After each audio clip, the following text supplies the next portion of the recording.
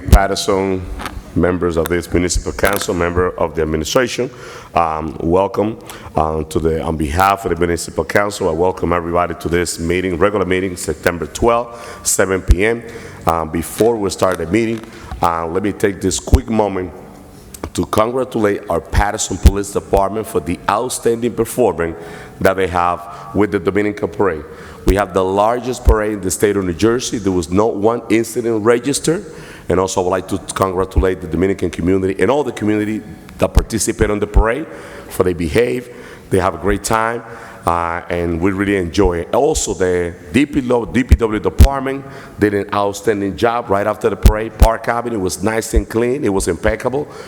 So those two departments, they did a phenomenal job. So congratulations, job well done. Also, to the members of yes, we deserve a round of applause. Also, to the members of the public that wish to speak on the public portion, you have 3 minutes to express your concern. Right after 3 minutes, we will be calling the next speaker.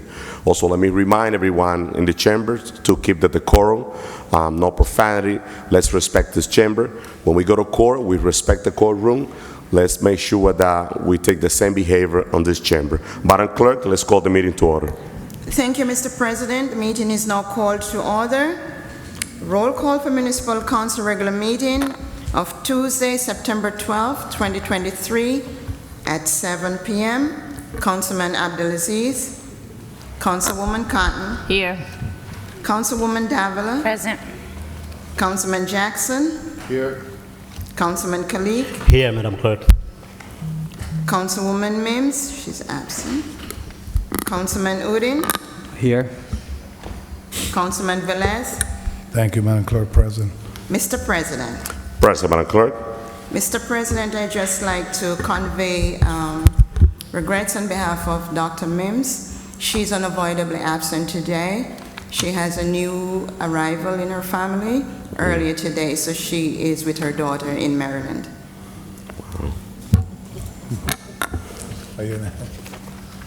Thank you, Madam Clerk. Let's continue. This evening's prayer will be rendered by Ms. Phyllis Riley, an associate minister at Calvary Baptist Church, followed by the flag salute, which has been led by Council President Honorable Alex Mendez, also our 3rd Ward Councilman. Let's pray. Let us all rise to our feet.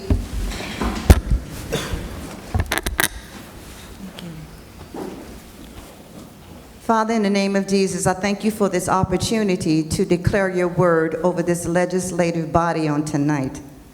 I pray and ask that you flood their eyes with light, that they might know why they have been called to serve as legislators.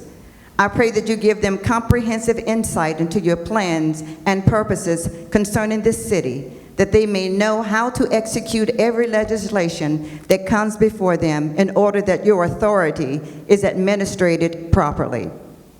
For there is no authority except that which you have sanctioned. Then, O Lord, open the eyes of their understanding that they might know how to apply your word as the final authority on all matters concerning this city. I pray that they will not rely solely on their intellect, their skills, their talents, or positions of authority, but be guided by your Spirit. For it is the Spirit who gives life, but left to our own devices, the plans of man are brought to a quick end. And as it is written, the ways of a man seems right in his own eyes, but it is you, God, who weighs the heart to see if it is inclined to do what is right and just, which is more acceptable to you. For it is you who created government and rested it on the shoulders of your Son, Jesus Christ, the Anointed One, who delegated man to carry it out according to your divine will and purpose. It is you who raised up the sons of Issachar and gave them revelation of the times and godly wisdom and skill so that the people would see your vision and have hope. For where there is no vision, where there is no revelation, where there is no comprehensive insight into the things of God, the people throw off all restraints. So, Father, I pray for a new paradigm shift. I pray that you will have preeminence in every decision made concerning this city. I pray your decree according to 2 Samuel 23:3, that those who govern over men must be just, must be fair, must be equitable, must be impartial, must be unbiased, governing in the fear of the Lord. For as it is also written in Proverbs 11, when the righteous are in authority, the city rejoices, and the blessing of the influence of the righteous, the city is exalted. And so with all the complexities that have made up this great city called Paterson, the violence, the drugs, the gangs, the poverty, the hopelessness, the infrastructure breakdown, the natural disasters, and a pandemic that nearly crippled it, I thank you that Paterson was not utterly destroyed. In spite of all these things, your hand of mercy has allowed Paterson to survive. And with that same hand of mercy, Father, I pray that Paterson would not just survive, but thrive. For I believe that you have a plan for Paterson, a plan that is a good plan, a plan that is a doable plan.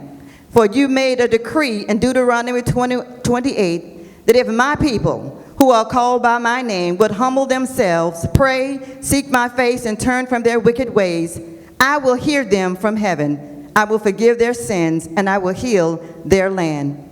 He that has an ear, O God, let him hear what the Spirit is saying to the city of Paterson. This is my prayer on tonight. Thank you, Father, that what you have decreed will not return unto you void, but will accomplish what you have purposed it to do and prosper where you have sent it. This is my prayer. In the name of Jesus Christ, I pray. Amen. Amen. Amen. Wow. Beautiful.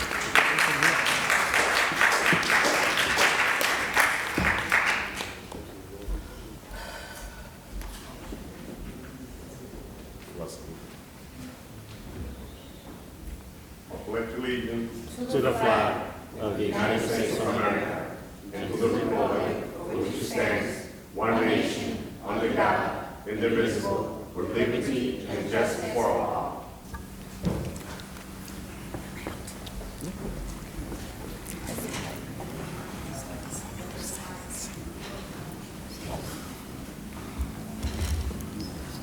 Now, members of the public, now let's do a moment of silence for those that lost a loved one in our community, for our troops, and for those that are going through a tough time in our city.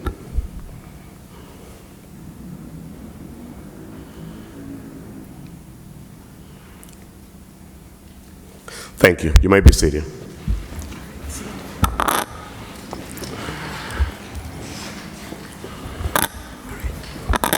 Madam Clerk, let's read the statement of compliance. Yes, Mr. President. Statement of compliance with the Open Public Meetings Law for 2023-2024. Meeting date is September 12, 2023. The time is 7 p.m.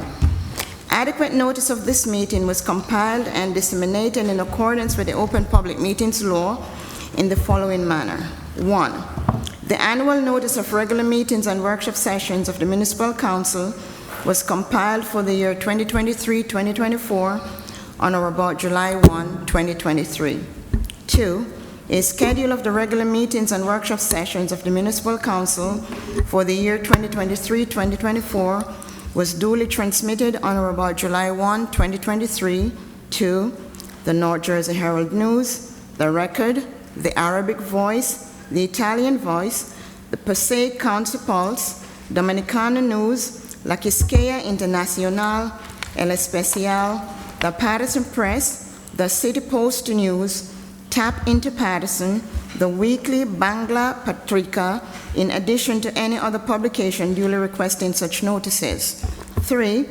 The schedule of the regular meetings and workshop sessions of the Municipal Council for the year 2023-2024 was prominently posted in the lobby of City Hall, first floor, in the place reserved for the announcements of this type. 4. The schedule of the regular meetings and workshop sessions of the Municipal Council for the year 2023-2024 was duly filed with the Municipal Clerk. And 5. A copy of the schedule of regular meetings of the Municipal Council was mailed to any person who requested and paid the fee authorized by the Open Public Records Act. Mr. President. Thank you, Madam Clerk. Now let's do payment of bill. Councilwoman Davila. Thank you very much, Council President. Good evening, everyone. Today we have a summary of disbursements of $6,279,951.77, which there was no payroll week. This week was not payroll week. The majority of the money is coming into general government, which has to do with workers' comp and health insurance. Second. Move. I moved, Council Moved by- President. Moved by Payment of Councilwoman bills. Davila, second by Councilman Velez. Roll call on Madam Clerk on payment of bills. Roll call and payment of bills in the amount of $6,279,951.77. Councilman Abdelaziz? Yes. Did you say yes? Yes. Councilwoman Cotton? Yes. Councilwoman Davila? Yes. Councilman Jackson? Yes. Councilman Kalik? Yes. Councilman Udine? Yes. Councilman Velez? Yes. Mr. President, Council President. My vote is yes, Madam Clerk. thank you, Mr. President. The votes are 8 yeses, 1 absent. Payment of bills in the amount of $6,279,951.77 is hereby adopted. Thank you, Madam Clerk. Madam Clerk, let's do the Council consent President. agenda right now. Wait a, Just right after the consent agenda, Madam Clerk. Okay. Councilwoman. then I just want to take 2 items off, that's all. All right, Consent agenda, Madam Clerk, Consent agenda? please. okay, all right.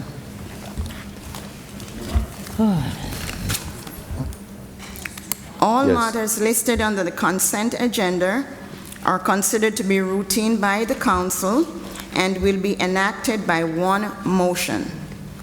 The items listed under the consent agenda are numbers 10 through 46. Any item may be removed from the consent agenda by the request of any council member, and if so removed, will be treated as a separate matter. So move. Moved by Councilwoman Davila, second by Councilman Velez. Roll call, Madam Clerk, on the consent agenda. Roll call on adoption of the consent agenda. Councilman Abdelaziz? Yes. Councilwoman Cotton? Yes, Councilwoman Davila? Yes. Councilman Jackson? Yes. Councilman Kalik? Yes. Councilman Udine? Yes. Councilman Velez? Yes. Mr. President, Yes, Madam Clerk. the votes are 8 yeses, 1 absent. Consent agenda is hereby adopted. Thank you, Madam Clerk. Councilwoman Ruby Cotton. thank you, Council President. I'm asking to remove item 50 and 51 to the next workshop, which would be September 19th. Which one is So we're taking out of the agenda item 50 and item 51, which is Yes. resolution honoring and memorializing the life and legacy of Apostle Gregory Caper, and also Can I get that? Emmy Award winner Ron Agenda? Sifat, right? Yes. Perfect. Yeah. So, Thank Madam you. Clerk, item 50 and 51 will be out of the agenda for the next meeting. Okay, 50 and 51. Okay. Council President, Thank you, Councilman Velez. if it's possible to open the public portion now? Just after a couple of items, Council President, we'll be taking public portion. Thank you. Madam Clerk, let's take first reading, item 7 and 8 and 9, on that order of first reading. First reading, 7, 8, and 9. Number 7? Item number 7 is a first reading Council ordinance. President, for respect Yeah. of the communities here, I requested to do the public portion first because I believe a lot of people from the audience are concerned about number 8. If you could give that courtesy, even as in the first reading, but I would like to listen to the public today. They will have the opportunity to speak regardless of public portion, Councilman Velez, and also, and the second reading is a final decision, and there's a public hearing on final decision to be able to speak, so they're gonna have to speak. They will speak tonight, and also on second reading, they will be able to speak. Item number 7, Madam Clerk. Item number 7 is a first reading ordinance. No public hearing is required. It's an ordinance amending the municipal code of the city of Paterson, chapter 483, zoning and land development, to create an overlay zone known as a straight street overlay district applied to block 6107, lots 1, 2, 3, 4, 5, 6, and 7. It's an economic development ordinance. So move. Moved by Councilmember Les, second by Councilwoman Davila. Roll call, Madam Clerk, on item number 7. Roll call on item number 7 for approval. Councilman Abdelaziz. Yes. Councilwoman Cotton. Yes. Councilwoman Davila. Yes. Councilman Jackson.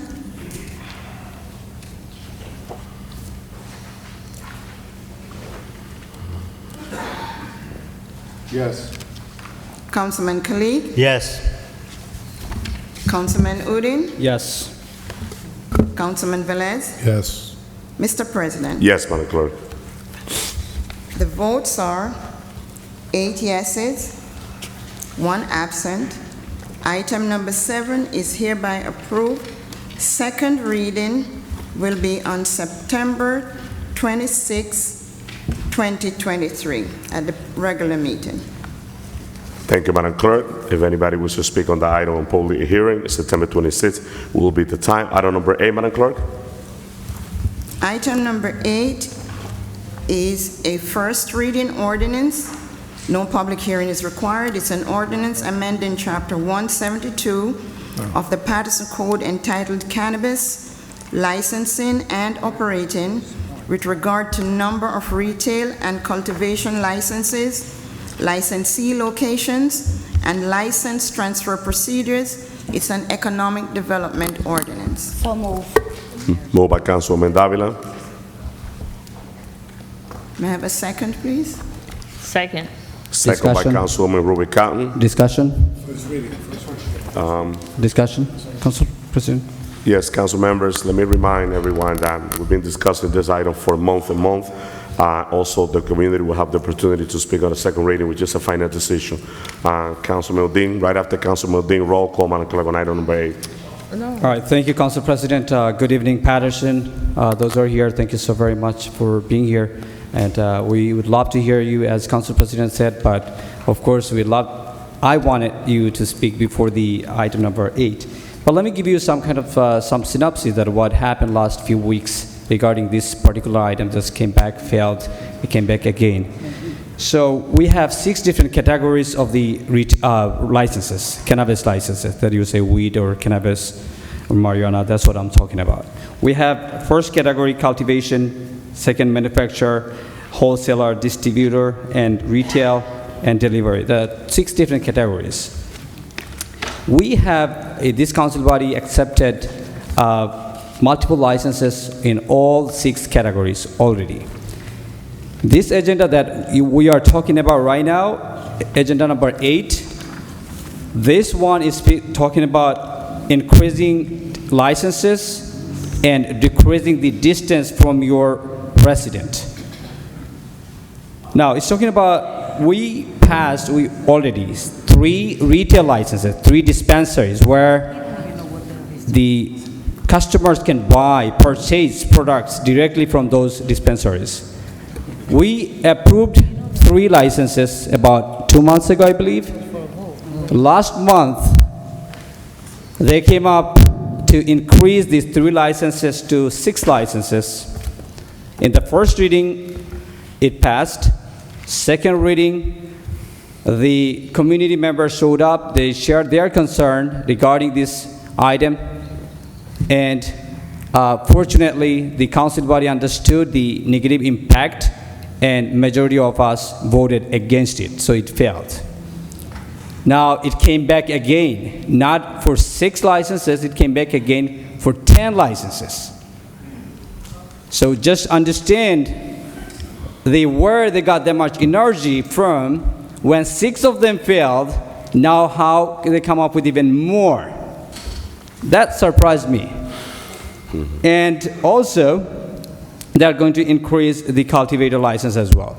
My concern, and I believe your concern as well regarding retail, since it is going to be indirectly in customer's hand, and only 200 feet distance from your property, from schools, from religious institutions, which is just in your backyard. You have to get up from your home and you have to smell the marijuana. Think about the city you are expecting to present over to you very soon. That's what we were talking about. Now, I, in multiple times, presented the research-based document that Colorado was one of the first state in 2014 they approved recreational marijuana. You know this very well.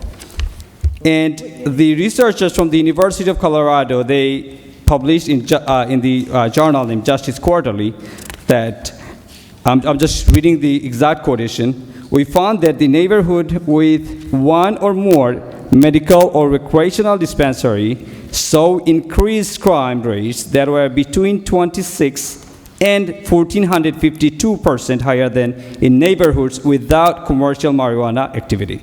Notes from the Lauren A. Hodges, PhD Associate Professor in the School of Public Affairs at the University of Colorado, Denver. That's what I presented. That's the impact we are speaking about. Yes, I know, Council President, since people did not get a chance to speak, let me cover this part. No, I'm gonna allow you. Think about the neighborhood areas. Councilman Udine. I do respect you, Council President. Yes, Just be Councilor. respectful. I Yes, just sir. call you to just, we have all the two other council. Allow me 30 more seconds, Council I'm President. opening the floor for every council colleague. Just be respectful. All right, thank You don't you. need to disrupt the meeting. I just wanted to mention that none of our neighbor towns, neighbor municipalities have those licenses. They opt out. Think about Clifton, Passaic, Halden, Garfield. What else I should say? Who else we have? Elmwood Park. They all opt out from all those licenses. And we are trying to just opt out, at least from, not opt out, at least limit the dispensaries that can impact our children. That's all I need to tell you. So wait and see where Thank you. our council people. Thank you. Next speaker is Councilwoman Davila. Right after Councilwoman Davila, Councilman Abdelaziz. My Councilwoman Abdelaziz, my apologies. Councilwoman Rubicon asked for the floor before you, so we have three speakers. We have Councilwoman Davila, Councilwoman Rubicon, and Councilwoman Abdelaziz. On that order. So, let us speak about the impact. Okay, I haven't really seen a lot of individuals come here against it. I saw a selected few, yes, but the majority of the core of the people that live in Paterson did not come here to say no. The city of Paterson, and just like certain individuals put out flyers saying the council or certain council members are going to legalize marijuana, that's not true. That is legalized already by the state of New Jersey and the city of Paterson. It was put on a referendum. So let's talk about what happened in terms of the amount of licenses. Yes, that is correct. The council at the first we weren't sure. We still are not sure. The state isn't really sure, okay? But the reality is that there were various applications and there were certain situations that were going on. Individuals who were not having they were not accessible to the previous director of economic development, were not able to obtain applications. And we're talking about Patersonians, individuals that had approvals from the state of New Jersey, not by the city of Paterson, the state of New Jersey. So we talk about, you know, the effects, or that we want it close to residents and that we want it close to schools. No, we don't. But this isn't any different than smoke shops in every corner. This isn't any different than liquor stores. I don't consume it. But guess what? That's the individual in Maritza. The reality is that when we look at the city of Paterson and when we vote, we are elected by the people, not a group or a religious group. It is the people. So when I vote, I have to take that piece out and say, for the betterment of the city, right? To be equitable along, in terms of supporting certain things, to make sure that at least we can bring ratables. The administration are the ones that come to us. We have to support this. Today, we're not voting on any specific licenses. We're voting on an amount up to. This has to come back to this council. This council will vote to determine, yes, no, we don't want it there. I saw one application that was clearly like not even a block away from a school, and I said, we won't be able to support that. So the fact that they're putting all this information out there about that we already have this plan, that the administration has this plan. That's not true. We're going to vet this, and this comes back for final say within the city. Right now, we have an entity in the city where we're getting about $2 million. And I just look at in terms of, hey, don't increase these fees. Do not increase taxes. But then you bring nothing to the table. So with that said, all right, since day one, I was the one person, I was council president when this went through, and I called a meeting with stakeholders. Paterson Board of Education, superintendent, police, fire, and other religious groups. And we sat here and we discussed. And there was all this stuff about you can overdose on cannabis. That's a lie. Never proven, that's a lie. What you can overdose on is that cannabis that you buy from the corner, okay, that's laced with some fentanyl or some other crap, roach spray or whatever it is that they put. That's what you get addicted. And let's talk about opioids. Opioids. Opioids. Let's talk about that. Let's talk about how they're prescribed by our doctors in our community. Don't give me, let us please. I respect my council colleagues and their stances. But I want you to respect mine. And I'm looking at the city as a whole and what this could mean. I prefer to see it legalized, that we are able, this is not a candy store. This is not a smoke shop where our kids now walk into. Councilwoman Cotton has been to various states, and she'll say it, to go and see, is this something that we want to see in our city? It has to be done right.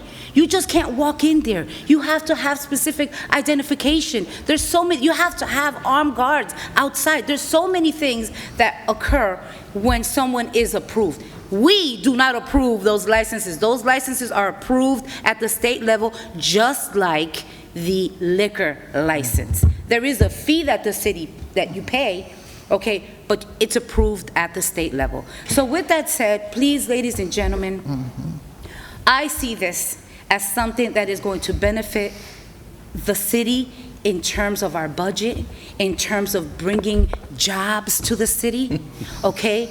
There's so many other things. So unlike what some may think, all right, that is what I believe. And you can see it in other states. You can see it in other states. Thank you very much, Councilwoman. Council President. Thank you. Councilwoman Ruby Cotton. Thank you, Council President. As my previous colleagues had said, that this item did come before us. I remember 3 years ago, 4 years ago, when they were first talking about cannabis, I made it a point to go to Jersey City, to Newark, just to hear what they were talking about, what they meant about cannabis. And I have mentioned before, I think that people have put a wrong picture of what it looks like. There's no way you got 3 smoke shops in a block. The windows are so wide open, you can look in there. You know, they're telling me that they're selling marijuana. I don't know. But they already know who they sell to because they already know who their market is. If I go in there, they're not going to sell it to me because they don't know me. So they won't, that they're not going to. But when I've gone to Arizona, Nevada, California, you wouldn't even know it, that it's a retail. You wouldn't even know it, that it's a cultivation place. They got the armed security. If you have no ID, you cannot come in there. The states that I've gone to, you can't even, like, you go to the grocery store and you pick up your items and put them in a bag. They don't even allow you to do that. They baggage it for you till you get to the end. I think that even though we went to the amount of 10, and not to say we have 10, but that's the amount that we're going to go to 10, but not to say we have 10. That's waiting. And remember, they still have to come back again. They have to come back again to be approved by the city council members. Like I told people before, there haven't been a liquor license issue in this city in over 20 years. They were done 25, 30 years. They were done all in the 80s and the 90s. They can And right now, when you walk, and I've got calls about the smoke shop, and I want to say to Corporation Council, we got to do something. Right now, we got to stop it, because we got at least 100 smoke shops here in the city, and we get not one penny. We get not one dime, because they're all renters, so that means they're paying the landlord, and so the landlord pays their property tax. But as far as a fee coming in, there's no fee for opening up a smoke shop. And they're right by the schools. They're like right there, but they're so open that you can look inside. I think that what I see is that sometimes people put a picture of something, and that's how I thought in the beginning, until I started visiting other states to see what they look like. I mean, until you see another, just a cultivation, you wouldn't even know it, because you just can't go in there. I'm saying that we need to look at it, at least revenue would be coming in, but you need to look at it,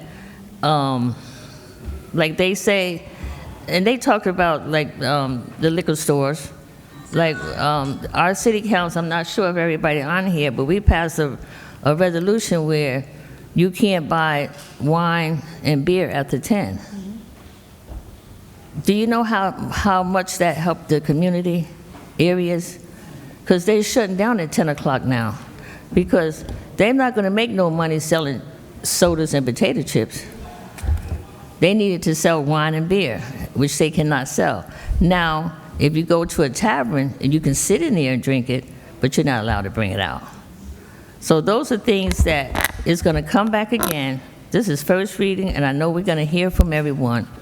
But to say, and as my colleague says about these prescription medication, you watch TV all day long, and that's all you see, for you to get on some kind of medicine for something. It would just tear your body up, and then at the bottom it tells you what it's going to affect with you if you take this. So there's a lot of things that we need to all look at to see. And you know, the state still haven't done like it should have. No, they have not. And I keep telling my elected state officials, you really have to try. You have to tell the state that they were supposed to expunge all those people who has records because of marijuana. That has not happened yet. They're still working on that. They're still working on that. So we still have a lot to go with that. Thank you. With that being said, Council President, Please. you know, I think that we need to go look at one of them and see what it looks like. Thank you, Thank you, Councilwoman. Council President. Thank you, Councilman Abdelaziz. Thank you, Council President. I have a few questions for the administration, because I want to make it clear that it's kind of not upsetting, actually, yeah, upsetting that this council body denies 6 licenses, all right? And if you negotiate anything, right, you say, oh, they said no to 6, you would think, hey, we'll meet you in the middle, come back with 4, 5. The administration came back with 10. So the council didn't approve 6, saying that's not enough, we want more. They came back with 10, which to my colleagues that voted against this, I don't know how that, you know, that's not meeting in the middle. That's really showing the vision that the administration wants to put. So Madam B, I have a few questions to the administration. My colleague said, oh, this is up to 10. This council is going to go up to 10. And I actually got to go with Councilman Jackson on this. And he did mention this last time we voted, and we got kind of burned on that when we talked about, oh, these are only ranges with the salary. And everybody got the max range, right? So, not but most people, it's very selective that the administration chooses. So, Madam B, does the administration is looking, or the plan to grant 10 licenses if this were passed? Council President, if I could. Madam B. It's the council who grants the licenses, so we could submit up to 10 until it's approved. We know that there's interest in the community for a lot of these licenses. So we figured that since we have a two-step process, let's clear the first hurdle and let the council focus on the second hurdle of just the applications, and then you can decide if you're going to be granting all of those. Council, let those words should be, the council's going to approve this, right? The council, so, no, but firstly, you guys put this forward. Yes. So you put the 10, correct? Correct. So Well, is it the plan of the administration to submit to the council 10 applications for approval? If 10 come before the city. How many do we have currently today? We don't have 10 for either category. How many do we have But today? I'm sorry, I'm Council. asking the administration. Council I know, members, but council members, Councilwoman Madam BA have the Davila- floor, council members. Please let Madam BA answer the question. If you're gonna ask for the floor right after, Yeah. but we gotta get ready for a vote. Yeah, so Madam BA? How many? Councilwoman Davila probably knows better than me we have from the her economic director. development. Council members, Councilman Khalid, Councilwoman Davila, the only person that has the floor is Madam BA. I know the director's here, but Madam BA is fully involved in this process from the day one, from zero.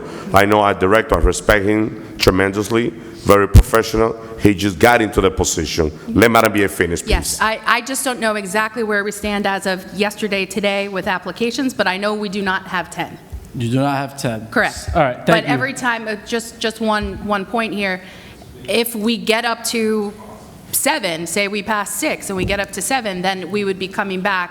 We wanted to give a little breathing room for the council to make a decision. Then it's up to the council. At that point, we feel like we could probably rest for 6 months, a year, 2 years, however the council feels. It would be allowing whoever has been approved by the council to continue. Thank you. So to wrap up, so Please, Councilman DeLucis. I'm not going to get into debate on what's good for you, what you want to smoke, what you want to eat, or what you want to drink. That's up to you. You could do that on your own time, wherever you want to do it. What I could tell you is I've been elected to try to make this city better. If your vision is to see a Paterson that's filled with liquor stores and dispensaries, then vote for this. That's not the vision I want our kids to walk to school every single day. The quality of life issues. You're right. Marijuana. Paterson legalized it. They voted. Every county in New Jersey voted to pass it. That doesn't mean we need to sell it. People didn't vote for it to be in their backyard. That wasn't on the referendum. So when I hear that, oh, we passed, yeah, they passed it to legalize it, not to sell it. I kind of hope that the referendum said, hey, vote yes, and we're going to sell it 300 feet from your house. I guarantee you those numbers will be different. And I can speak on my area, my ward, and it's where I stand. I'll be on the record. You could smoke all you want. You're not going to overdose. You could smoke it outside, do whatever you want with it. But I don't want that in my ward or in our city. We have 3 of them already. We have no strategic plan. Let that sink in. There is no plan. When I first introduced that, when marijuana came up, I said, let's create a zone. Well, let's create a zone wherever you want to do it so we can control where they go. Right now, these dispensaries could open in any business district, commercial district, or industrial area in the city. Anywhere in the city. Instead of a zone. Other towns say, hey, we're keeping it right here. We're just going to put it here, nothing else. And then they said the council has final approval. It does. In our ordinance, it says we have to approve it. Just any land use zoning matter. If an application meets all requirements, it's 300 feet away from this, meets this A, B, C, D, and meets every single requirement, this council votes it down, they could sue us to the Superior Court for an approval. Developers do it now. In Wayne, in Paterson, when they meet all the guidelines, they say, why you vote us down? It's based on subjectivity or object, whatever it may be. So, Council President, I'm going to wrap up. Please, Councilman DeLucis. I'm going to wrap up. This is not what the city needs. Today it's 10. In 6 months it's 20. In a year it's 40. Right? And then we say, no, it's not. Councilwoman, we just went from 3 to to 6. It got voted down. It was 10 2 weeks ago. Because applications come in. Then you know you tell those people that put the application in, thank you, but we're closed for business. Plain and simple. Thank you, we're closed for business. Why do you think they're not going to other towns? Similar with a liquor license. Some towns only have 1 or 2 liquor licenses. You can't get in there because we don't offer it. They want it. They say, no, we're not allowing it. But Paterson, look at the way we're going. One thing that I always ask the city of Paterson, every single time before I ran for office, how does a city that's about 8 square miles have so many liquor stores? This was before my time. I'm 35 years old. I don't know how it happened. Now look, I'm sitting at a seat. Somebody 30, 40 years from now is going to say, man, how does the city of Paterson have 100 dispensary licenses? They're going to look at this council body right here. This is how it starts. This is what opens up the door. Paterson shouldn't be the city of liquor and marijuana. Do what you want to do, but that's how it's going to go. Thank you. Thank you. Council President. Councilman. So we have Councilman Jackson. You got the floor, Councilman Jackson. Go ahead. Thank you. Before I start, just to the members in the audience, those of you who may have been paying attention, I'm just going to point out, Council President, and I don't want anything to jump off this early, but I can't help but the disparaging treatment. Councilman Abdelaziz, even though he's adverse to where your position might be, you let him go on and on. You never spoke over him. Councilman Udine, on the other hand, was speaking, and you insisted on speaking over him and interrupting him. And I guess you have an internal clock that's not quite set fairly, but that's just an observation. What you're witnessing here is irresponsible government. When you make statements like, we don't approve it, the state approves it, just like the liquor licenses. Well, you don't see cities like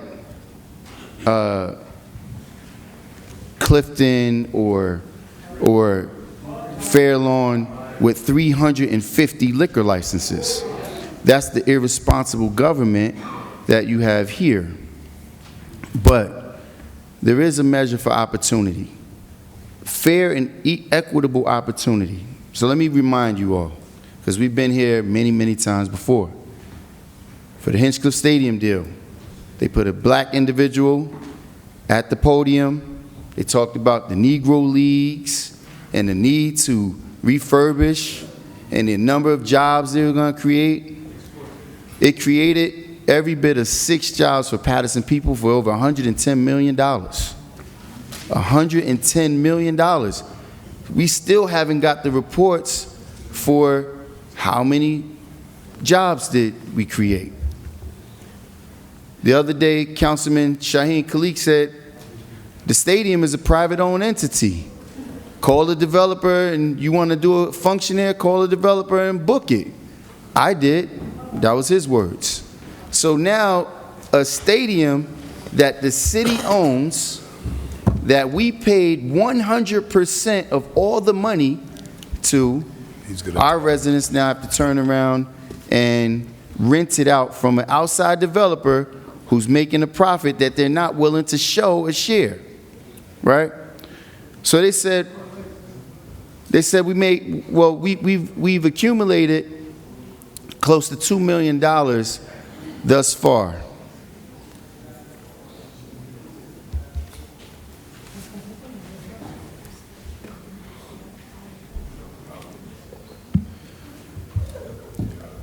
They said we've accumulated up to $2 million, close to $2 million thus far for the percentage that we're collecting from the current cannabis dispensary. So 2% of whatever number that equals 2 million, that's $100 million. That wasn't even a year. That's $100 million. And that doesn't include what they're selling for medicinal, the medical, which we saw the day they opened, they had lines around the corner. So what I suggested, I always give facts. You might stand different positions in different times because of your alignment. Council but members. My facts are consistent. I'm waiting for someone to dispel them. Because let me explain something to you. I'm not against this opportunity, but what I'm in favor of is fair and equitable opportunities.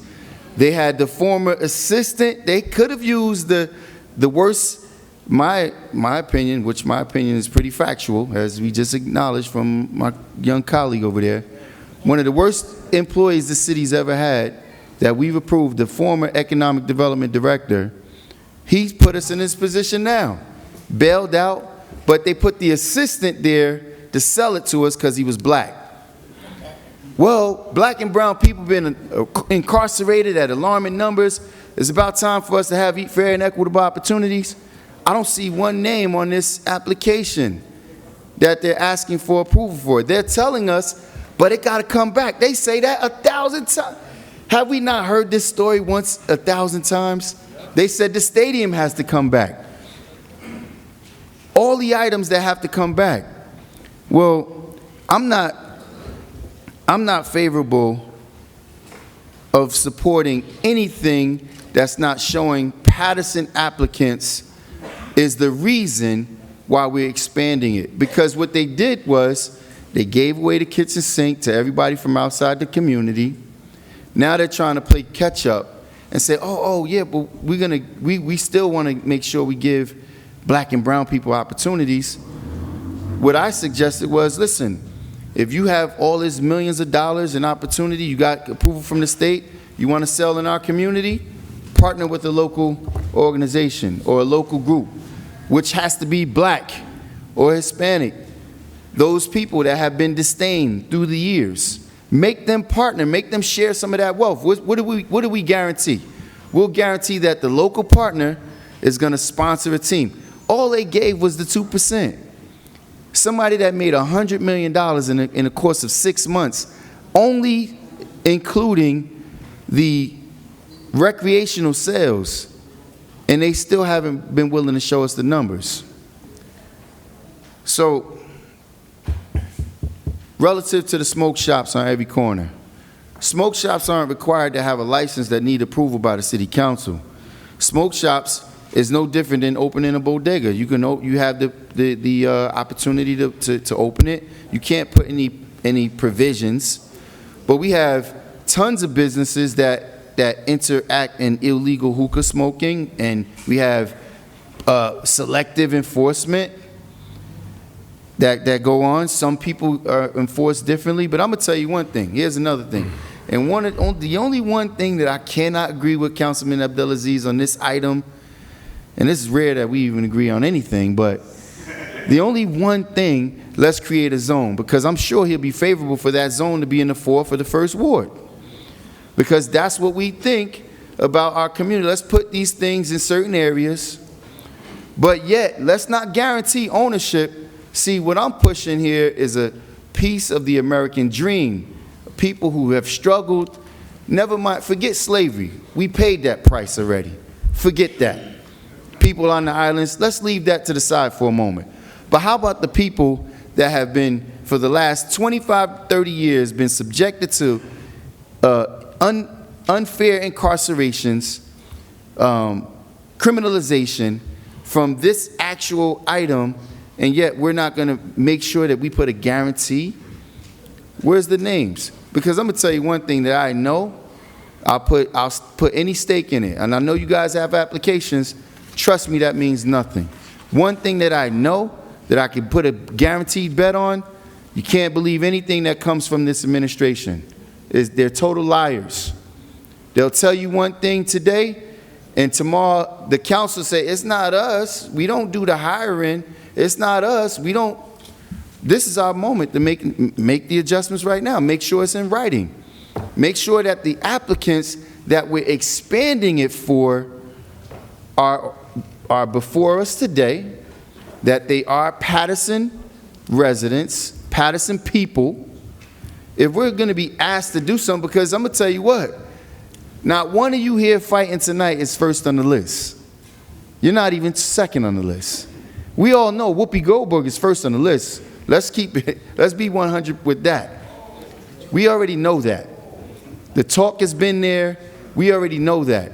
So when we talk about doing things for our community, we know what's happened. I may be the only one that's willing to say it, but we know this is what it's about.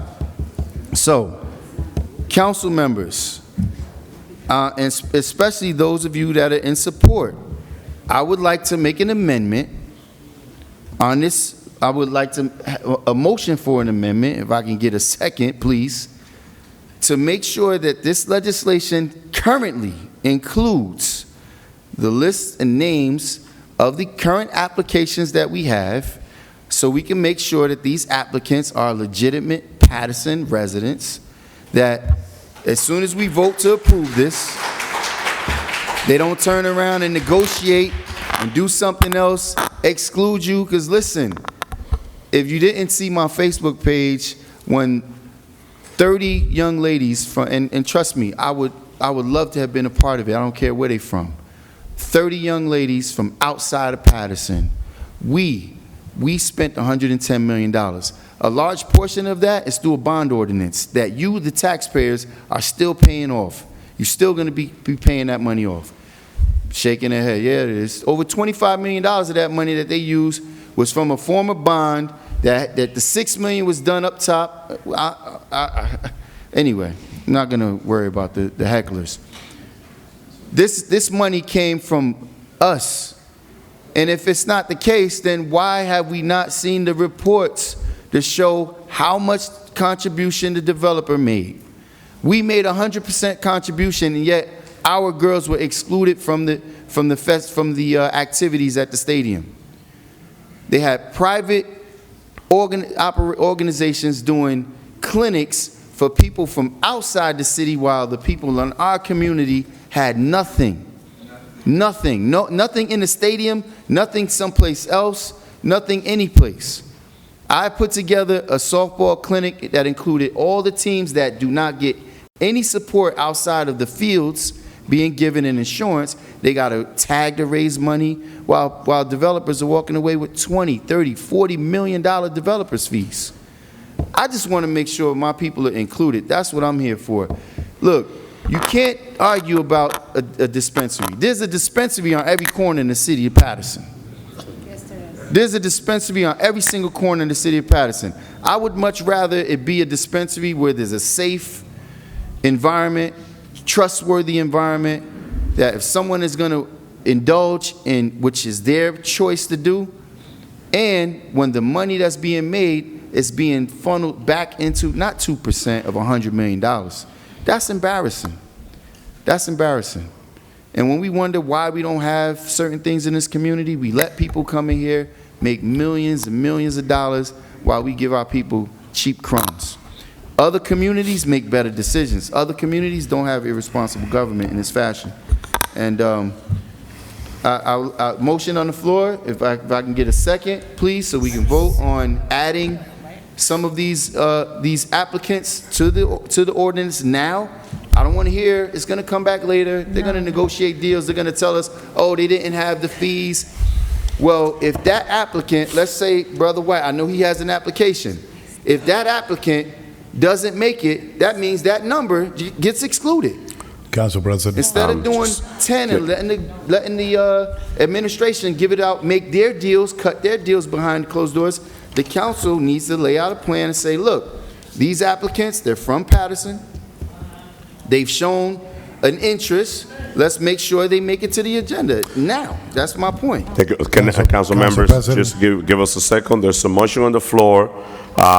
Do we have a second for that motion? Otherwise, Councilman Velez has the floor. Council President, the reason I wouldn't second that is because this is just an ordinance in terms of amount of licenses. There is a list. Councilwoman, No, I if it's just just wanna not answer second, the motion is gone. They don't need to, there's no need to talk about it. So, Madam Clerk, council members, No, wait a second. council member, before a minute, Madam Clerk, can you please add the time clock for every council member? I want to be fair across the board.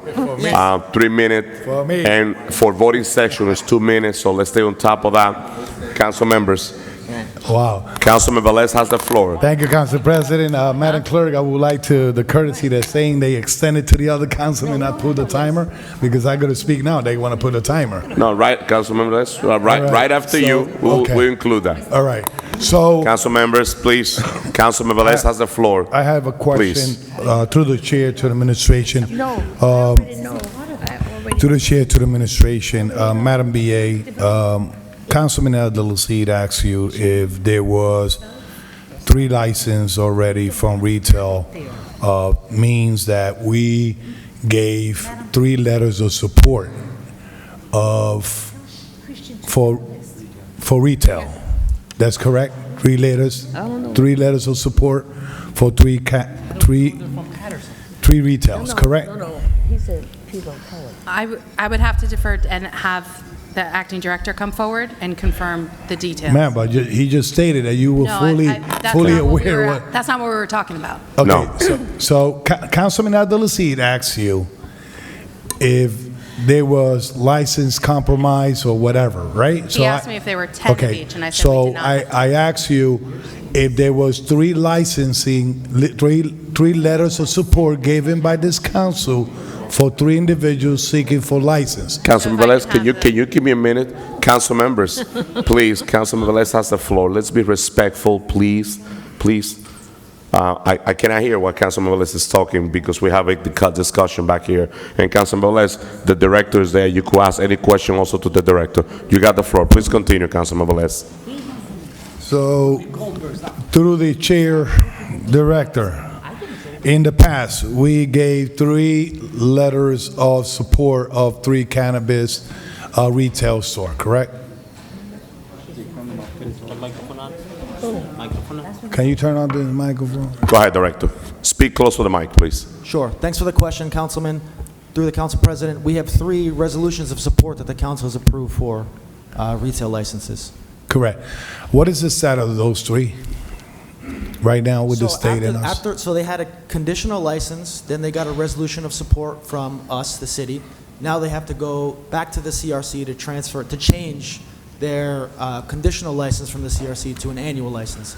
Then the final step would be coming before the council for final approval. Do you recall out of those 3 licensees that support us or that we support in the beginning, are the locations?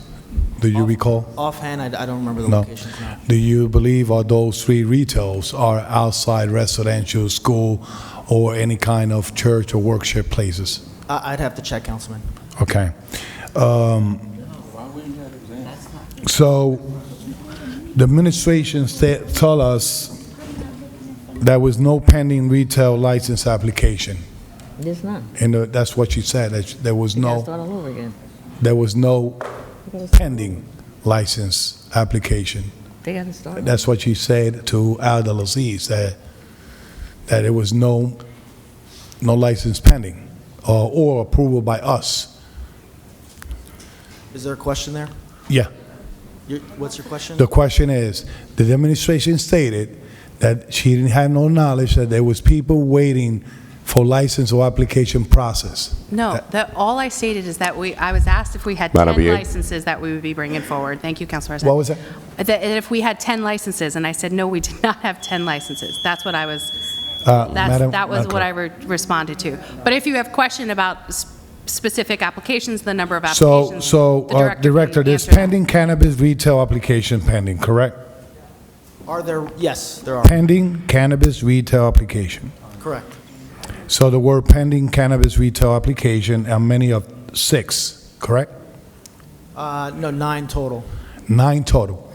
My question is, public, please, my question is, if we're going to do the fair process of everything that we are talking about, how are 9 in total without the approval of the council first for 3 to 10? So we can always issue a refund to. You cannot operate something to promise without the approval of the council. And if, Council President, if I can. No, just- hold on, you tell me, No, you tell me. I just want to clarify. One of. Madam BA, please, please. You don't have the floor. Let Councilman Velez finish with his question with the director. I have another question, then you have the floor right after. For please. example, the administration cannot put a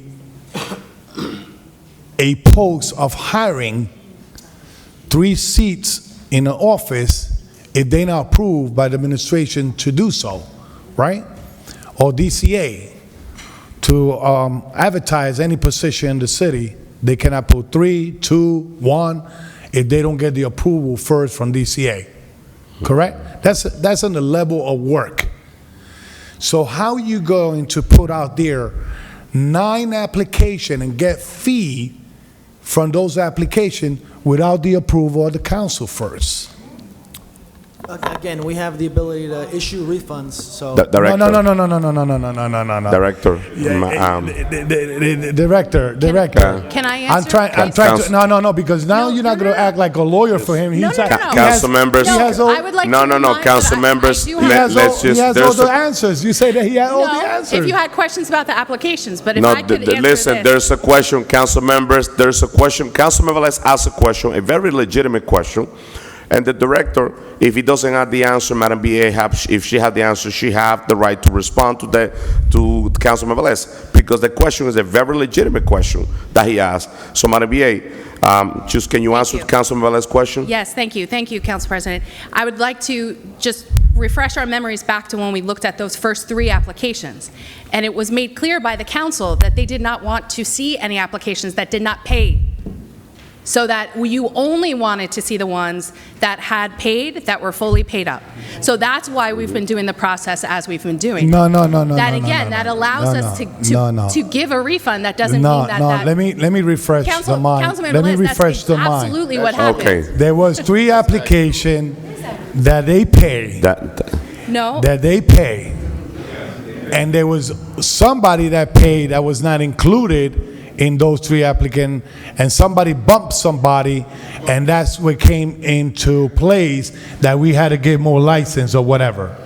No, Somebody it became- bumped into somebody. And then, this is the thing, okay? I gotta But talk, part of it, hold on, Councilman- Madam BA, hold on. This Council is the members, thing. Madam BA, let Councilman Velez finish, because we have I'm all being the patient, speakers. I'm being patient looking at the notes, writing notes, everything, and the debate that we all have here.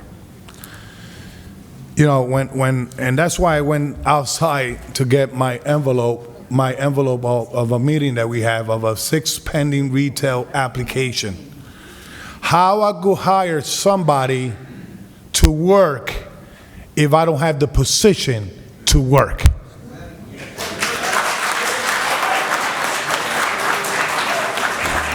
How I could hire or get development in the city to invest in our city if we don't have the land to invest?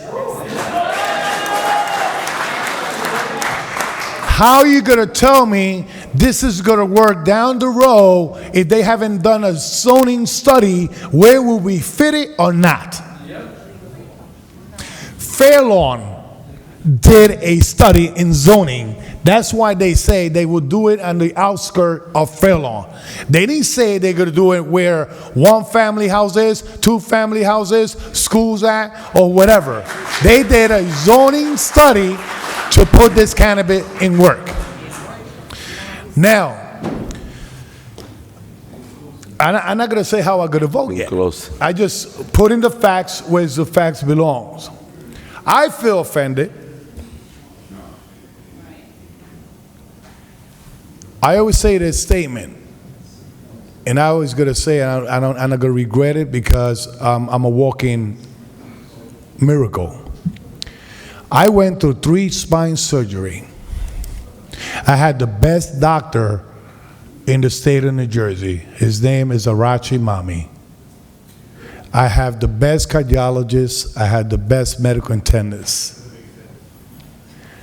Never had to go to abuse and control medicine.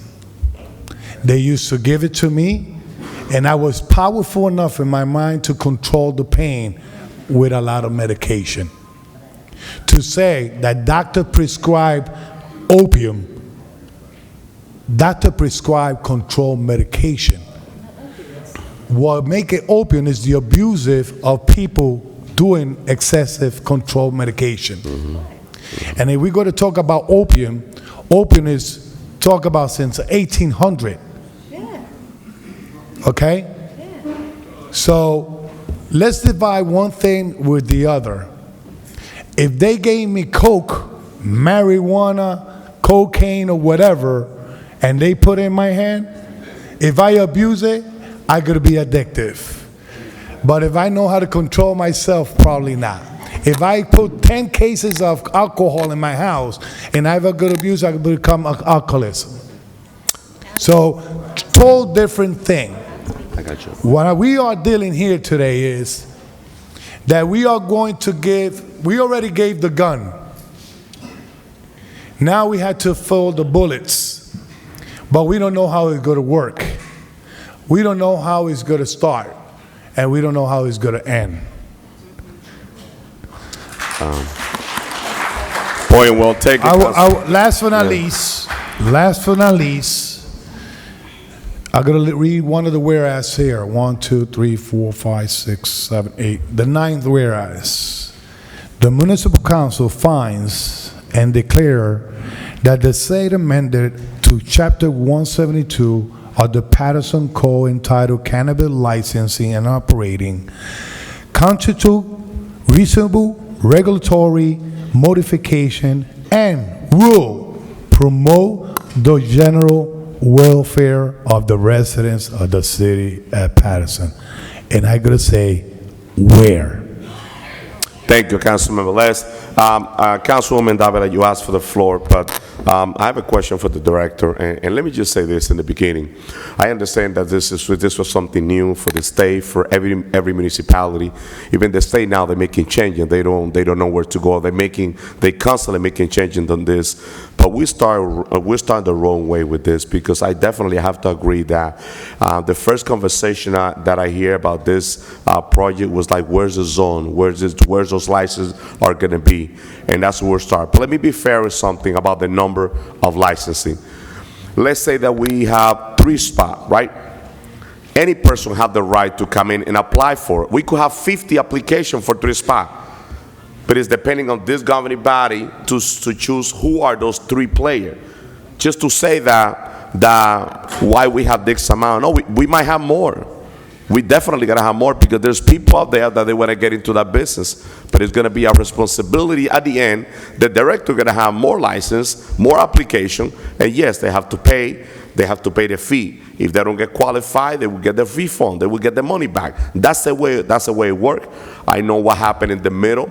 I was not in the conversation with the director, the administration, but that's how we go. But director, can you explain the process from point A to point Z, since people apply at the state level? That way the community have an understanding how this goes. Right after, I will give the floor to Councilwoman Davila, and we'll be ready for voting on this item.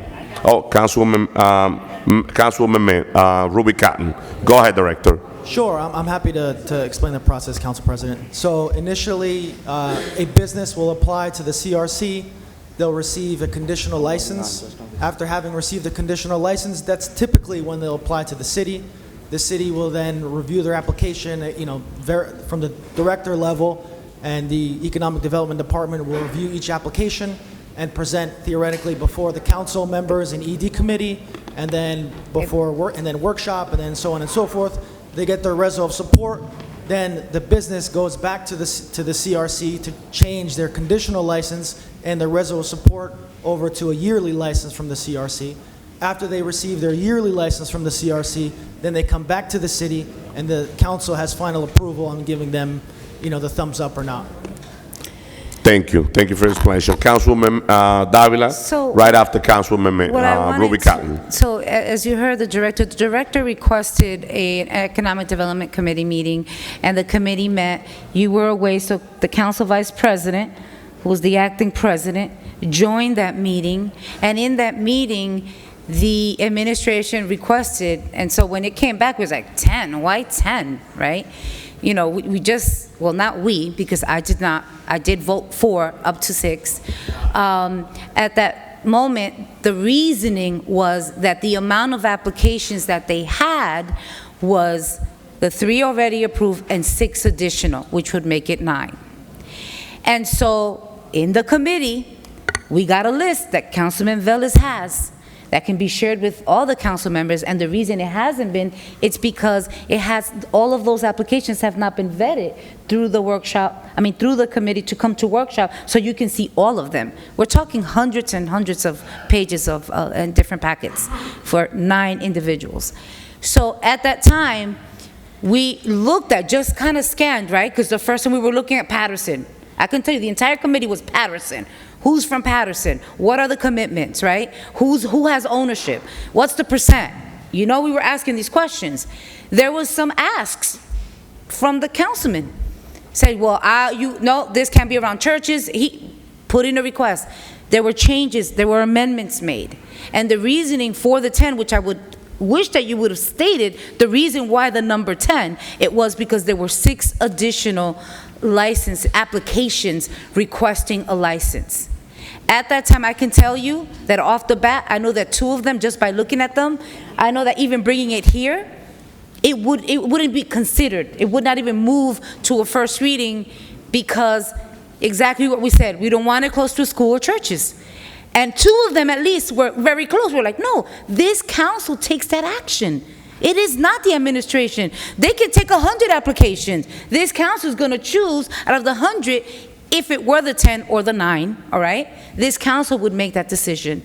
Within that, we can just say, this has been going back and forth, and I believe that the last time that it was voted down, the 6, is because there was some inaccurate information given, all right, and there were certain individuals in the room at the time that were for it, and they were very upset, and there were some that were against it. They weren't even Paterson, all right, but they came here, you know, chanting on the fact that you can overdose on cannabis.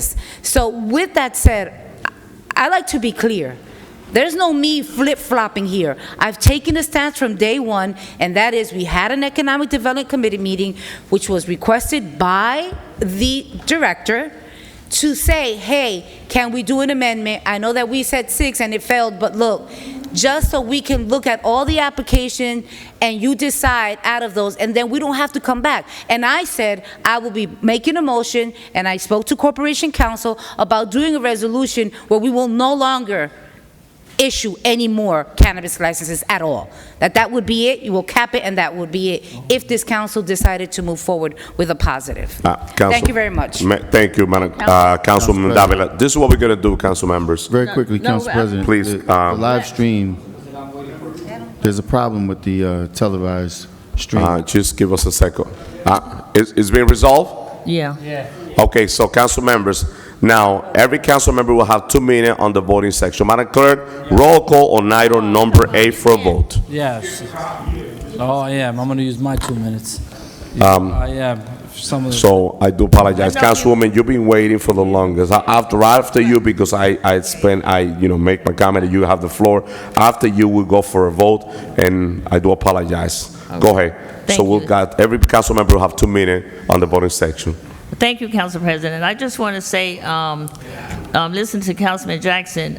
Originally, when we approved 3, 2 were minorities here in the city of Paterson that we approved. The 3rd one came up, as like Councilman Velez said, he had not paid his fine. He has not paid his fee to be included in the packet, and that's how he was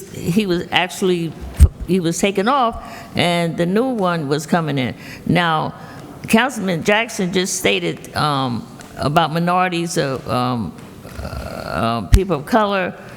Right now, Councilman Jackson, I see here at least 4 of them who's trying to get a license.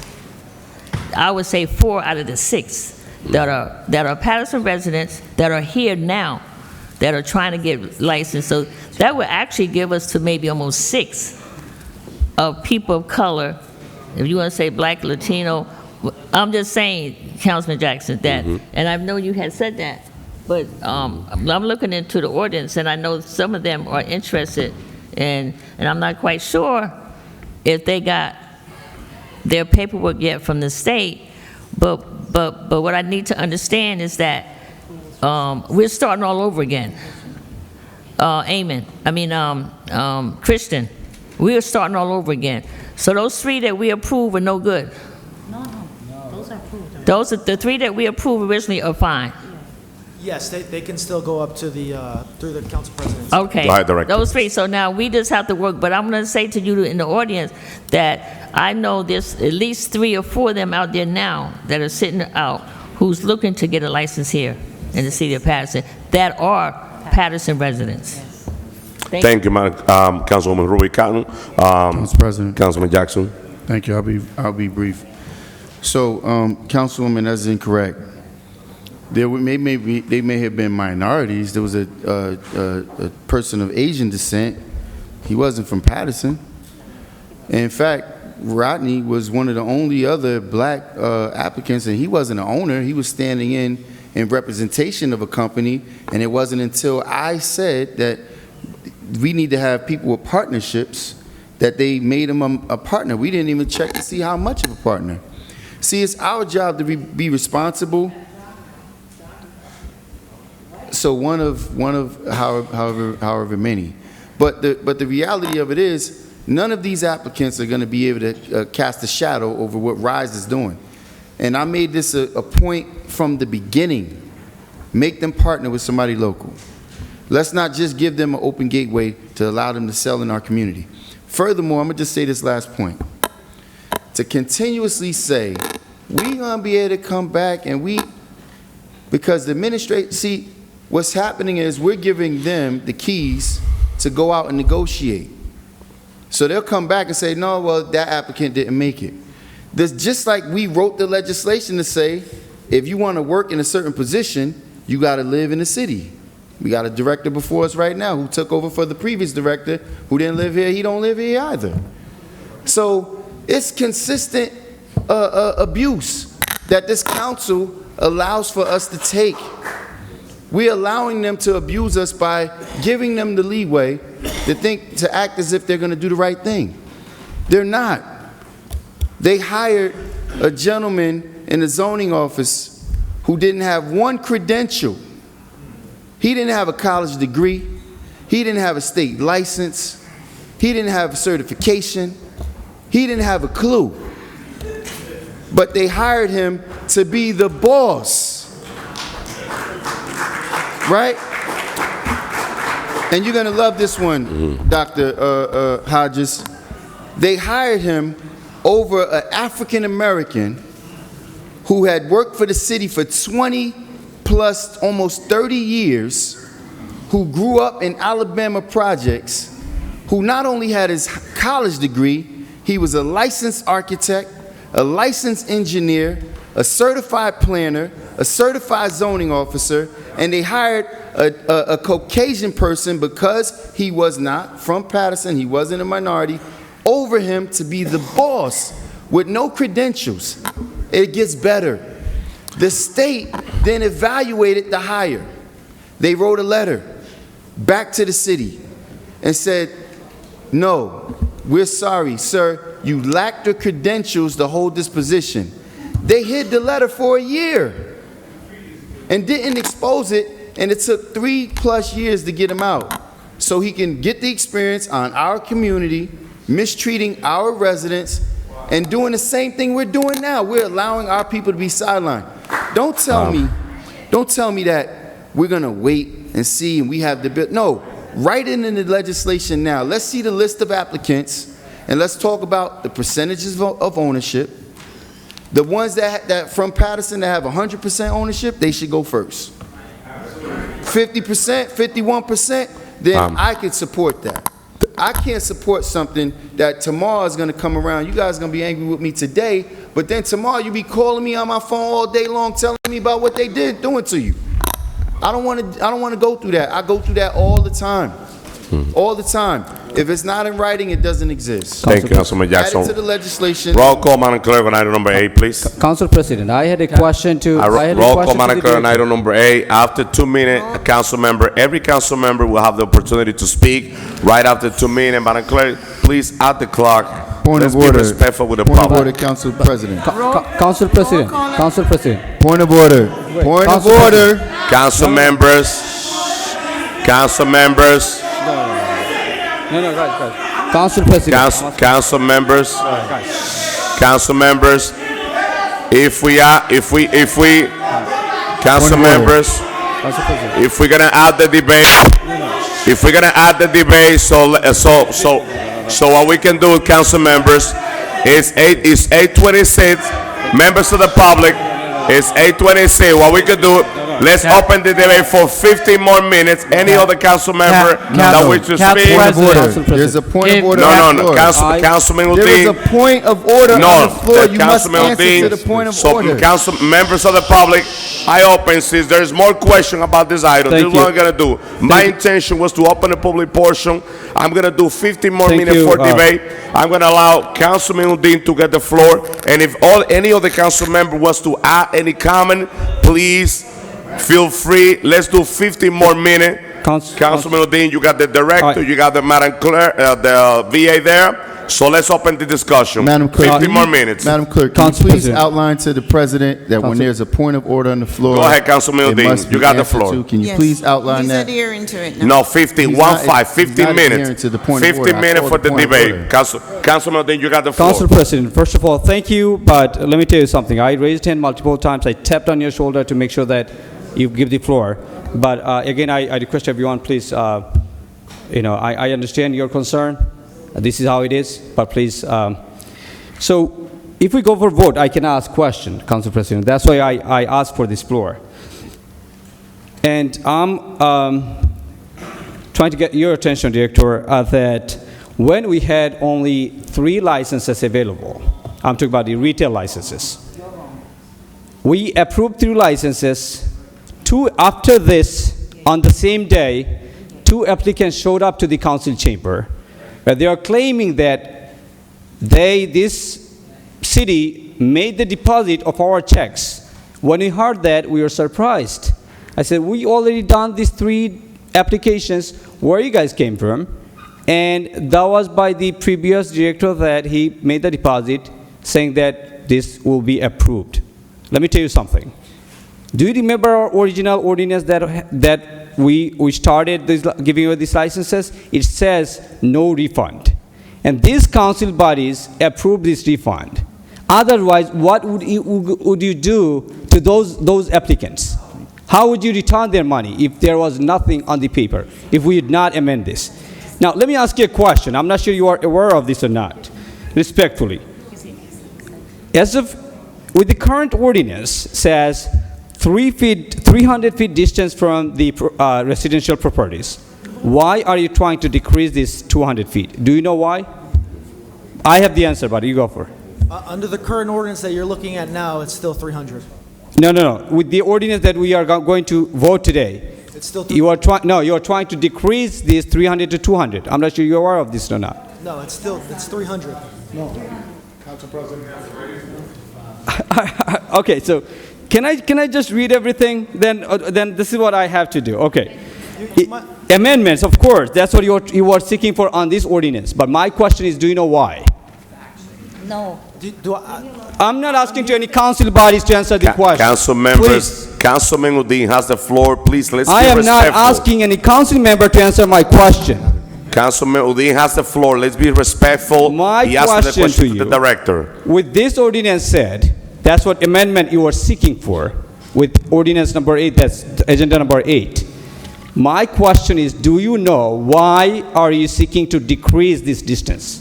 We're not seeking to decrease the distance. It's still 300 in the ordinance you're looking at today.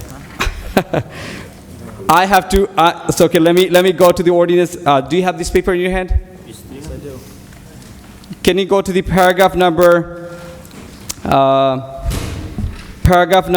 1, 2, 3, 4, 5, 6.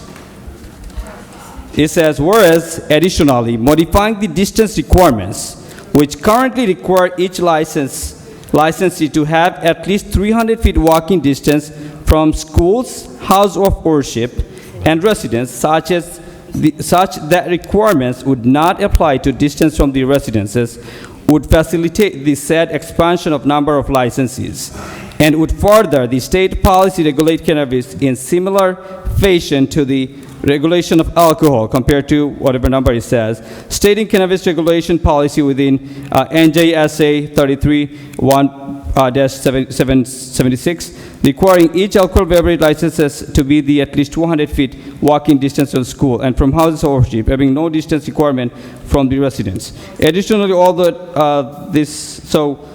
so you are not seeking for decreasing the licenses, decreasing the distance? No. Okay.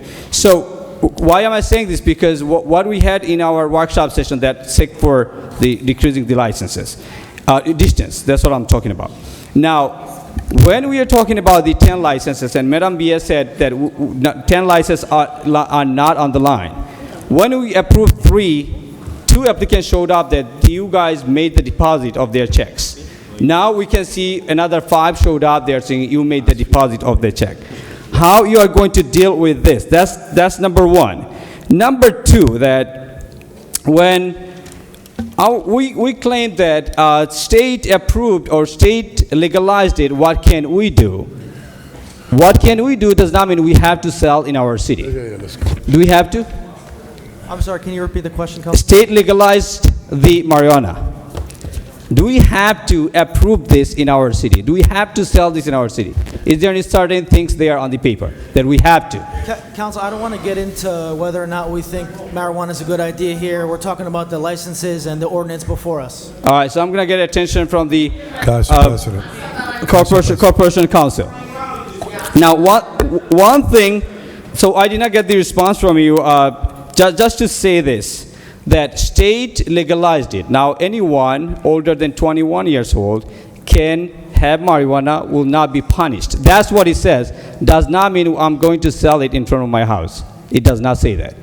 And if it is the case, whatever the rumor we are spreading out there, if this is the case that we have to approve these licenses, we have to have marijuana in our city, then how come our neighbor cities opted out from their towns? Just ask yourself that question. I also want to get your attention that when we are saying that there are smoke shops in every single block, there are liquor stores every single block, are we trying to support a wrong things, giving example of another wrong things? Or we should come up with the idea that how can we correct something that we are experiencing as of now? If we see too many smoke licenses out there, if we think too many liquor stores out there, think about how we can recall some of those licenses instead of supporting those smoke shops or liquor stores and supporting more marijuana licenses by giving that example. This is what we are speaking about. This is called moving forward. Council President. Council President. Thank you, Council President. Council members, it's 8:34. Correct. As you see, the chamber public portion is about to start, but we need to vote on this item. Council member, you're going to have 2 minutes in the closing section before you vote to speak. Madam Clerk, roll call on item number 8. Yes, Mr. President, roll call on item number 8 for approval. Move the table to after the public portion. I'm sorry. Okay, so there's a motion on the floor to table this item before public portion. It was Council moved President, after public portion. Discussion. Whoa. Discussion. Wait, council Discussion. members. I need a President. question. Discussion on that. I'm going Then to Council discussion members. this. Council President. Council member. President, if you will listen to me in the beginning, what I said, let's listen to them, and then we could discuss this, then we don't have to go back and forth. Council If we have members. if we already explained what's going on here, let's go to a roll call. We don't know where we're going. There's a motion on the floor. There's a motion on the floor to table this item before, after public portion. Moved by Councilman Jackson and second by Councilman I Davila. have a question and discussion on this motion and second. There is a motion and second on the floor. So when you motion to table, it's a motion to table off the agenda. That's what the parliamentary procedures are. A motion to table off the agenda, not a motion to table the vote. What you're doing right now is motion to table the vote. That's not allowed in Parliament, Robert's Rules of Order. So if you're motion to table, it's motion to table to move the item off the agenda to another meeting that you have to put the date. Am I correct, Madam Clerk? Yes, you Thank you very much. Thank Let's you. go Roll with the call. roll call. Roll call. Let's go with the roll call. Roll Vote it call. up or Motion to down. roll call. Vote it up or down. Don't Roll try to call. use the public now to hold this account when Roll this is call. the second, Councilwoman. Let's Pablo. roll call. Well, they get a Thank public you. hearing on second reading if it passes. Thank you, Madam Clerk, for your explanation, and I've been trying to do this from the beginning. Roll call on item number 8, council members. Madam Clerk, roll call. Roll call on item number 8 for approval, Councilman Abdulaziz. Thank you. What they're trying, or the second that we had there, not Councilman Jackson's motion, is they want to delay it further. There is going to be a second. So I'm going to talk about this item. This is not a fair and open process. Oh, God. All right? First and foremost, we have council people that have already seen applications before the city could even have enough licenses to give out. That's not true. We literally said, the committee, we know 6 applications. Why are we taking applications when we don't have licenses to give out? We don't have licenses to give out. The city was approved for 3 licenses. We granted 3 approvals. How are 6 applications on committee already? How is that a fair and open process? Guys, shh, listen, it's not 9. 3 are approved. They have 6 waiting. That's why we're here today. How is that a fair and open process to the applicants? We don't even have the licenses to give out. That's why only in this city, sir, Members of the public. Sir. Members of the, I you will want have my the time. opportunity. I want my time to. Just let me hold the time. Just member. No, listen. If you want to add your name on the public portion, add your name on the list, and you will be having an opportunity to speak. Add your name on the list. Councilman Abdelaziz, please continue with your vote. The clock, Council President, I want the clock reset, please. Yes. Thank you. So, just look at only the city of Paterson. I'm gonna wait, Council President. Members of the public, please, if your name is not on the list, please add your name on the list because you have 3 minutes to speak on public portion. Right after the vote, we will open the public portion. Councilman Abdelaziz. Only the city of Paterson, where we put the cart before the horse. Councilman Jackson's right. You know why no one says let me put in the application, let me help out this organization or that organization? Because we approve every application. In the city of Passaic, 2 towns down from us, right? In the city of Passaic, the city of Passaic, the applicant that they approved is given an additional 2% on top of the 2% the state imposes because they took the most competitive application. They weren't residents. But right here, they were residents, but they said, we're not just going to give you 2%, we're going to give you 2 on top of that, so 4%. Why did they do that? Because they had 10 applications for 1 license. So the most competitive license and the most give-backs were approved. I thought it was illegal. So the process is not fair.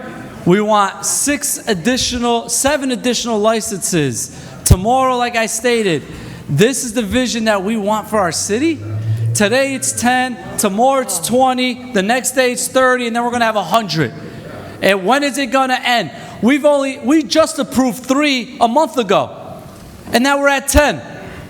Then when we approve these 10, or this council approves 10, then they're going to come back at 20. We have more applications. It's easy on the administration. They're going to say, hey, we take applications. We give it to you guys. And then they say it's the council's decision. To my colleagues, I'm going to wrap up now. I got 19 seconds. I'm going to stay within the time. This is bad for our city. We don't know what's coming in front of us. We don't know who's getting it. I can tell you, Whoopi Goldberg does not live in the city of Paterson. I can tell you that. And when she moved here, well, I'd like to know, so I go knock on her door, and she's getting a license. So my vote is absolutely no on this, Madam Clerk.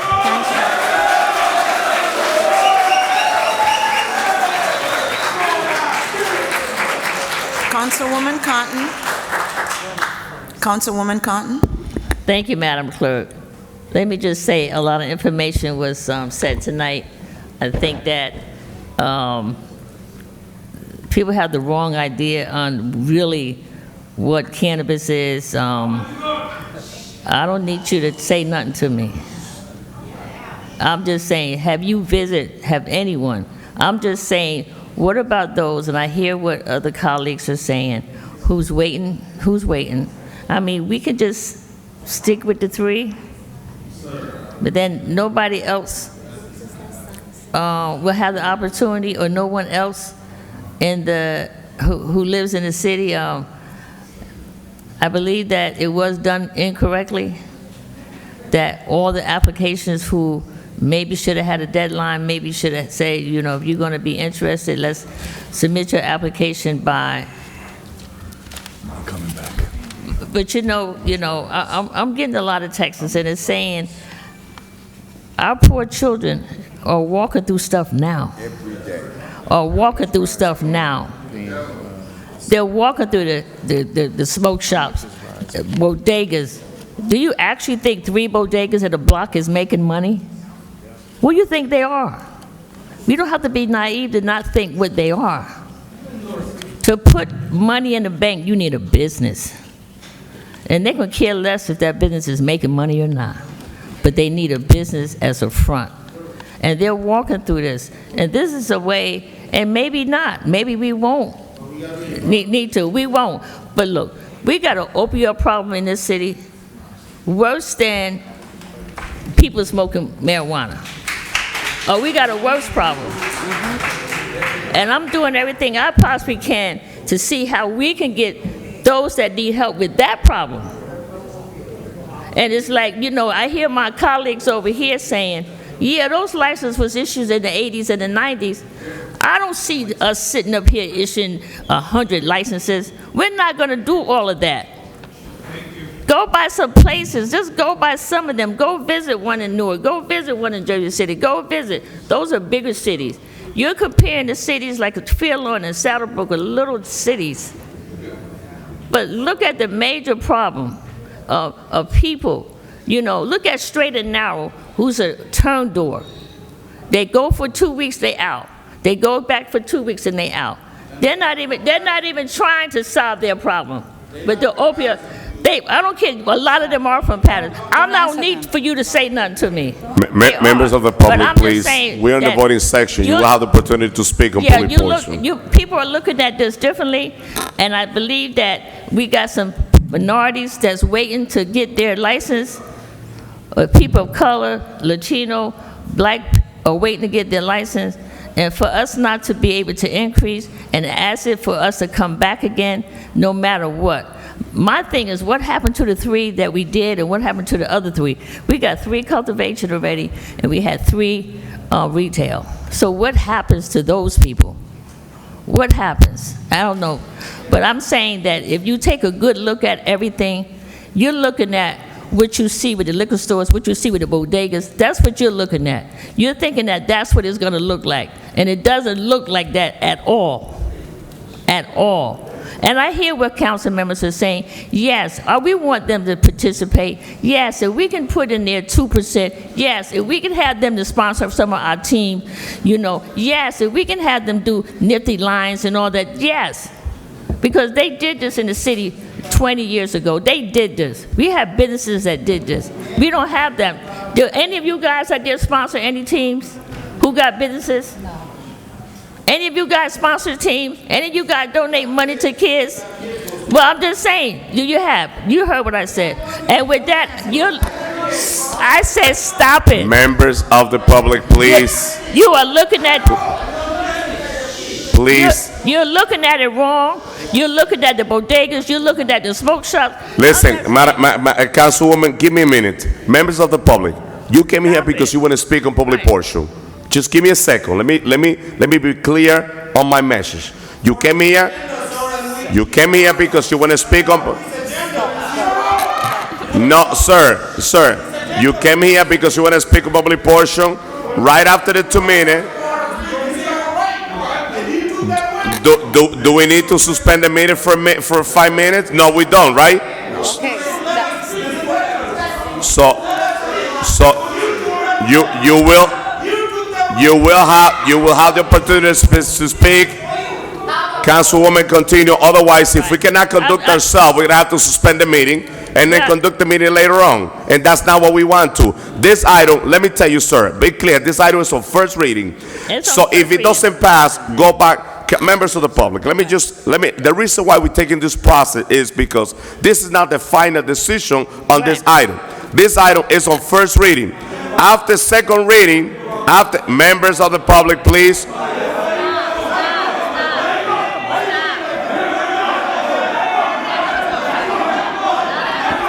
Officer.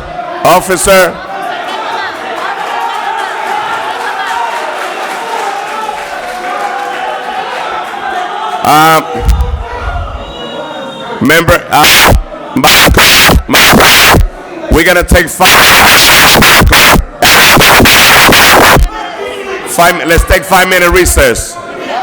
Let's take 5 minutes recess, Madam Clerk. Okay, Mr. President. Let's take 5 minutes Meeting is recess. Council suspended member, 5 minutes. let's take 5 minutes recess, please. Why take a 5-minute recess? Control the fucking chambers, bro.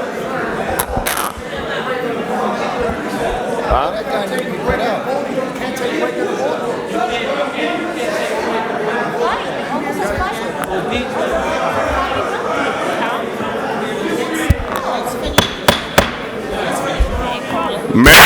Council President. Member of the... Did my mic's working? No.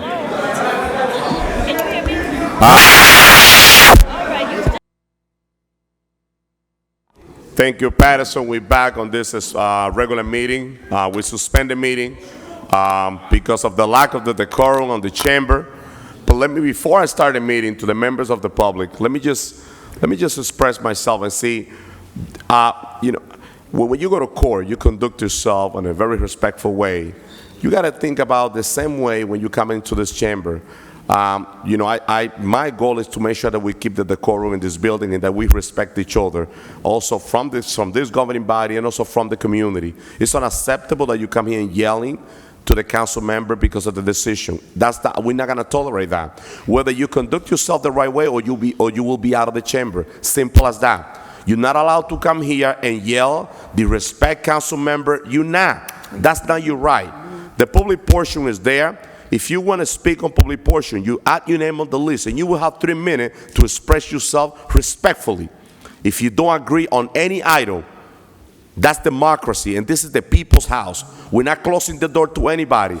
But don't you think that you're going to come here and yell and disrupt this meeting? You'll be out of this chamber, and if you have to do this meeting virtual, I will do whatever it takes to keep the decorum in this chamber from both sides. So let's be clear on that. And since I became council president, I never asked any police officer to remove nobody from the chamber. But this is start today. You don't conduct yourself, you're out of the chamber. Now with item number 8, just a minute, we're on a roll call. With item number 8, councilmen, members of the public. Right. This item, I know there's a lot of people in support. If we're in roll call, can we and just a go lot back of to people vote? against. You're gonna take I'm half bringing hour to this meeting speak, back. and You then don't you're have the saying we're in floor. roll You call. don't have the floor. Stop disrupting the meeting.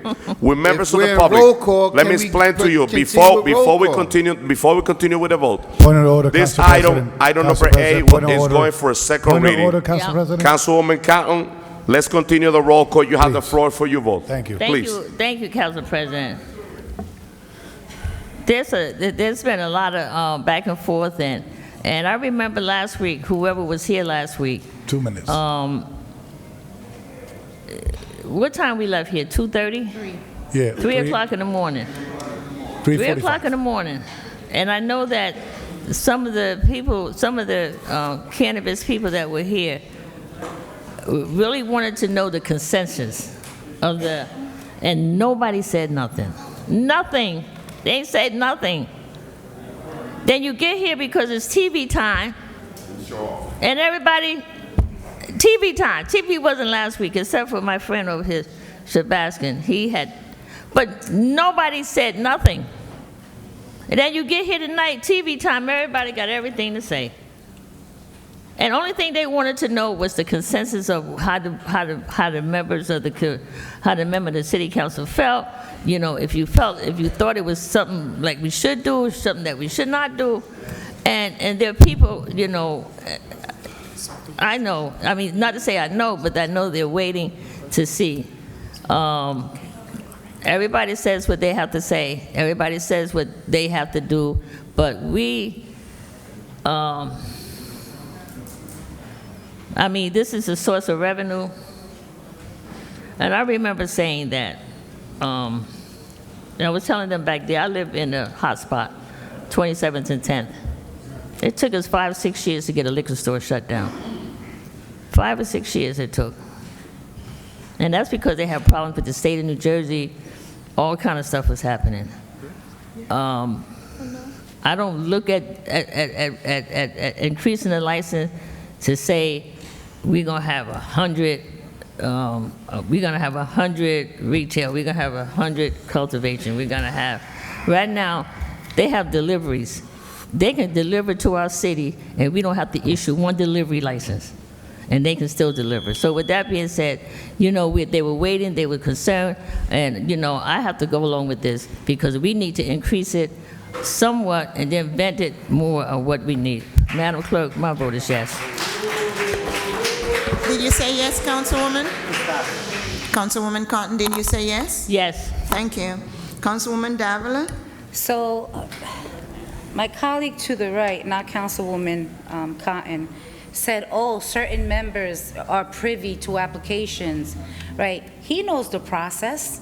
He follows rules and protocols. So, just what Councilwoman Cotton indicated, after the last meeting, there was this conversation back and forth, and the gentlemen were here who were interested, who have applications in, and stayed till 3 o'clock as well. Just not asking how you're gonna vote. Is there a consensus? Can it move forward?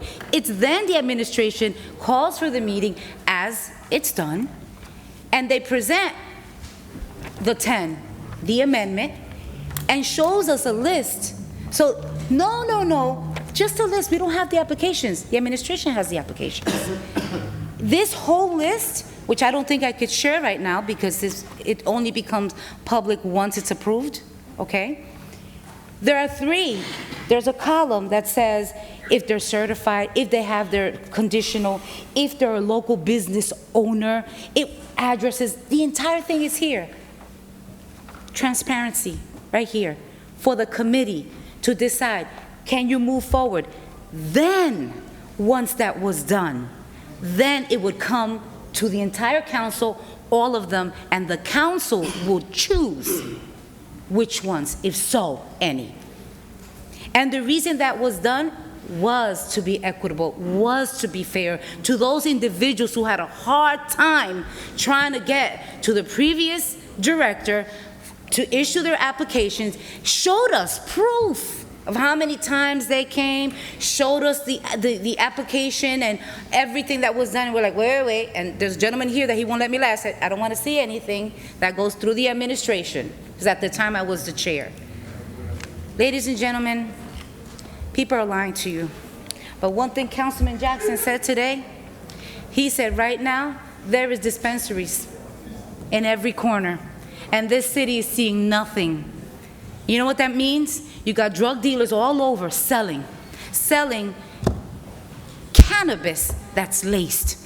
Not your medical, not done through the dispensary and through cultivation and manufacturing, none of that. And the city gets nothing, but our children get hooked on not cannabis, it's all the other crap that's being added to that. I'm looking at it like Councilwoman Cotton indicated. I'm looking at it as revenue. I'm looking at it as jobs. I'm looking at it in a way where there's those Patersonians who have had issues, who were incarcerated, all right, and right now are able to find partnerships and come and be a 51% owner to the company. That's what I want to see. If Rise is making $85 million a year and we're only getting $2 million, all right, and I know that this is very touchy for Councilman Jackson, and I respect it, because he is right, we should be getting more, but the reality is we had no say on that. The state, why are you guys not going to your state legislators? Why are you not going to the governor's mansion? Why? You're coming to us. We have no say. We cannot set that 2% cap that was set by the state of New Jersey. And again, all I'm saying is this. I am not a cannabis user, and I'm letting you know that. But I support this, and the reason for this is because it is a revenue source. This council continues to say, no more tax increases. I'm not going to vote on a budget that has a tax increase. No more fees, no more increases in fees. Tell me, how is this city going to be sustained? So I guess you would all like for the state to come over, take over the city of Paterson. We then have no say, so there's no council, because the state takes over. So we have to be fiscally responsible. I see this as a source of revenue for our city that at the end of the day, at least is going to stabilize, okay? Because some of them individuals out there that are selling, they're gonna be upset that now guess what? That person's no longer going to the corner, you know, all scared. They're going and going into an establishment, okay? That it's going to conduct business the way that it is. And let it be known, for these smoke shops that are illegally selling cannabis to individuals, because let me tell you, there's people going in there buying it just to see if you're selling it. And that's happening. And we will take issue with that later. But right now, Madam Clerk, my vote is yes for revenue, for jobs in the city of Paterson. Thank you, Councilwoman. Councilman Jackson. Councilman Jackson. Thank you, Madam Clerk.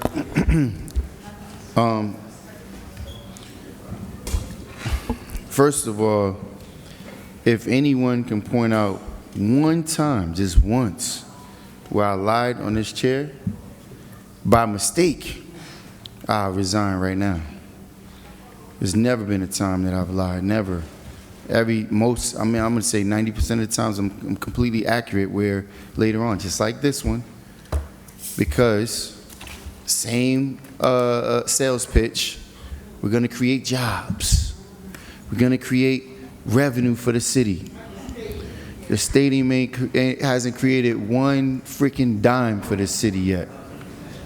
Now, with all fairness, right, which I tried to outline for my fellow council members here, what happens is the state, they go around to various municipalities and they see your deficiencies, and they render tax credits, $140 million in tax credits we received. And the purpose of those tax credits was to generate ratables. Go out, make a sound investment into a business that's going to be reproductive for your community. We gave 100% of the tax credits out to all the nonprofits in the community, so we got nothing back. Some of them can't even finish the deals. This council has been making poor decisions for a very, very long time, and it's the reason why we're in this position we're in. I just happened to be, I didn't get an opportunity to post it, but I happened to see one of my favorite Paterson people, one of my biggest supporters actually, Mr. Fiscaldo, one of his last times that he came here. And he was dropping gems, and he said, the way you guys are spending, you're gonna create more homelessness in this community. And he was rushed off the microphone. He says, I'm not talking baloney, I'm talking facts. But did he say facts? Whatever. Listen, that gentleman sat here each and every night. His hand was shaking like this, speaking nothing but truth, as I continuously do. Again, I'm in support of this because my community, our communities, have been marginalized, mistreated for years of when we're going to get an opportunity, but I don't trust this administration. Let me give you an example of why, which should be a firm example. Everybody knew this was happening, but yet, when there was discourse within the African American community, we had more cops in this building than we had people. We had armed guards 12 cops downstairs searching people, 8 or 9 guards, police officers, not guards, police officers on the second floor. This room was laced with them. Barricades around the city, around City Hall. Let's not forget the snipers that was on the roofs, and the jump out squad that was circling the building just in case. Council President, I would like to urge you to please do a bit more research.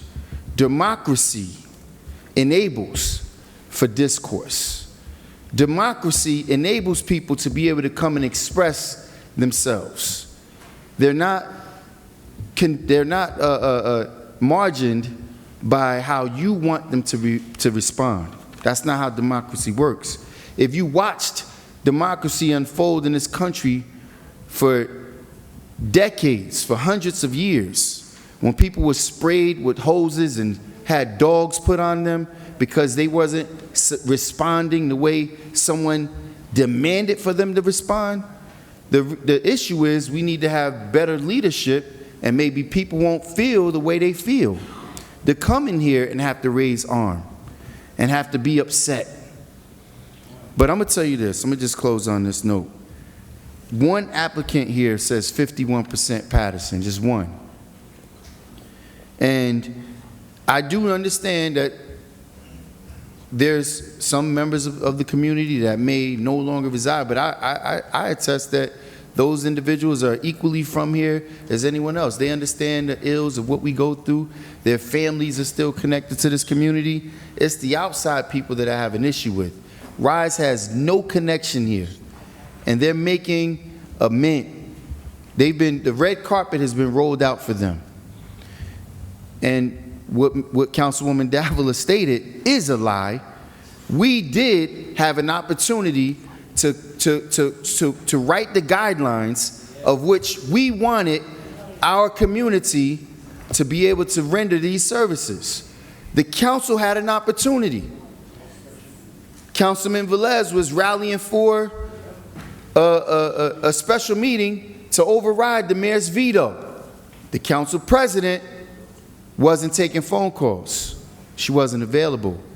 And the way it works, the council president has the ability to call a special meeting, or you need a consensus of the council. And there's certain individuals that are now riding on a certain team where they allowed the mayor, even if you're with the mayor, why would you allow him to take the power away from the council to have the responsibility to subscribe to legislation of how we want this outlined? Why wouldn't we sit down at a mutual table, agree to disagree, and say, you know what, I'll give a little bit here? No, he disrespected us, he vetoed the measure, and he gave Rise the green light to do whatever they wanted to do in our community. And they're making zero contribution while they're making millions of dollars, and we're sitting here talking about we're going to create jobs. Yeah, clean up jobs and serve. I want ownership. I've been saying this from the beginning. I would like to create ownership. The stark difference between what Paterson does and what Newark has done. People like Raz Baraka, people like Sharp James, who created millionaires. This is an opportunity for us to create millionaires in our community. People who we know, people who we grow up with, people who will contribute because their children will be participating with my children. Now, I don't see any of these people who work for the administration, who come here, who claim they're from here, don't live here. Their children don't participate with my children. They don't. They don't. Because if they did, they would have been at the stadium when all those girls from Wayne and Riverdale, everywhere else but Paterson, Montclair, one African-American young lady from Montclair. From everywhere else. We take care of everybody else but our own community. Just like I sat here and I've been consistent. The Pennington Park deal, given away for 30 years. That passed through this council too. I could sit here for hours and give example after example, but I'm not going to do that. Anyway, For all of those of us who are a part of this, you will have my support when this is done properly. When the mayor is willing to commit your name to this legislation and guarantee that you are not just an applicant, but based on the process, you will be a recipient, I could support it. Until then, I don't trust him. He is a liar. He is a poor representation of what our community deserves. And the African American community is a perfect example of that. Because every time we have an issue here, he's absent, non-existent on the issues that impact our communities. And this right here, whenever you're talking about a narcotic or a substance that have impacted a community greater, which community more than the African American community that should be answered to? They put a representative up there to say, hey, we've been marginalized, but yet, where's the guarantees that we're going to have, that we're being included in this process? Madam Clerk, my vote is no. Thank you, Councilman. Councilman Kelly.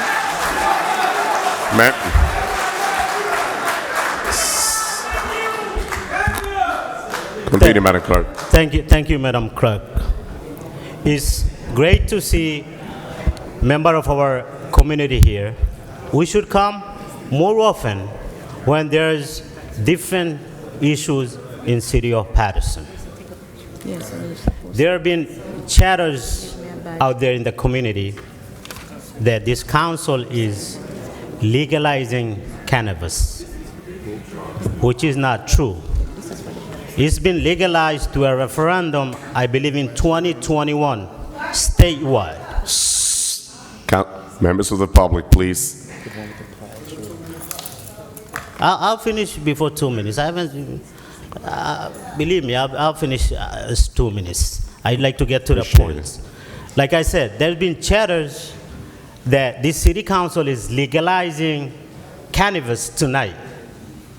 And there's been flyers out there too, which is not true. You guys here now is what's in the ordinance, everyone knows.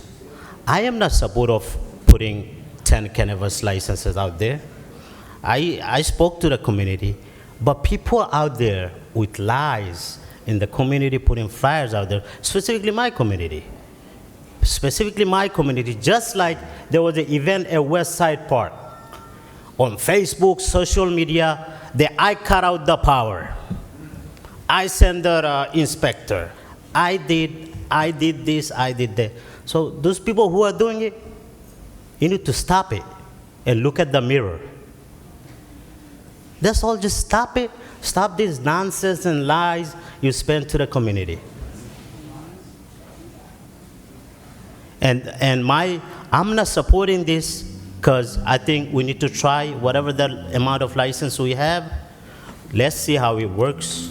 In future, hey, who knows? This council member might decide to add more license, decide to give them the permission to operate in City of Paterson. My vote is no.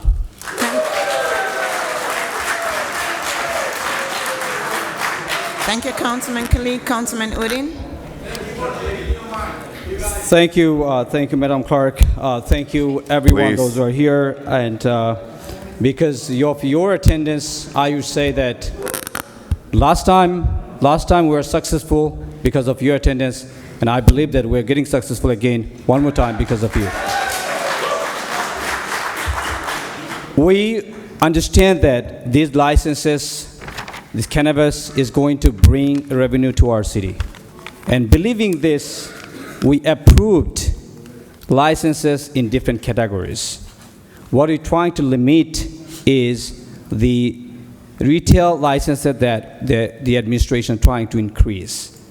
From the very beginning, when I was one of the two votes I stood against, I said it that the licenses that we approved, we have to take some time and to see how we deal with these licenses. Because this establishment does not just come with money, it comes with policing as well. Think about if you call 911 for emergency, how much time it takes to get police officers because of the shortage that we have. And now we are speaking about something, can we really control this? We don't know. As of now, we are shooting blindly. All the revenue we are speaking about, everything projected, everything hypothetical. Should we not wait for 1 or 2 years and see how we deal with this, how much money we make, how much negative impact that comes to the community, and then think about increasing licenses? Without seeing anything impact, we are just giving away licenses based on what? I have to say this, that when, Madam VA, one of the statement that I have to correct you, that the applicants, those who paid for, even before we have those additional licenses approved, you said this council body wants them to be paid off. We are not voting for any of those licenses. How come it comes to the point that council body want to see these applicants needs to pay or not? As of now, we are debating whether we should increase the licenses or not. When you are making the deposit, it's like I am advertising to sell 10 properties when I do not even have one property. That's this is what we are doing exactly. Now, you know my stand from the very beginning until today. When we are talking about the revenue, we are talking about the tax raise and everything, the same council members support pilot and abatement. And this is why every year we have to give the extra tax raises. Can any council bodies or anyone in this room can say that if we approve these 10 licenses, we are not going to raise taxes this year? Can anyone say in this room? Nobody can say that. Trust me, no one will say that. So based on what we are trying to approve these licenses. One thing that bothers me from the very beginning, and those individuals who are here in the last time when it failed, that multiple times this was mentioned that a particular religious group. How come the religion come here? Nobody came here with religious belief. Everyone came here because the community issue. Because nobody wants to see. It is not a religious issue, it's a community issue. Because if my daughter, who is 2 or 3 years now, future she's gonna get up from the house and smell marijuana, and one day she'll say, I'm adjusted to the smell, then let's take it. This is what we are speaking about here. You talking about the revenue by killing a generation? What are you talking about? Those who are too interested about revenue, getting real business to the city, think about other options that we had way before legalizing these licenses, legalizing cannabis. What are the other municipalities are doing?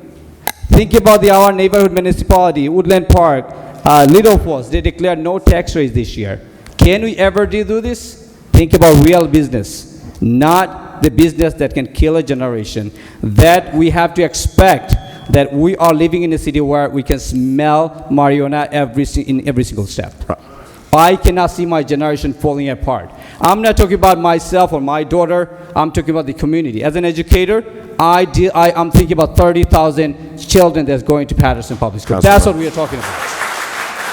My vote is, my vote is strongly. One more thing I should mention.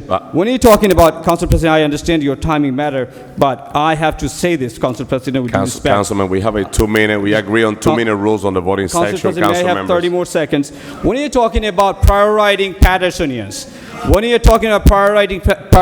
Patersonians, there's nothing on the ordinance says that Paterson applicant will be given priority or Paterson applicant will be taken first. Only difference between Patersonians will be charged $30,000 fee when outsiders will be charged $60,000. That's the only difference. How can we? There's nothing on the paper said we are giving priority to our Paterson applicants. There's nothing it says. When some of the applicants came here to the council chamber said giving back to the community, is there anything on the paper that says that those applicant has to give back to the community in school system, in our parks? Anything on the paper? No. Everything just oral things that fascinate people. I'm not here to fascinate people. I'm here to serve the people, be the voice of the people. And with that being said, my vote is strongly, strongly no.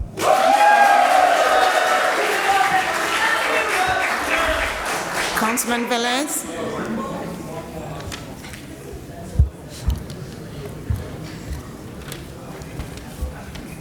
Councilman Udine spoke about education.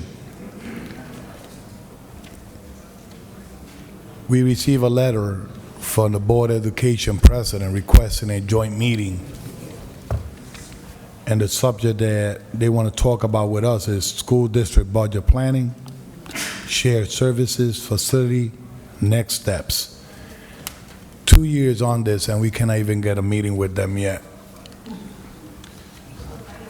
Talking about education. Two statements that have made me look at this different today. One was Councilman Cotton that stated that some people had not traveled to California or Arizona. Well, California is something like some other states, right? Other states? Colorado, whatever state is. Council members. I know, but some people had need to travel. I'm on your side. I'm on your side. Some people need to travel to California and other places.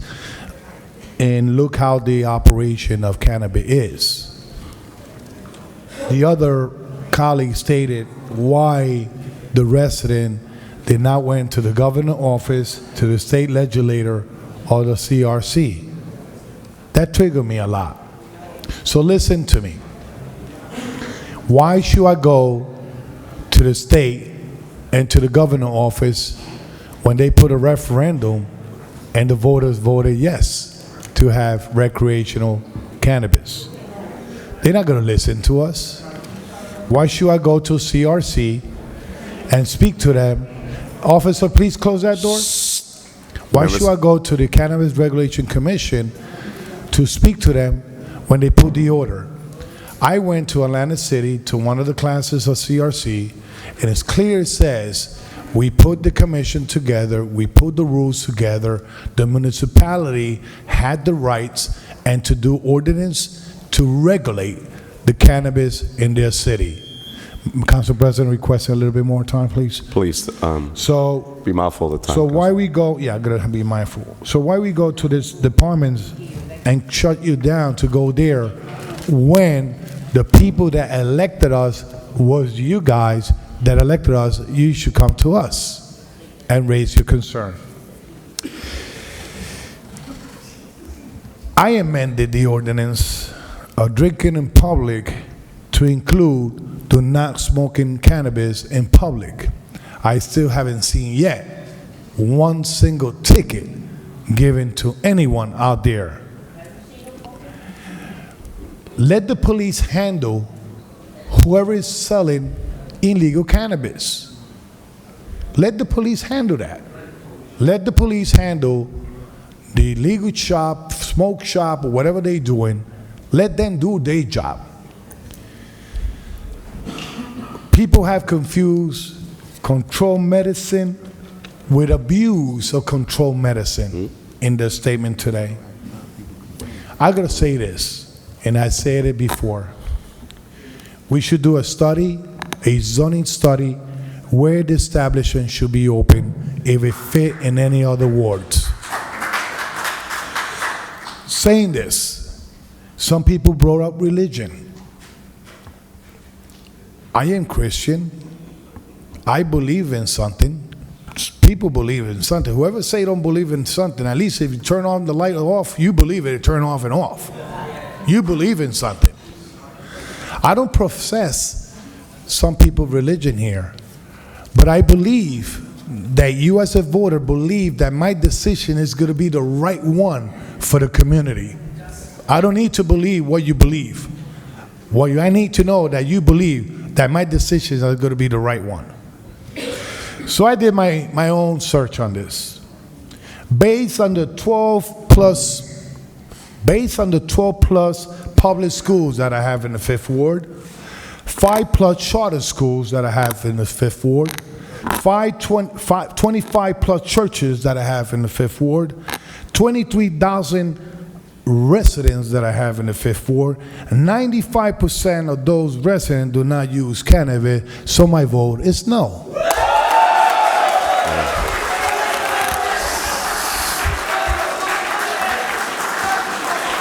Yes. Mr. President. Thank you, Madam Clerk. Thank you, Madam Clerk. Let me just, with my vote, we will conclude this item with my vote. But let me just explain. Let me just tell my community that this is democracy. This is democracy, and this is the people's house. When you don't agree on a project, the door is open for you to express yourself, to talk in favor or against, because this is what government is all about. It happened in Washington, D.C., it happened in Trenton, New Jersey, and it happened in the city of Paterson. And that's the reason why we have people in favor, we have people against this item. Obviously, we started the wrong way with this project. You mentioned, and you hear that, some council member they be mentioning the zone of this, and how are we going to do this? Definitely, this is something new, but understanding that this is something new, more work have to be done. We have to think about our children. We have to think about our community, and we got to go back to the table and do it right. And the reason why, and I want to be honest, the reason why I'm sitting in this chair is because I do believe that I could do a lot for the city. I love the city. When I came to the city with nothing, this city gave me everything I have, and I love the city of Paterson.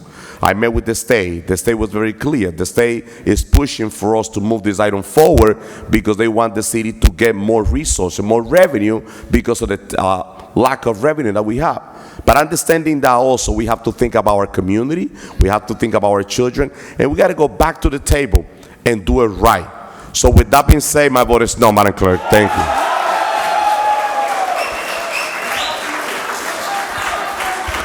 Thank you.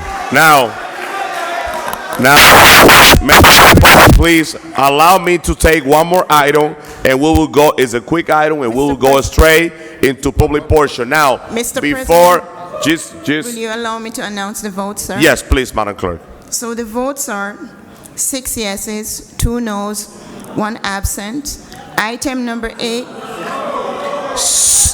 Members of the public, please allow Madam Clerk. Yes, she will correct herself. 2 yeses, 6 noes, 1 absent. Item number 8 has failed. Thank you, Madam Clerk. Madam Clerk, how many speakers we have? Members of the public, please. Police Officer Pichardo. So give me 1 second. Can you hear me for a minute? There's people from the public, from the community that they are outside.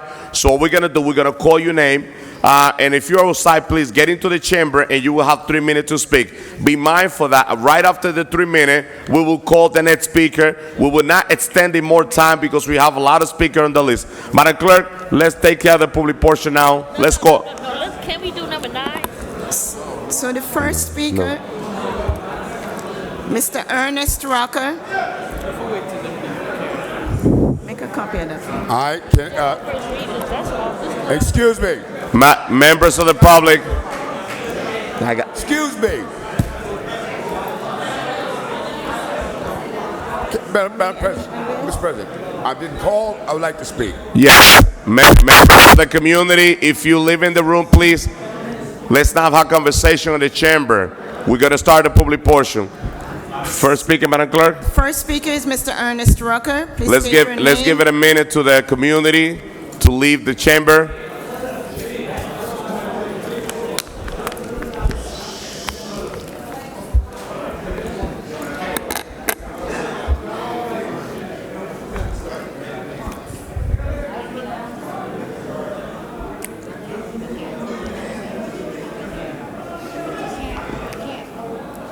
Pichardo, can you close the door so...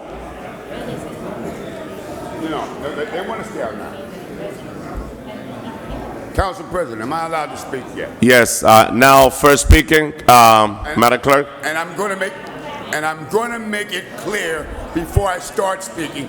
Don't tell me about time, nobody. Nobody tell me about time. I listen to a lot of stuff here tonight. Nobody's going to tell me about any time.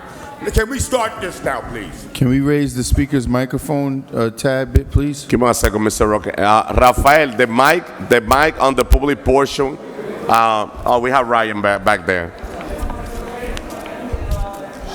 Also, Ryan, I hear, so I have the information, well, Councilman Jackson mentioned that on the YouTube, it's coming out on YouTube. Okay, so we're good. All right. So first speaker, we're closing the door. Let's start the public portion. Public portion is now open. Mr. Rucker, you may go ahead, sir. Ernest Rucker, Paterson. And don't show me no time, no fingers, none of that. First of all, let's get something straight. What I witnessed here today with the flyer I seen on Facebook, inviting people down, telling them lies about this situation, has to stop. And he got vote from the black community as well. So we expect to be serviced by the people we vote for. Number two, I don't see all these people talking about smoke shops. And some of those smoke shops are in the 6th Ward. I don't see anyone speaking about that. I don't see anyone acting like marijuana is so bad that we have to kill marijuana. 70% of the state, 73% of Paterson voted for marijuana. Who is this council not to honor 70% of the community against 30% of the community? I advise those people that are here in this audience that put applications to go to court tomorrow. Sue the city and sue each one of you that voted against it separately. How dare you? When something comes to our community that affects the black community, I hear no kind of remorse from you about being fair. It wasn't people from your ward. It wasn't people from across the street. It was black folks that spent 10, 15, 20 years in jail for a drug they just declassified and about to be declassified federally. How dare you? If there's problems with the ordinance, and let's get this straight too. Why was it vetoed? That was because you guys could get your acts together. That's why it was vetoed. Councilman Jackson, you're correct. There's something I want to see in the ordinance. Social equity on a real tip. But to sit here and act like you didn't put a flyer out to incite people and almost incited a riot, Councilman Uli and I am disappointed. I voted for you. I supported you. And I expect fairness around the board. But no, we want to talk about people dying from marijuana. I'm going to tell you what people are dying from. The legal and smoke shops that nobody on this council has decided to bring up an ordinance to correct it. And 6th Ward Councilman, you know this, some of your friends own those smoke shops. Some of your friends own those smoke shops. My point is, if we're going to play this game with a legal product, then I want to see an ordinance from there that's shutting these places down, stripping them of their license. Let's hurt everybody if you're going to hurt the few that spent their last dollars to go into this opportunity, that mortgaged their homes, that have been paying lawyers up to 50 grand, borrowing for family members. No one cares about that, but you're damn sure going to care when the city's forking out more money based on your decisions. And don't ever tell me again, religion didn't play a part in this. It was set up there. It was set on that dais. Now you have bias, even in the vote you just took. Do you think I'm going to let you get away with that because a crowd showed up? I'm not. Everyone that's got a license in, an application in, go to court tomorrow and sue.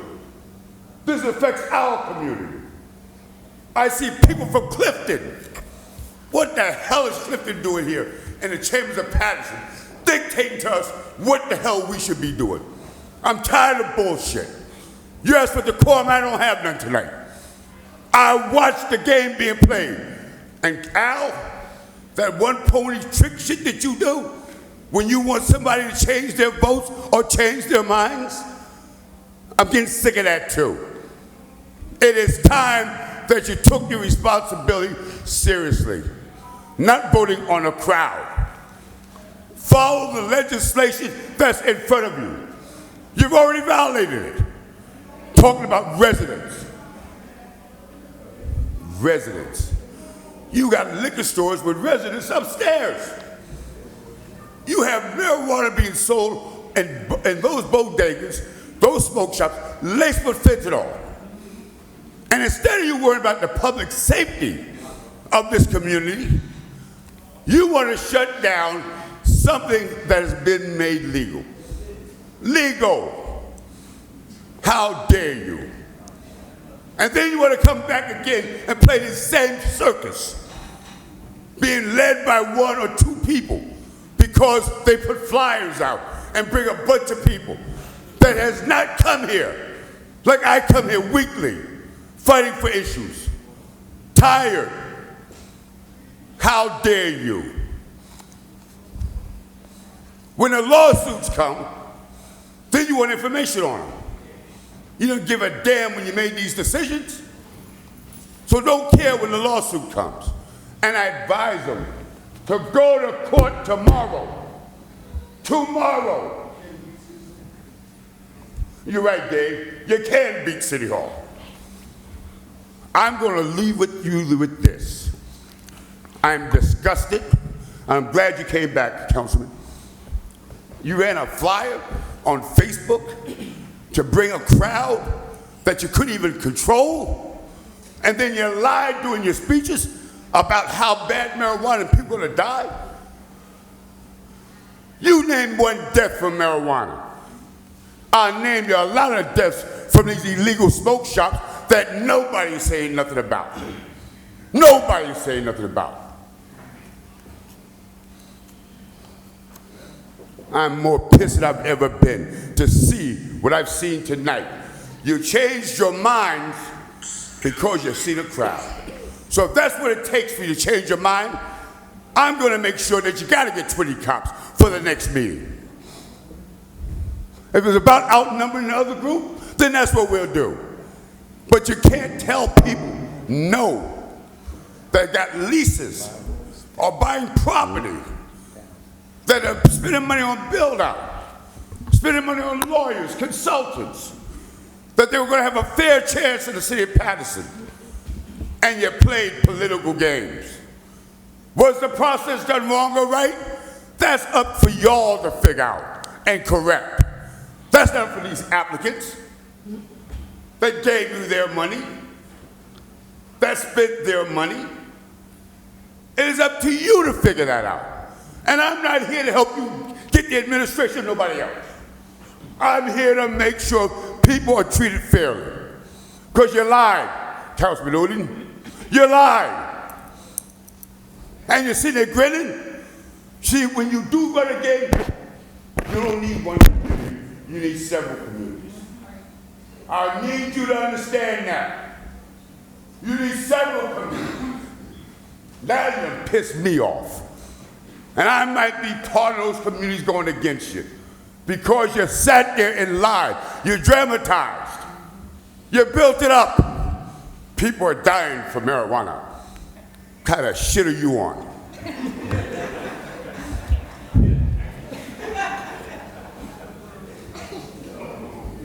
I'm going to leave this podium because other people want to speak. No. Councilman, you don't say a damn word when I'm talking. Councilmember, during the public portion, nobody speak. You wait. And you wait till after the damn everybody speaks, then you speak. That's the rule. That's the rule. You're going to honor the rule. You played a dirty, dirty, dangerous game where somebody could have got hurt out there because you put lies in the community. You lied to your own community. I thought much more of you. Now I see what I'm dealing with. Snake oil and snakes. A bunch of snakes. These people that made their investment needs to sue this council. It was your job to correct this. If the administration screwed it up, it was your job to correct it. Your job to correct it. And now you know it, since you always want to talk about Robert's rules and all that shit. Okay? Pure shit.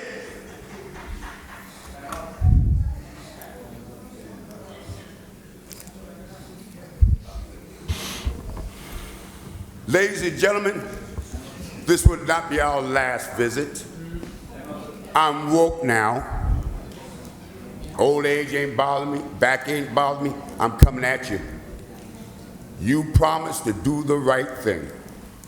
And once again, you let people come into this council, 30% of the population, and make a decision that affects 70% of the population.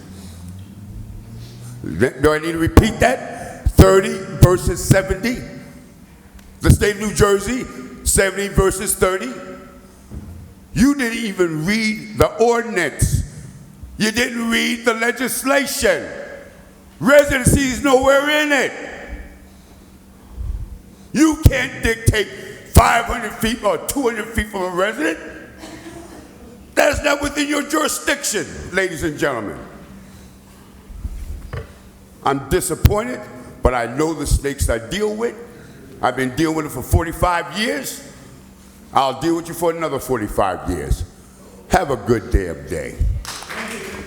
Next speaker, Madam Clerk. Mr. David B. Gilmore.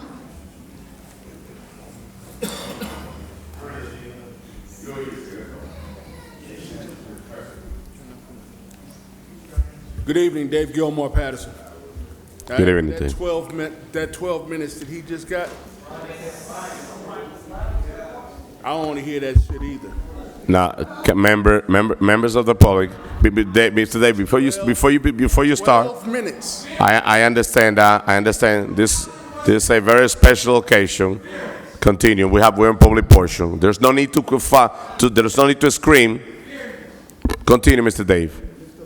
Let me first start by saying I didn't come to speak about cannabis. There's enough of y'all speaking about that. I got my own issues. June 28th, I returned back to my position as the Director of Community Improvements in a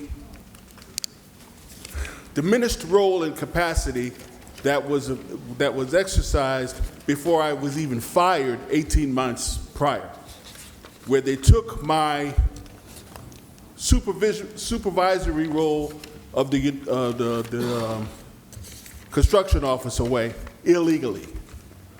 My role in the structure of the office and the org chart was set by ordinance. It has since been changed with nothing coming to the board, nothing coming to the council, nothing. In that process, over the past 2 years, after begging for reports that I never got on the spending and or the collections of monies related to the sewage fees, water connections, and or violations in the building department, we're approaching close to $3 million on the table uncollected. $3 million uncollected, but yet and still, we're begging the state for transitional aid. Yet and still, I have no jurisdiction over how those monies are reported. I have been asking incessantly for the reports. I have challenged you to ask for reports, the monies, the expenditures, and nothing ever happens. No reports, no data. We're running, and there's no slight on a bodega, but we're running the city like a bodega. No reports, no information, no data, no tracking and trending of the progress or failures, but we're just approving everything, and we're not asking for our change. That's the problem. But here again, I want to say to you, I still, on the eve of this next 30 days or even longer, we got 2 federal cases of mine coming forward. We have another case for affirmative actions for the hostile work environment that I was placed in, going back into my office after 18 months, where it was found that the people in the office lied, conspired, and railroaded me to fire me. Inconsistent testimony, no credibility of the witnesses and so forth. lied, and these are not my words. These are not my words. These are the words of the judge, that independent judge that sat over the Office of Administrative Law in determining whether or not the testimony was creditable or not. Ratified by the three-judge panel of the Commission of Civil Service Commission. And then there was an appeal that was withdrawn because they had no case. Now, within the next couple of weeks, we'll have the hostile work environment evaluated. A week or two after that is scheduled as well. Is the defamation case that's coming forward federally for summary judgment. And we also have the federal case October 3rd, where everybody has to go and meet in the federal judge's chambers to decide whether or not we're going to go forward with that case as well. For what was determined to be in my charges, and I have not talked about this lately, but I'm going to talk about it now because I ain't scared of none of you mother people. The thing is, we have illegal activities continuously mounting, and because I stood in the way of the illegal activities, they fired me. But I'm back. Please wrap it up, Mr. Dave. Yeah, I'm back. And what I said was, and put forward is, to the administration, to the Department of DCA, to the Attorney General, to the Office of, what is it? I can't even remember what it is now. But I put it forward to everybody. I'm covered by SEPA, Conscientious Employee Protection Act. I'm covered by whistleblower. I don't give a damn what you say. I'm snitching, goddammit. At the end of the day, that's what it is, because of all this illegal activity and no representation for the people's public safety and spending of the money in terms of accountability. Right now, it's $3 million. There's probably more, but it only went back 2 years. I'm going to look to have additional years of information brought forward to see who else is not paying their fair share. There's a couple of buildings that owe hundreds of thousands of dollars.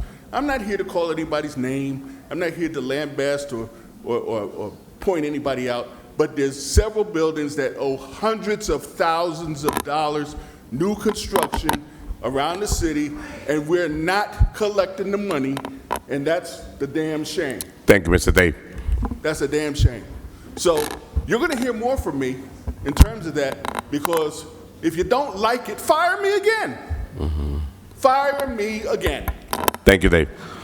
Next speaker, Madam Clerk. Ida Muhammad.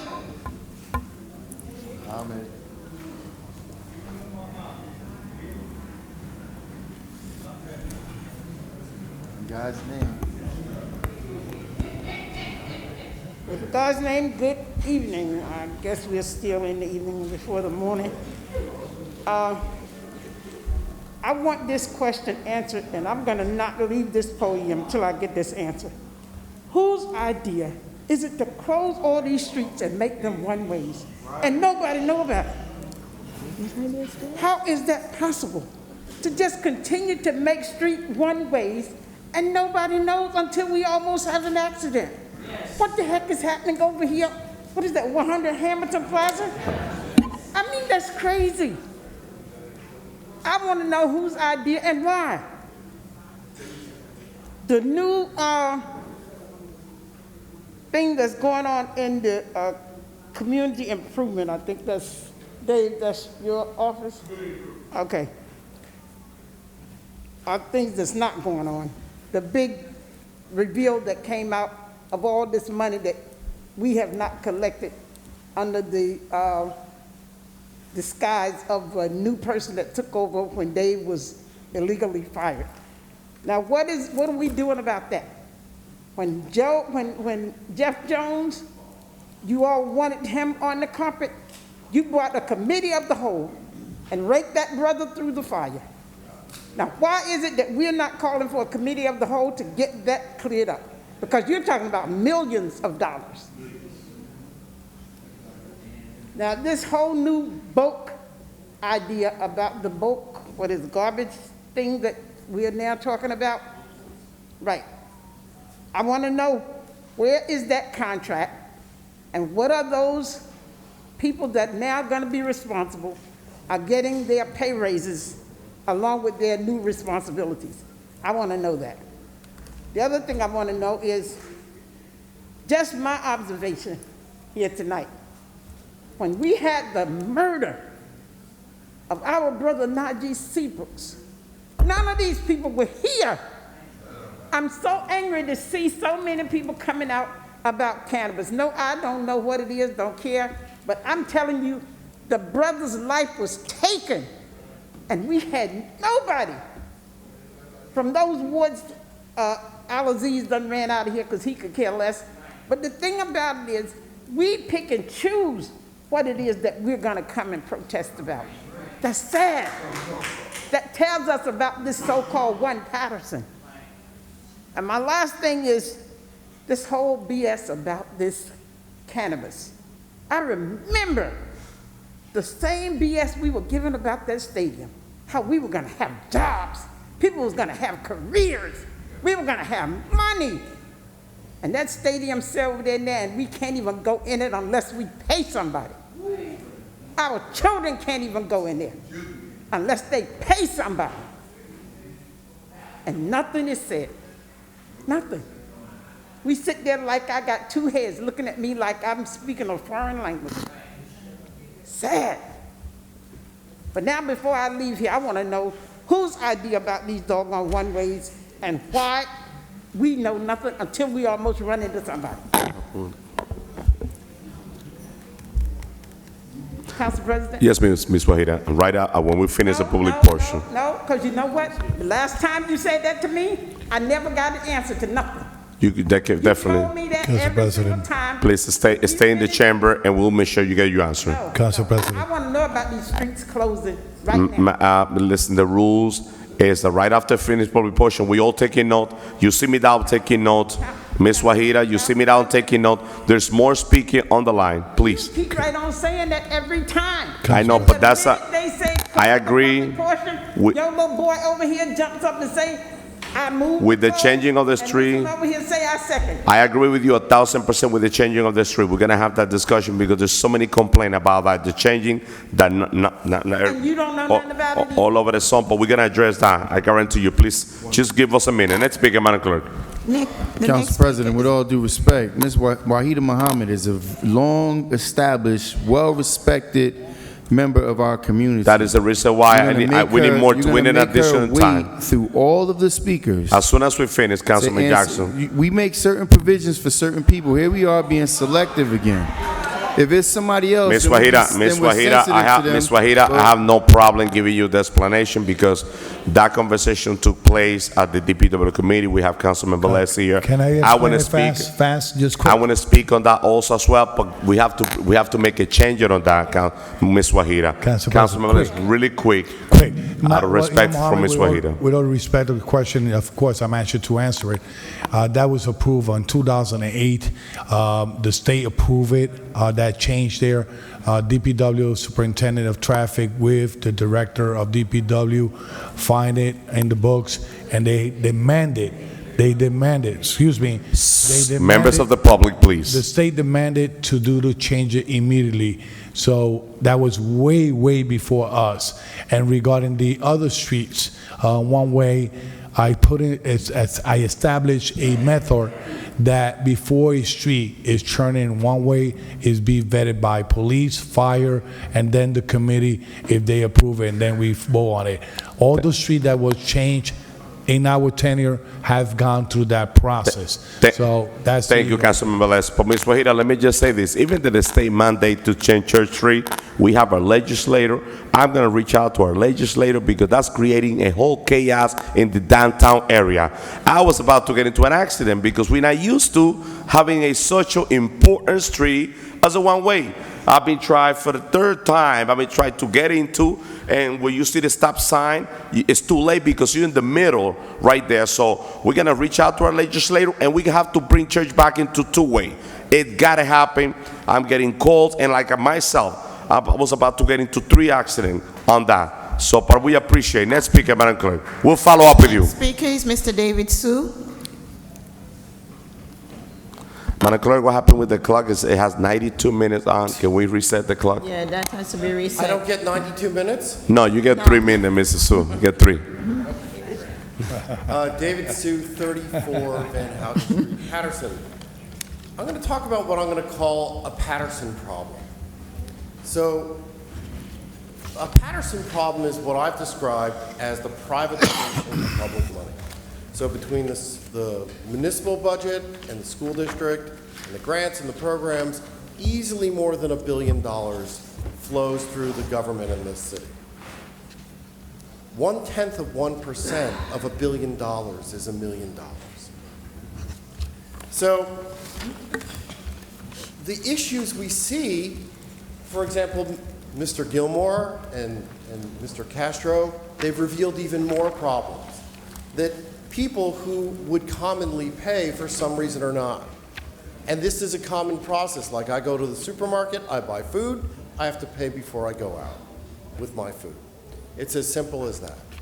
So how do we get solutions to these systemic problems in our community? One path is through audits. The city code says the city council is supposed to perform an audit on the city. That audit can go more or beyond just dollars in and dollars out. You can audit performance, you can audit enforcement. All the aspects of what a government does can be addressed through an auditing process. You can also, the mayor is obliged, to make an annual report. The council could refine the content of that report so that it would also reflect on the performance of the city. You could go into a process where all the government's documents that pass through the city get digitized as they come in and be made available to the public online almost immediately. As much transparency as possible. But we find ourselves frustrated with the simplest of things. Broadcasting a meeting for the public to see what's going on. Corporation Counsel is being bizarre in saying that shall is ambiguous. The state constitution is riddled with the word shall, used in a way that is only synonymous with must. If he doesn't understand that, he's not qualified to be your attorney. And it's shameful that the council members have not addressed the fact that this circumstance exists. You have staff that are the highest level professionals in our city, standing up and yelling at the council, pointing fingers, having arguments, disorderly conduct, which is a criminal activity. I come to understand that Mr. Silva was making his comments into the audience over Najeesh Seabrooks to members of the Seabrooks family. And yet there's still no consequence. Michael Powell, your economic development director or former, I've seen him having private meetings with zoning board members. Please wrap it up. And I brought this up and still without investigation or consequence. The city population is growing disproportionately to our resources. It is not uncommon to see classrooms with over 30 children. So by doing these development deals and building more, you're effectively creating the banality of evil, where you're destroying children's lives by incriminating the quality of their education for the sake of development deals. Now, these things can be brought back into a better level of control or create a level of control that maybe hasn't existed for a very long time. But it has to be done, and it can start... Mr. Sue, wrap it up, please. It can start with this council, and this is a challenge to the members here and the members who are not here and the mayor, that we have to create an auditing process where we have detailed examinations and we make everything as open to the public as possible. Understood. I thank you for your time. Thank you. Next speaker, Madam Clerk. Mr. Elvis Durham. How everybody doing? Council people, how y'all doing? Council Great. President, I want the same respect, want the same time like you gave everybody else. I got announcements to do. Okay, don't cut me off. You know we love you, church boy. You got 3 minutes. You got 3 minutes to I speak. don't. Council After President, 3, don't play games. give me 1 second, Mr. Elvis. Can you, Don't Madam play Clerk, games. the I'm about clock? to Can you start. reset the clock? Yeah, reset my clock. Taco Bell's is coming soon on Broadway and East 18th Street in Paterson, New Jersey. Council people, the mayor office, I need for y'all to do me a favor. Make sure Pattersonian people get jobs. You want to come into my city? Give the people jobs. Rent is going up. People need jobs. We got Taco Bell's it's getting built right now on the corner of Broadway and East 18th Street in the city of Paterson, New Jersey. Okay? I want this to be fair. 50% African American, 50% everybody else. Do you feel me? Okay, can y'all look into that? Can you look into that, miss? Thank you. I got some announcements. It's football season, y'all. Football season. I know we got a former football player up here, Councilman Michael Jackson. But you know, if I was a football player, I would have been better than you. But anyway, Councilman. Football season, we got the Sioux City Sharks, our own team right here in Paterson, New Jersey. Paterson, we need to support our team. I know y'all like the New York Giants and all them other teams, but my team, my favorite team is the Sioux City Sharks. They're going to be home. They're going to be playing on Saturday, September 23rd, okay? Right here in Paterson, New Jersey. Tickets is $10. At 6 p.m.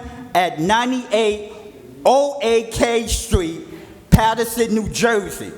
For more information, you could contact Mark Fisher at 201-310-1069. Okay, get your tickets now. Support our own. Okay, because when you get sick in that hospital, you can't call the Cowboys. You can't call the New York Giants. But guess what? We could call our very own Sioux City Sharks. Y'all with me, Paterson? Y'all with me? That's right. Okay. I'm gonna take my time today, y'all, because everybody else did. Okay? We got Old Time Gospel coming to Paterson, New Jersey, y'all. Old Time Gospel. Sunday, October 8th at 4 p.m., the White Sutton and the New Prayer Woods will be live in concert right here in Paterson, New Jersey, along with the McDonald Gospel Fest winner, Beverly Hardy, Clarence McFadden, and this concert going to be held Sunday, October 8th at 4 o'clock p.m. at 187-189 Pearl Street. That's Pearl Street, Paterson, New Jersey. Okay? Got 2 more announcements. I'm gonna get my announcement out the way because it's like this. Respect me like you respect everybody else. I hear that, Bill. Council President, please don't. You got 2 more announcements. We're waiting for it. Okay. Just keep going. Okay. 2 more announcements. Let me get my announcement. What? Elvis Dorm Outreach Music Production presents Gospel Smackdown, Friday, October 13th at 7 p.m. At 7 p.m. at Paterson Evangelistic Church, Church of God in Christ, 98 Straight Street, Paterson, New Jersey. It's going to be featuring me, Churchman, Elvis. It's going to be live in concert. So if you miss me at Eastside Park, you got a chance to come and see one of the best gospel artists ever. I will be live in concert, along with Ashley Motley of Paterson, New Jersey, and many more. For more information, you can contact me at 862-823-3895. Got 1 more. Thank you for being patient with me. Now, this is my home church, y'all. Redeemed Fellowship Center presents 3rd Annual Women's Conference. This is going to be the biggest women's conference Passaic County ever seen. And I'm inviting everybody to come out. This is Friday, October 27th, 7 p.m. Saturday, October 28th, 11 a.m. Saturday night, October 28th, 7 p.m. Sunday, October 29th, 12 p.m. and Sunday evening, October 29th at 4 p.m. And this is going to be held at Redeemed Fellowship Center, 292 North 8th Street, Prospect Park, New Jersey, where the pastor is Pastor Overseer Brenda Davis Gilbert. For more information, you could contact Reverend Linda McNeil, my godmother, the best godmother in the world. You could call her at 862-462-9050. I believe that's the number. 973-462-9050. And you could contact her, or you could contact my pastor. Just give me a minute. Be patient with me, just like you was patient with everybody else. What happened? Somebody say something. We're waiting for the phone number, Mr. Churchburg. 862-336-2648. Pastor Brenda Davis Gilbert. 862-336-2548. Okay, you can Excellent. contact her. And hey, I'm gonna take my time like everybody else. Now you got two more announcements. We allow you I am to. somebody in this city like you is. God bless you and good night. Good night, Mr. Church I Boy. like that pink suit. Next speaker, Madam Clerk. The next speaker is Miss Rosemary Labandera. Rosemary. Please state your name and address for the record. Hello. Good evening. My name is Rosemary Lababera. I live at 104 North Main Street, Paterson. The reason why I'm here today is on last Thursday, I called the Paterson Police Department because someone was parked in front of my home and I was not able to park. When the police arrived, the person had already left, and I subsequently parked in front of my home. When I went outside and I saw the police, I explained to the police officer that the person left. He indicated to me that that's good that you're here because I was about to give you a ticket. I asked why. He said because you were parked illegally. I said, how am I parked illegally? I've been living here for 20 years and I'm parked in front of my own home. According to the police officer, Paterson has a state ordinance that you're not allowed to park in front of your own property. But from what I understand from the New Jersey State ordinance, 39.4-138, if you own the property, which I do, and you own the vehicle, which I do, you can park in front of your home. And also, if someone else resides in the house and I give them permission, they can park there as well, as long as I give them permission to do so. I also observed the police officer to make sure that he was going to give the ticket to the other homes that had cars parked in the driveway. I watched him. He said, oh, most definitely, I'm going to give them a ticket. I have to research it. I went back out. Neither of those cars had tickets on them. I had to move my car, which couldn't fit in my driveway because I had to get a new car because I have 3 disabled individuals living in this house besides myself. And I was not able to fit in my car, so I had to park it across the street. Then my husband did research and found this ordinance, and I'm like, wait a minute here. He didn't help me pay my taxes. He didn't help me pay off my house, and I did all this while I was disabled. So I'm going to park my car where I'm going to park my car, where it is legal according to the New Jersey state law. I haven't been able to work because I had a stroke. I had knee surgery, I had back surgery, but I managed to do what I had to do to pay for my house. So I wouldn't have this expense when I know I couldn't work. And I don't understand why I have to move my car when nobody else had to move their car, and why this person made me feel as though I was imposing just because I call. I'm going to call if somebody's parking in my parking lot, in my parking spot, and I can't park. Because I'm sorry. I just want to have one more statement. Sure, please. The ordinance states that you can park, it was very specific, you can park in front of your driveway. It did not say you can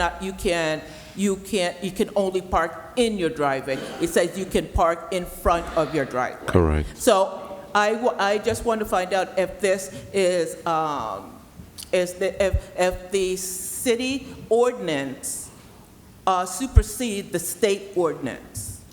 From a legal point of view. Can you repeat Because I'm not a lawyer. but Can I'm you only repeat going- the status number that you just Sure, quote? 1 second. Let me just pull it up again. I apologize.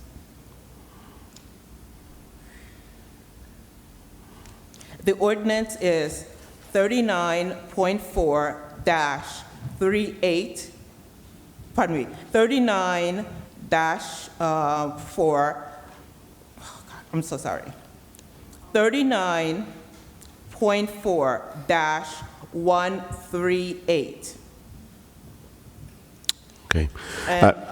Ms. Rosemary, I appreciate it. Can you do me a favor, Ms. Rosemary? Can you give your cell phone number to the clerk, to Madam Clerk? Madam BA, can we pay special attention to this case? But I need to know the police officer that attend this call for services as well. I don't know his name. No, that's okay. Oh, okay. We will find a way. We have the way to find who was the person that attended that call for service. Okay. Please leave your cell phone number because we want to get back to you, and I will personally get back to you. Okay, Thank you. Next speaker, Madam Clerk. Mr. Floyd Stevens?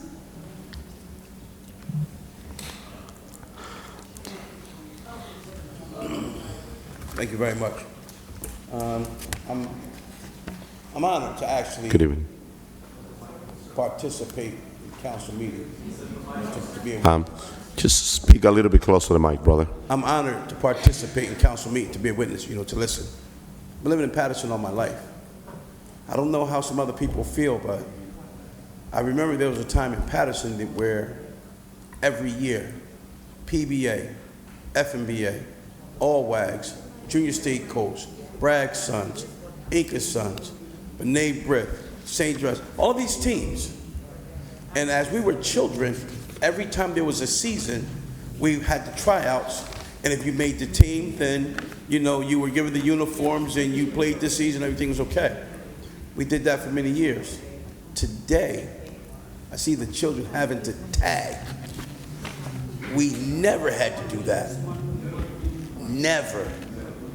And so when I hear someone speak about issues that concern my community and there's no support, I'm wondering how should they have that right to vote on what can or cannot be beneficial for my community. I understand law enforcement. If you ask me, for every officer, every firefighter that puts his life on the line, I don't think he should pay no taxes. I think he should live for free. I think by putting his life on the line, we don't have enough money for him. Personally, I would like to also see those same good officers, when there's a bad officer, I like to see them go arrest their partner. Definitely. Don't make this thing one-sided.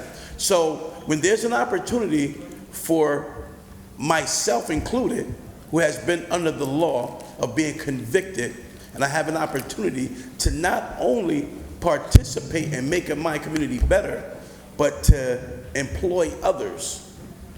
I don't think those who have not lived in my community be allowed to vote on that.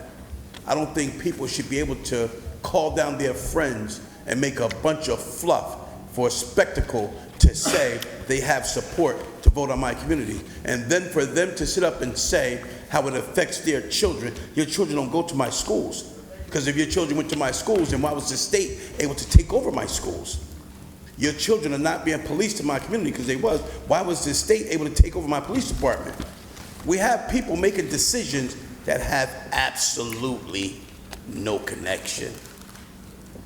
And I think for those same officers, for those same firemen, for those same children, I think we're allowed to have a business that we can support our community with, that those people should be included instead of a 2% or a very minor cut of a multi-billion-dollar industry. I don't know how you guys see this thing, but if the state approved, I don't know what you guys are beefing about. Because the same thing that you're telling me what scares you, you don't live where I live. Your kid don't face what my kid face. You don't go to the schools that my kids go to. So why are you able to sit back from a distance and say what can and cannot be done for my kids? See, because these are the same people that when those same laws came out that said you had to go to prison because you were selling drugs within 1,000 feet of a school. I'm not commending selling drugs, but what I am saying is that where I grew up at, man, we all walked to school. In the other communities, they were bused to school. So therefore, they would not subject to that same penalty. And I watched the country, private investors, make billions of dollars off the prison boom, off of my kids, off of my community. And again, here we are with a chance for our community to do something for our community, and we're being hampered. I don't know your mindset. I don't know your personal beliefs. It's actually none of my business. I don't think you should even be in question. But if I'm given an opportunity to give back, rest assured those officers will never pay taxes. Rest assured those firefighters never pay taxes. Rest assured there'll be no kids tagging. Rest assured whatever's needed in our school, all of this can be created from our own surplus. Why won't you allow us to take care of ourselves? Because if we wait for you to do it, it never happens, man. Hasn't happened. I've been here all my life. You guys haven't done it yet. Why not give us the opportunity to do for ourselves? You guys have a nice day, man. Next speaker, Madam Clerk. Thank you. Dr. Jonathan Hodges.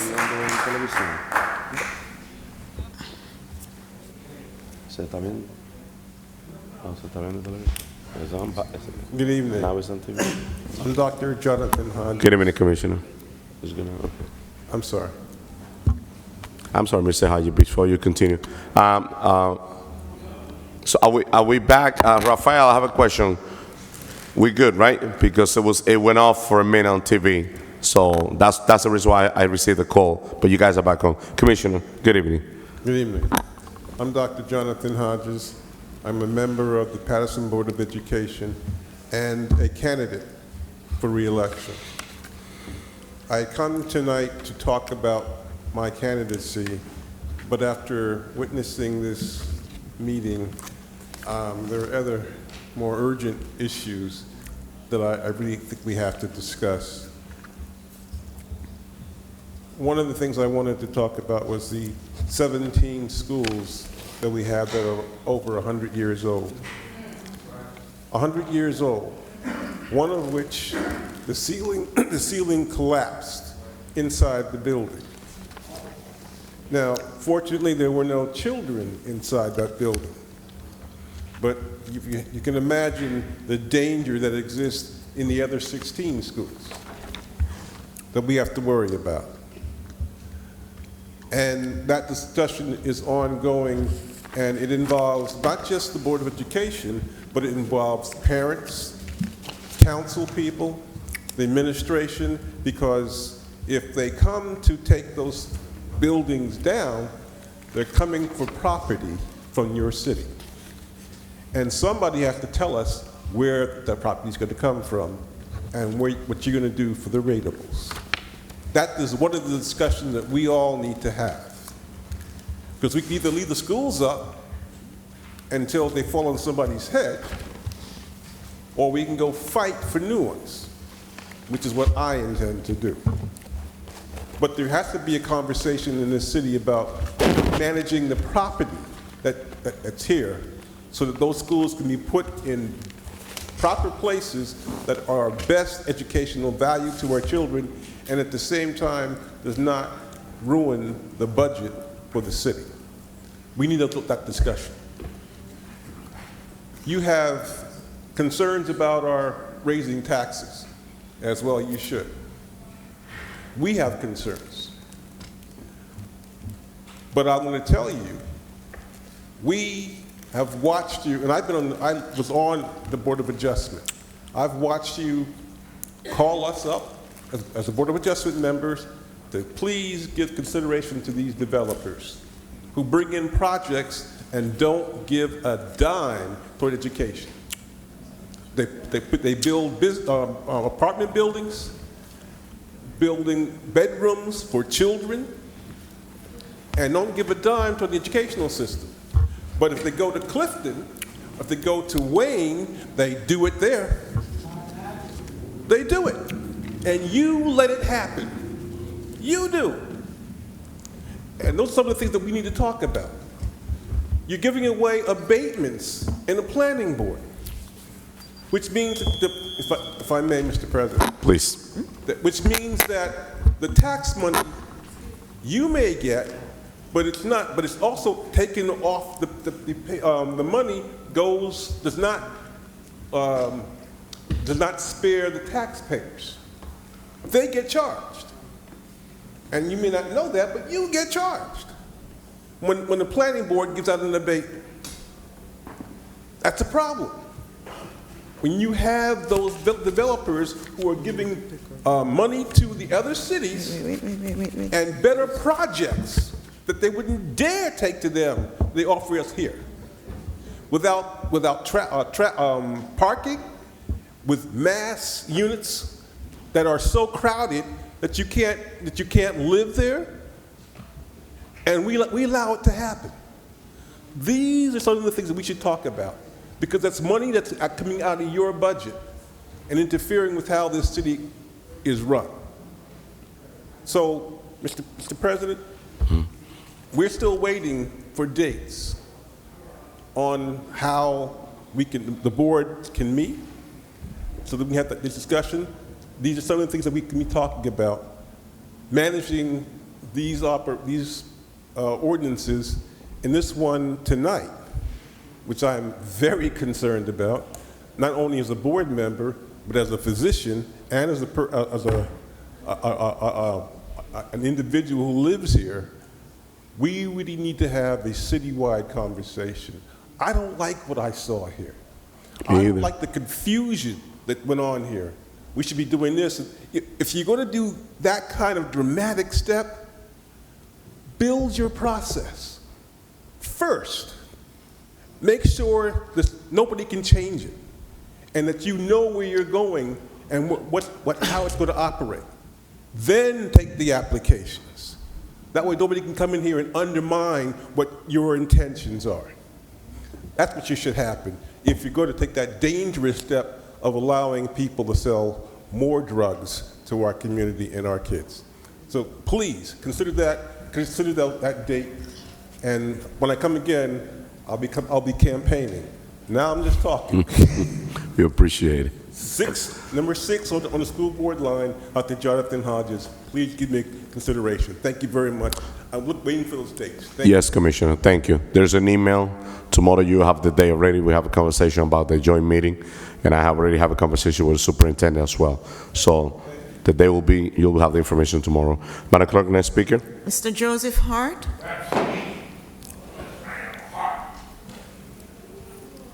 My name is Joseph Hart. This is my 4th time here this year, and I was born here in 1961, St. Joseph Hospital, August the 24th.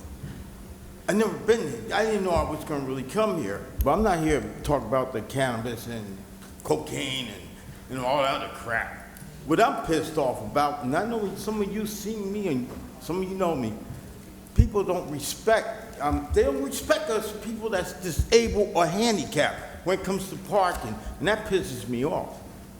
And the red light and all that, they go right through it. So, and the other thing, okay, you know, people are parked right in front of the fire hydrants. Even where I live at, on 49 Prince Street, they don't give a damn. We got tickets when we did that. And you know the officer that used to be downtown. But we respected that yellow line. So I'm glad they doing the streets. That's one thing I like to see done. But then all these stores, all the smoke shops, yeah, that pissed me off too. They have their customers taking up the buses where people supposed to get off at and go in. They don't care. But I just like, what the hell? Especially by McDonald's, man. I take transit buses every day because I got to go to different doctors. When they got to make that turn on Ellison Street by that Giovanni's Pizzeria, they got right up on the sidewalk. And one day, one bus is gonna crash into something, you know? I know it's not enough, let's say, patrol officers out there, but some people feel like if you see a policeman or a sheriff's department, you know, they should just give them a ticket anyway. Me, I'm like, hey, if they give them a ticket, especially if they park by a fire hydrant, and they know damn well, even yesterday, there was like 4 fire trucks by the YMCA. And you know, it's like they don't care. And then all these cats with the little mini bikes and all that speeding around. Paterson is not a drag race. Well, to some people, they don't care. But to me, you're gonna stop when that light turns you red. I make them stop. They wanna hit me? Go ahead. I'm quite sure I'm on camera. I don't care. It's other things that I got other issues. I lost my job at 29 years of that COVID crap. They promised us we was gonna come back, and they didn't call us back because they didn't want us back. So, you know, I'm trying to deal with that, you know? So, that's all I got to say, you know? Whatever you guys do, you know, I know it's hard and whatnot, but I tell you, the best mayor back in the days was Graves. You know why? I would sit out in my car on 12th Avenue or something, drink my beer, and he's like 12 o'clock, riding down. He'll go in the hoods the other mayors won't do. I've seen that. So that's the kind of mayor we need. Thank you. God bless y'all. Y'all have a good night. Be safe. Thank you. Next speaker, Madam Clerk. Next speaker, Mr. Sebastian Mejia.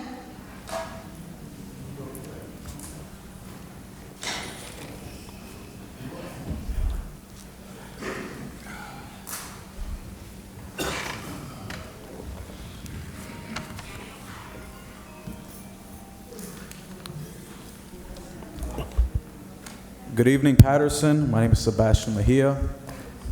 I'm a candidate for the 5th Ward Council seat here in the city of Paterson. As many of you know, that when we have severe rain, many areas in our community are faced with flooding.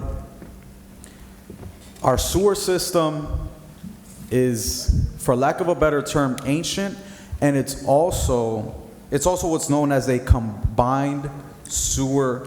It's a CSO. So you have our sewer water and our rainwater. So when we get large amounts of rain in short amount of time, it gets flooded. And this creates a toxic mixture which then flows through our streets like rivers, and it also affects our homeowners by flooding their basements, and it affects our day-to-day residents by flooding their cars. People save up for years, for months and months and months to try to buy a new vehicle, to invest in a home, all for it to get washed away by Mother Nature. Obviously and clearly, no governing body has the authority to govern Mother Nature. But what we can do as a community are several things. One of them, as homeowners and as residents of the city of Paterson, I would encourage you to make a phone call to the Department of Environmental Protection of the state of New Jersey and report to them the environmental incidences that you are facing when we have these large amounts of rain in short amount of time. So please call them at 877-927-6337. We also have to keep in mind that with the excessive and aggressive overdevelopment that is occurring in this city, we are further putting more and more of a burden on our sewer system. When we have all these developments, all these luxury condos, okay, you're not keeping in mind all of those toilets, all of those sinks, all of that pressure that's going into our sewer systems beneath us, not to talk about our overburdened classroom sizes in our Paterson public schools. Nobody's thinking about that. We're not thinking about the effects. When you see a river of sewage going down Market Street because we didn't think about oh, let's put up this luxury condo with all these apartments in it. We didn't think about the effect that that would have on our sewer system. You're going to remember this conversation. In the meantime, once again, call 877-927-6337. My name is Sebastian Mejia. Have a good evening. I'm a candidate for your 5th Ward Council seat in the city of Paterson.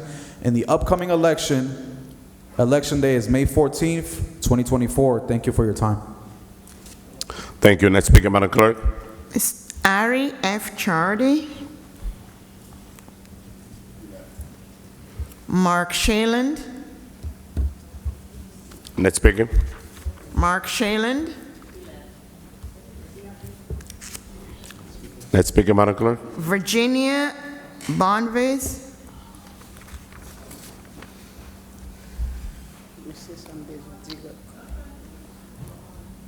Good evening, everybody. My name is Virginie Dorville. I've been living in Paterson for like 15 years, but they always say it's not a good city. But I'm always screwed up around and see. But now I realize I should have to leave long time ago. Reason why? First, the police officer, some of them, they are not fair. Secondly, we have the word of that man. What is your name, Khalid? The second word. I would like to know, as I'm a healthcare worker, because I know what is meant to be a handicap. They have long-term care handicap, they have short-term care handicap. You can be handicapped for this week because you got an accident, you got surgery, everything. But I've been living there, I don't understand why he have more than 300 handicap parking in this spot. So people like me who come from work at night, I could not find a spot to park. When you see those young men, when you just go, I do my own investigation, and I can see all those young men just come from whatever they come from, Uber, Cliff, Lyft, whatever they come from, and they got all those park. They park there, and you cannot park there. Like yesterday, an incident happened to my car. So this morning, I'm supposed to be at work at now. So I'm here, these people stay for nobody assist them where I'm supposed to be. Because I have to be there to explain what happened, where they get it. So if there is a way to get it, how much it costs, I will pay that money to get that spot too. So when I come from to work, I will be able to park easily and freely.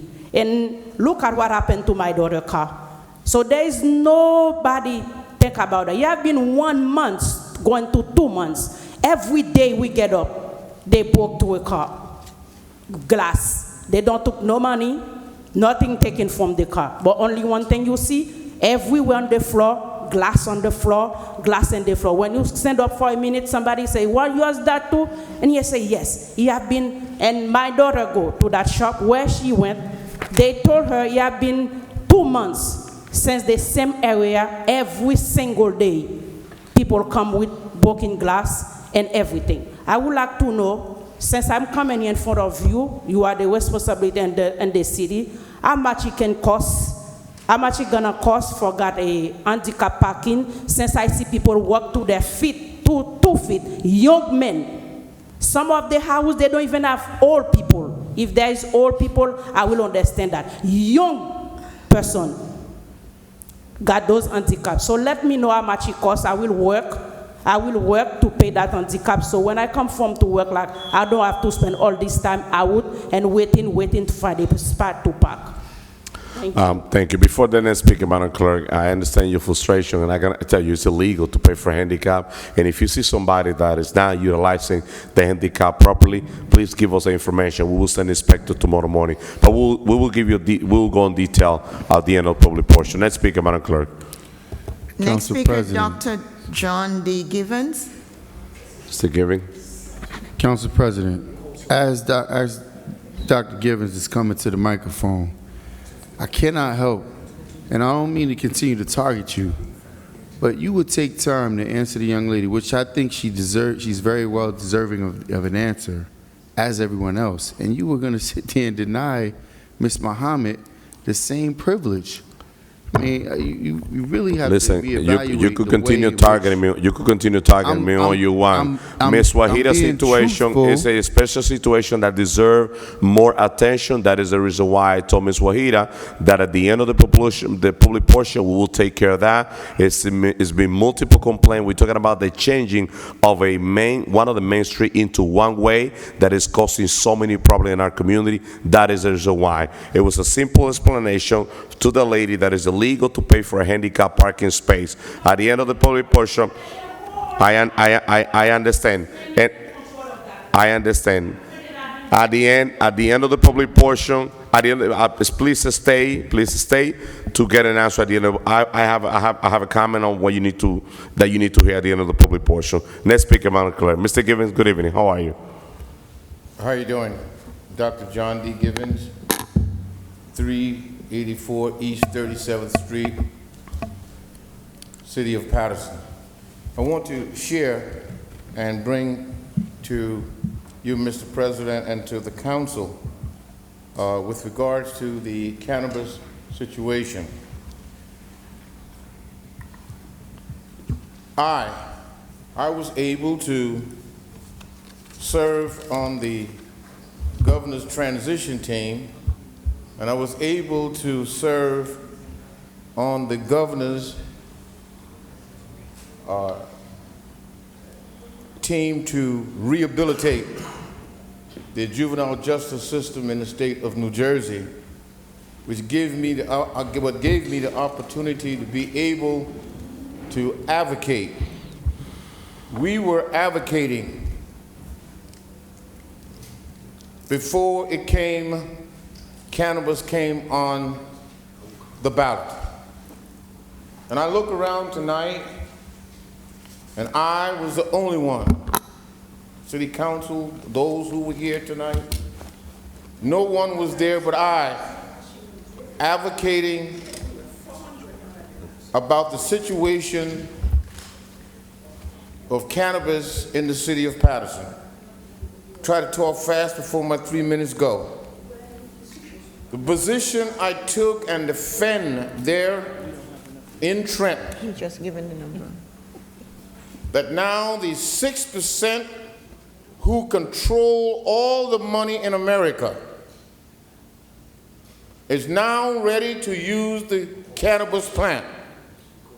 Before, they did not want, and they hired a law firm because the power structure of America, they were into oil, cotton, soybeans, and plastic. So they hired a law firm to demonize, excuse me, please. Members of the public, please. Let's respect the They public hired portion. a law firm to demonize cannabis, the cannabis plant, because the power structure of America was not ready to use the cannabis plant. Now we are into solar system. This is my argument in Trenton.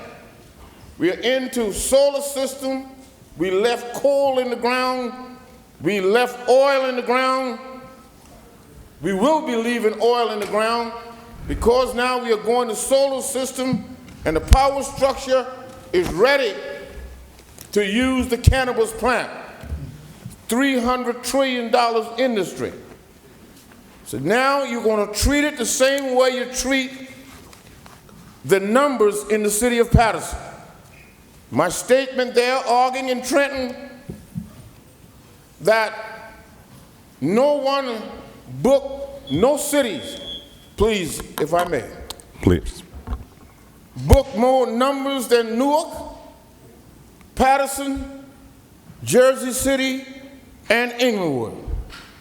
And then we put it on the referendum for taking $180 million out of the economy from the numbers, and you would aid the school system. Said, and that was a lie. Our Governor Christie took $280 million out of my school district. and the money from the number system did not come. Now you're ready to use cannabis, because cannabis plant has 32 medical plant in it, and they're using the stick to make the uniform for prisoners. That's how valuable the plant is. My argument there that I said the train is on the track.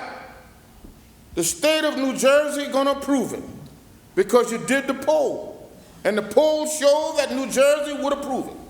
They put it on a referendum, it was approved. It is legal, and they are ready to use that cannabis plant that was made by God, and you can find it in the Old Testament, there, the cannabis plant. Now they got to undemonize it. I said, now we want 3 to 5% of the cultivators, as well as the dispensaries, the distributors, to come to the faith-based community, that where we will have funds to educate our children from the 1st grade to the 12th grade about drugs. And I said that, I said, now listen, our last 5 presidents did not address war on drugs. Satan and drugs and gangs and the underground world will be here until Jesus comes. The state have approved the cannabis plant. We need, don't give the money to the faith-based community. We will establish a accountable organization for the funds, working with the Board of Education to educate our children about drugs, because drugs and Satan is not going nowhere. It's going to be here. Please wrap it up, Mr. Giving. Yes. Please. And tonight, I'm more speaking. And tonight, that money, that Paterson is $81 million in a deficit. There is more drugs. Only thing that this council did tonight was to uplift the underground community, because drugs is not going nowhere. Thank you, It's Mr. going to be here, and I would ask you, Council President, and to the rest of the council, please put it back on the agenda. Don't be angry with the mayor. And the prize is real, is here to get that job done. Thank you. My argument tonight, my home, said the same thing. I missed one point, that the minority would not be able to get into that $300 tree industry. And your guys have approved that tonight, have denied us the right to do that. Thank you very much. Thank you. Please put it back on the agenda. Thank you. Next speaker, Madam Clerk. Heather Kaiser. Mr. Kaiser. Next speaker. Stephen Chin. No. Next speaker. Diab Mustafa. Next speaker. Left. Mohammed Rashid. Left. Next speaker. Ernest Mack. Next. Betty Mack. No. Do you see her, Madam Clerk? It's Mr. Mack.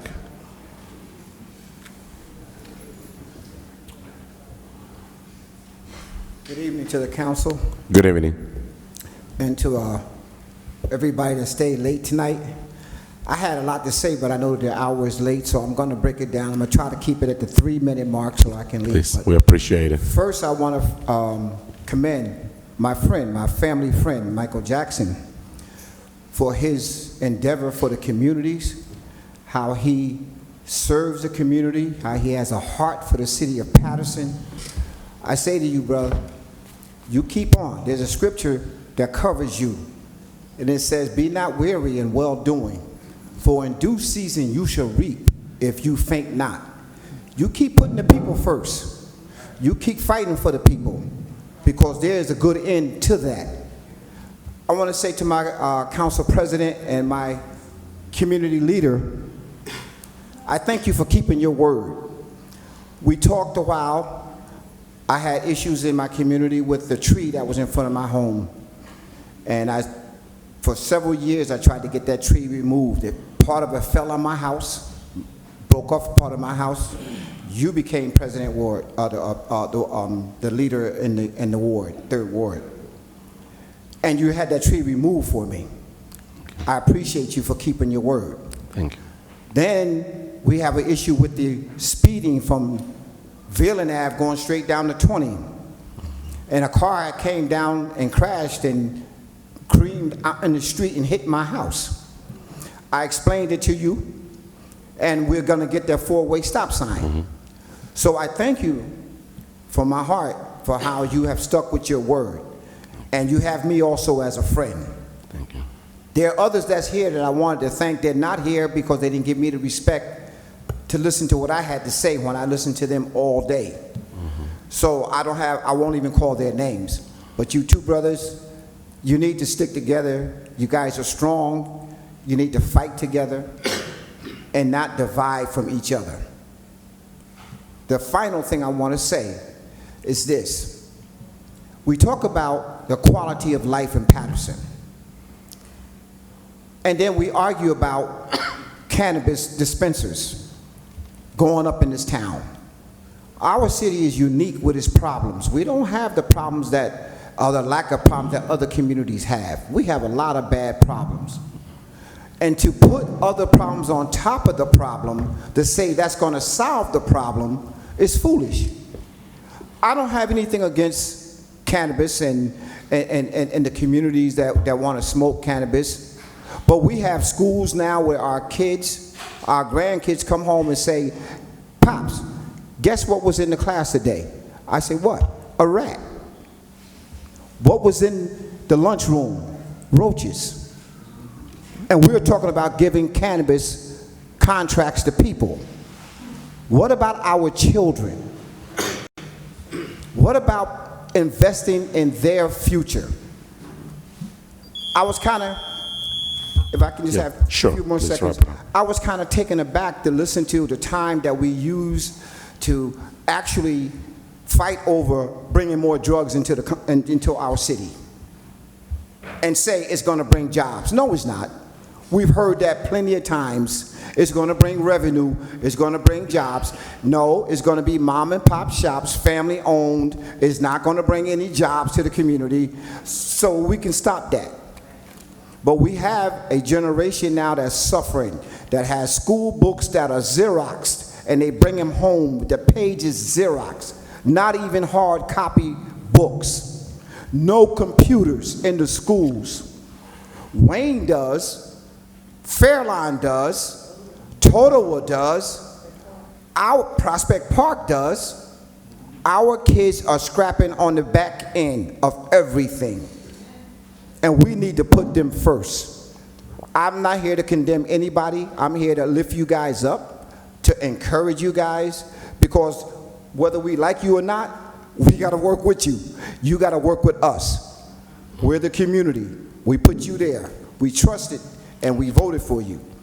I just need you to look at this in a different way and put our children first. God bless y'all. Have a good evening. Thank you. Appreciate it. Next speaker, Madam Clerk. I'm Betty Mack. It's Betty It's Mack. Betty.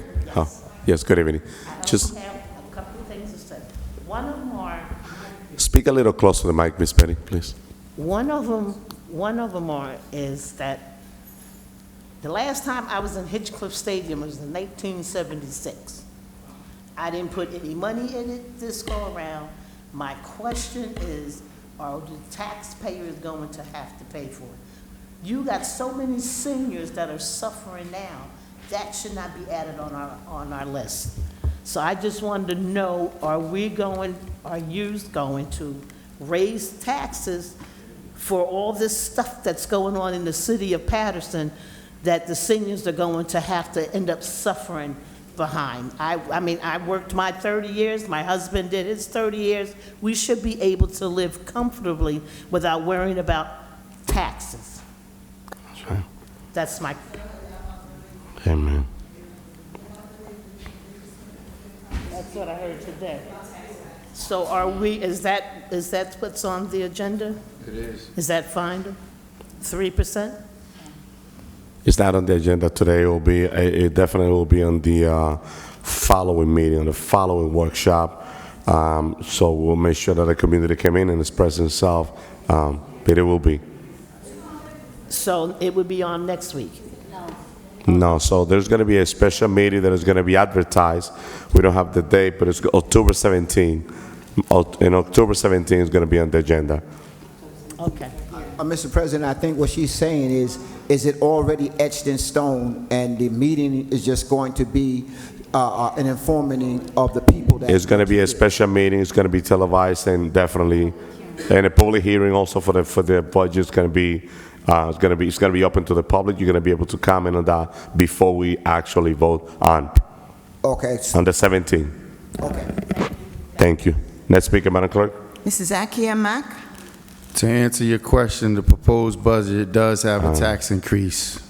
Yes, the proposed budget does have a tax increase. You mentioned that. Next speaker, Madam Clerk. Zakia Mack? Hi, Ms. Zakia. Good evening.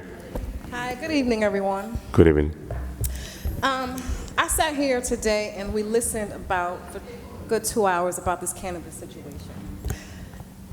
We all know marijuana is legalized here. Do we need so many dispensaries? No. Do we need to keep having a meeting about it? No. But the things that we do need to have meetings about, I don't hear anyone talking about it. I don't hear anyone talking about the murders that's happening in the city. I don't hear anyone talking about how it took another police officer from another state to come in to clean up Broadway, which we already had, I don't know how many chiefs of police here in the city of Paterson that couldn't even do it. So my question is where are these people coming from? We know they're not coming from Paterson. We know that. Because if they came from Paterson, they would know how to deal with the people in Paterson. Now, we're always in the middle of some kind of disagreement between the mayor, you guys. We all know the mayor does not care. We know this. He doesn't come to the meetings purposely because he does not want to hear the gripes that's coming from the black and brown community. He'll listen to anybody else, but he won't listen to what's going on in our community. There's no reason why we got ceilings collapsing in schools. There's no reason why, like my dad said, Xerox copies for schoolwork. They come home from school, how am I supposed to help them on something that they done copied off the copy machine? Nothing. Right. There's no books, there's nothing in. So where is our priorities? Is it this cannabis situation or is it our community? Are we gonna take care of our kids? Or we just wanna sit here and make money off, well, you're not even making money off of anything, so that's not even a question. You have all of these developers that came in here, nobody pays nothing, but yet it's on a table to discuss for taxes to go up, where you got $22, $23, almost $3,000 in rent for a building, for an apartment that still collapses when they even go get inspected. So my question is, who's doing the research on these developers? If they're your friends, your aunts, your uncles, girlfriend, best friend, girlfriend, whatever, they are benefiting off of what we should be benefiting off of. I've been in Paterson all my life. I graduated from Eastside High School. This city has never looked as worse as it is right now. It's terrible. I have 3 kids. One graduated from tech, and I got my 2 babies. I don't even want them to go outside. Because there's nothing for them to see. It's nothing. It's nothing. I'm sorry. It's nothing here for them. You spend more money on Hinchcliffe Stadium, playgrounds, fixing a tennis court, and fixing this and fixing that, but who's fixing the people? We have dead bodies that you walk in, but you don't even know that they're dead when you walk past them on Broadway. But yet we're talking about cannabis. We're talking about an opioid epidemic that's going on, but nobody talked about the heroin, nobody talked about the crack cocaine, nobody talked about none of that. Nobody talks about how they shoot up on the streets, how they have sex on the streets. Nobody's talking about that. Our kids are seeing this. Our kids are seeing this. And there's no reason why I didn't have to see it when I grew up. And if I went to Fairlawn, you're definitely not going to see it there. Next town, Elmwood Park, you're definitely not going to see it there. Because guess what? Elmwood Park police is meeting you at the border. They're not even letting you cross over there. They ran your place before you got there. They already know what you're about. And they're going to pull you over and say, hey, what you doing over here? Please wrap it up. That's all I have to say. Thank you. Guys have a good night. Thank you. Next speaker, Madam Clerk. Mohammed Zakaria, Next speaker. Murad Reha, Next speaker. Sheikh Reza Mia, Next speaker. Ahaya Khan, He left. Next speaker. Mohammed Fila, Next speaker. Oh, Mr. Mohammed's here.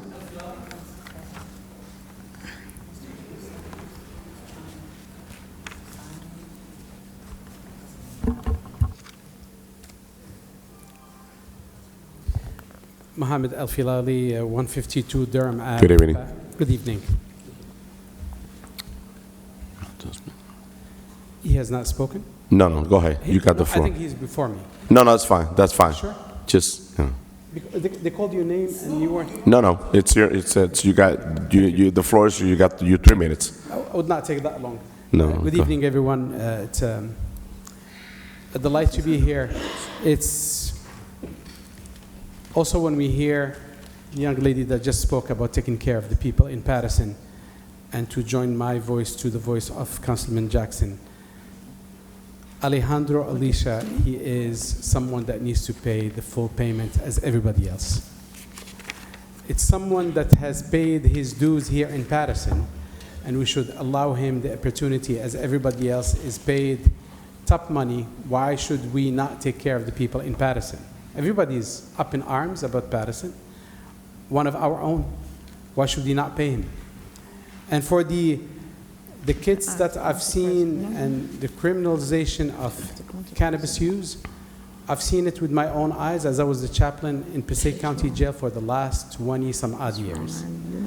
I've seen all people, and it is no thanks to the Rockefeller laws that came in from New York that was criminalizing everybody, especially a particular group of people. Yes, I am for decriminalization, but yes, we need to stand where the right movement is, not to allow more addicts to be in our cities. Thank you very much and have a pleasant evening. Thank you. Next speaker, Madam Clerk. Yes, Mr. President. Ms. Camille Black.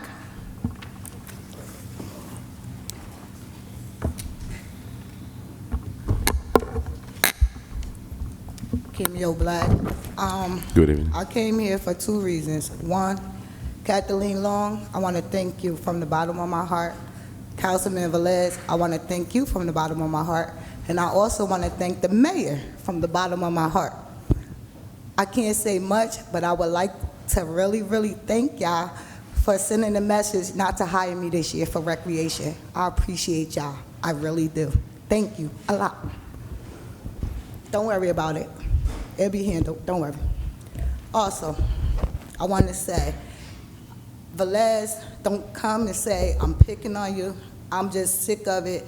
I want to know, why is it that you're the only person that's allowed to park on the sidewalk? Why you're the only person allowed to park by the fire hydrant? Why only you and your wife? Can he answer that, or he can't answer that right now?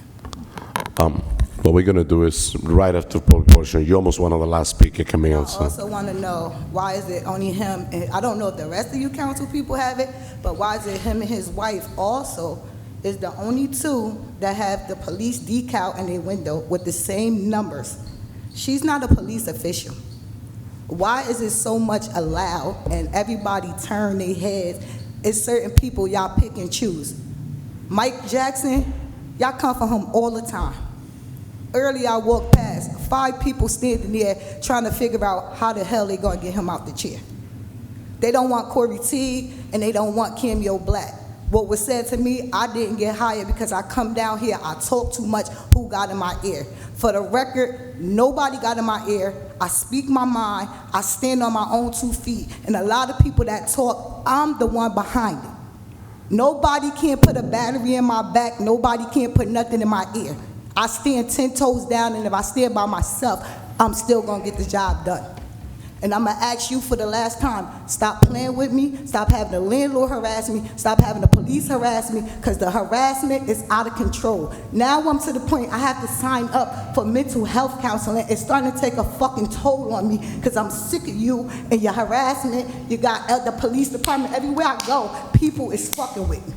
And then when I retaliate, I'm gonna be the one with zero handcuffs. So on the record, and I'm asking you in front of everybody, leave me alone, stop sending people for me. And that's it.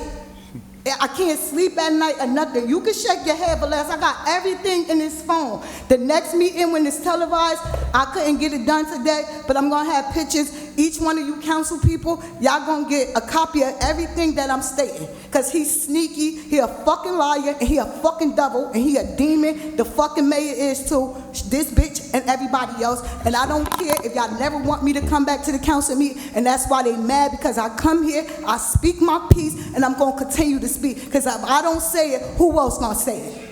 Y'all get away with too much here. And I'm gonna wrap it up, council president, but I'm gonna let you know something too. You starting to change, and I don't like it. Stick to the script. I don't know who getting in your ear, but you need to stick to the script. That other one, Uden, he got away. But I got some words for him too.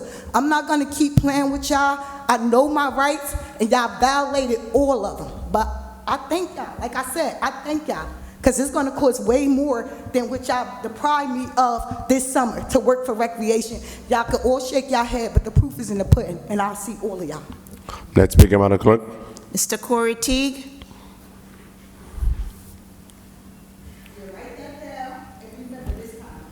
Good evening, Corey Teague, 65 Prince Street. Good evening.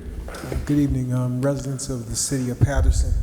There was a scene in the movie The Godfather, those of you who remember it, part 3, where the character Michael Corleone was in the kitchen after an attempted hit, and he said, just when I thought I was out, they pulled me back in.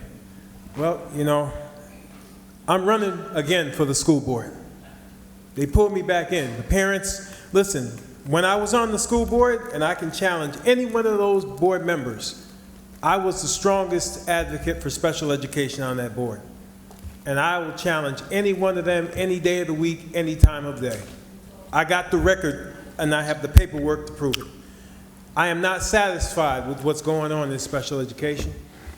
I am not satisfied with what's going on with our transportation.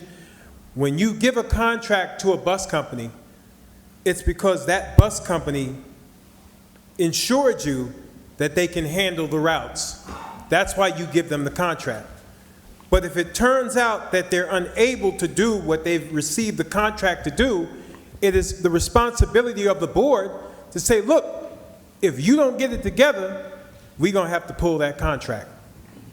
But if you're in bed with everybody, no matter how bad things are, you'll continue to overlook it because you have personal deals going on. So they don't want a person like me up there who will call attention to those things. There are certain individuals on the board now that's saying, oh, we don't want him back because he talked too much. Oh yeah, I heard it all. We don't want him because he says too much or he speaks too much. He informs the community too much. You're absolutely right, I do, and I'll continue to do that. Because the public needs to understand and they need to know what these folks are doing. Who they elect in these seats, they need to understand. And let me tell you, I'm running for a seat on the board. Not my seat, but a seat. We got to understand that these seats do not belong to us. They belong to the people, to the electorate. That's who they belong to. So it's up to you, to the residents and the registered voters of the city of Paterson. Tuesday, November 7th is the Board of Education. Well, it's a general election, but it is also the Board of Education election. I am 2D on the ballot. When you receive your ballot, I am 2D. It is up to you as to what you want to do. If you choose to bring me back, come January 2024, I will be back there doing what I've always done, and that's advocate for you. But again, this is completely up to you. It's not up to me at this point. You've seen my work, you've seen what I've done, you continue to reach out to me, but the only way it's gonna get done is by you either going to the polls or voting early 2D, Corey Lewis Teague, the advocate and the fighter. That's who I am. That's who I'll always be. And when I leave this world, that's what I'm going to be known as. An advocate for our children, and especially special needs children like my son, CJ. Thank you. Thank you, Mr. T. Our next speaker, Madam Clerk. Next speaker, Ms. Chanel Fields.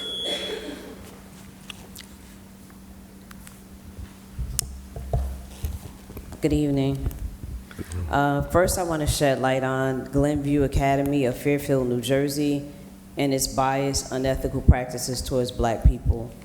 As an African-American, nonverbal autistic child, was abused in this school. Still, as of today, September 12th, no explanation has been provided to the parents. Instead, the child was released from being able to attend as a student any longer. He has been a student there for 8 years and has presented as an exemplary student that has never demonstrated any behavior issues. I want to add again, he's autistic, he's nonverbal, so he's not a problem at all. The date of incident was on July 27th. He came home with bruising on his chest and his side. He was kicked out of the school because the school felt the mother now has trust issues. I want to point out that the mom serves this community well and has served this community for over 20 years.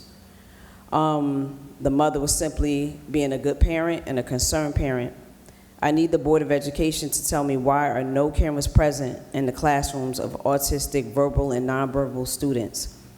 We need answers. The Paterson Board of Education has been silent since June 27th and only recently responded once on August 7th, stating trust issues are the reason for not allowing an exemplary child to return. This is not fair, and what message does it send to the parents and the child who now cries when his mother pulls up to a school? This should not be the case, and I realize this is the City Council, but I'm taking the liberty of putting it on public record so that we carefully consider where we allow our children with special autistic needs to attend school. And it matters to me because I have 2 children, one with Asperger's and one that's savant, so this is very dear to me. And I'm amazed, I'll go a little further on tonight, I'm amazed at how different ethnicities get coddled when they express their out of turn outrage, and the Black community gets treated like animals. Doors have been locked on us, police have been called on us, we have been pepper sprayed when we get outraged over loved ones getting shot by police and going missing. Yet, other ethnicities get outraged by cannabis and are easily understood. But the Black community sees an exaggerated police presence all the time. But here we see Velez and Udin getting out of their seat to be gracious to other ethnicities who get upset. But this same Velez looks to remove us whenever the Black community gets upset. We have to have equality for all ethnicities. We have an influx of smoke shops, liquor stores, and what has it done to our city? To try to make us believe that 5 dispensaries versus 10 will have no impact on the residents is a lie.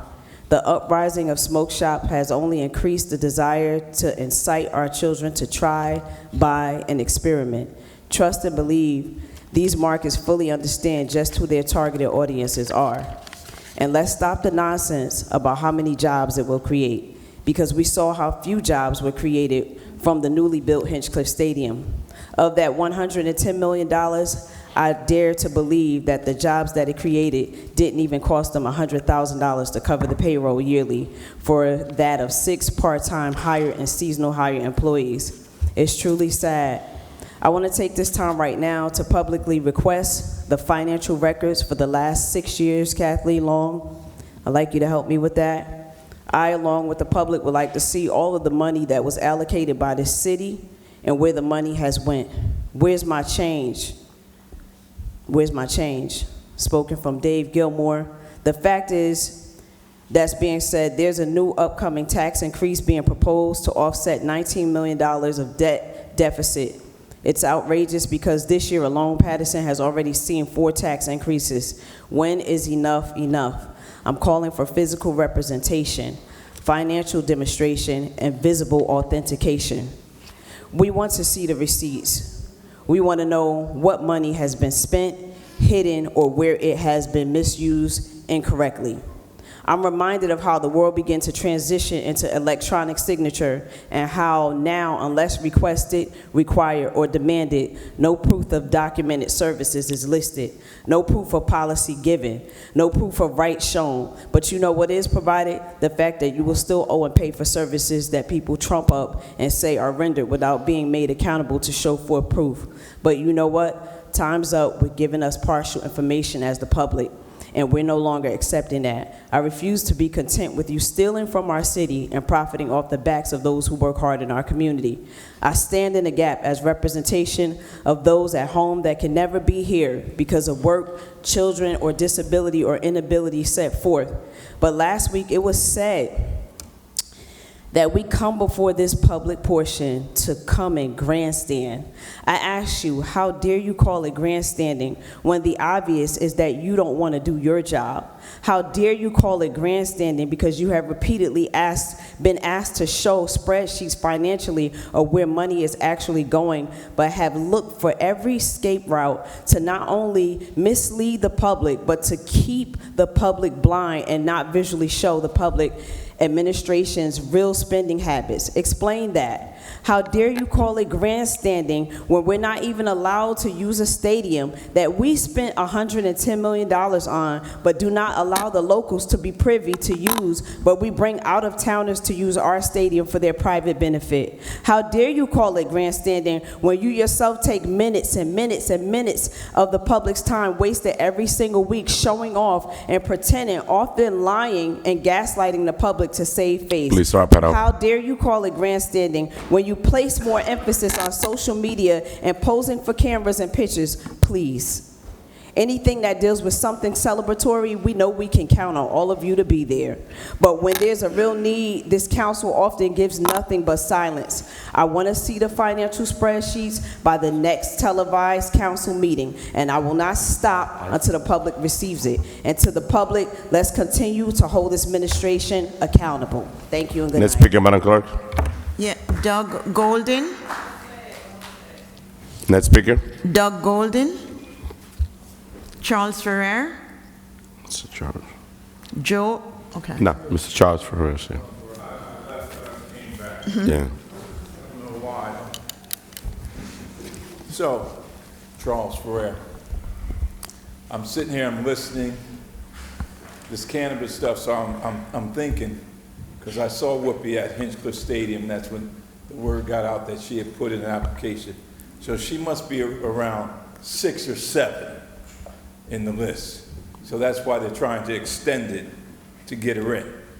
My question is this: before the council makes any decisions on any of those applications, I hope that they were all time-stamped, and you need to see all applications so that you know that things are being done decent and in order. Because unfortunately, that's not stuff that's done here, okay? So, I'm listening to people, and people are getting excited about the $2 million that we can get from this.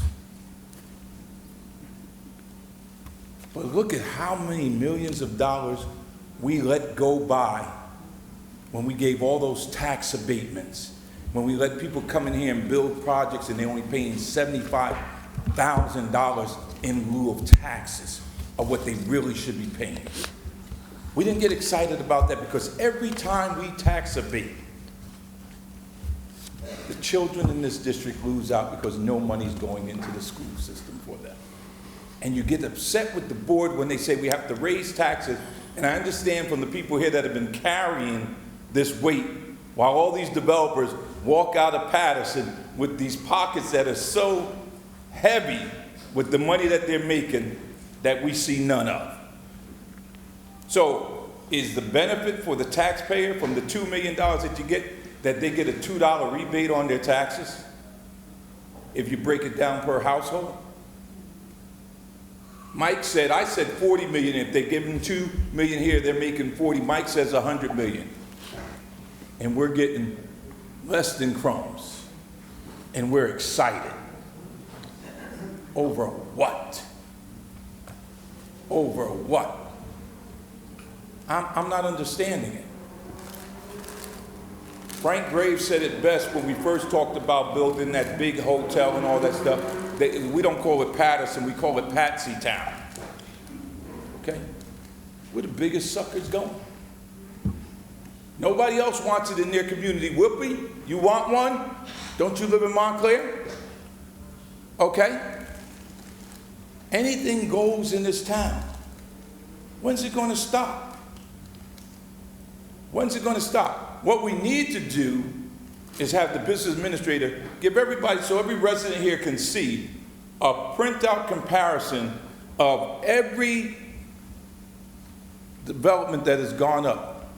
Show us what their tax abatement is, and show us what they should be paying.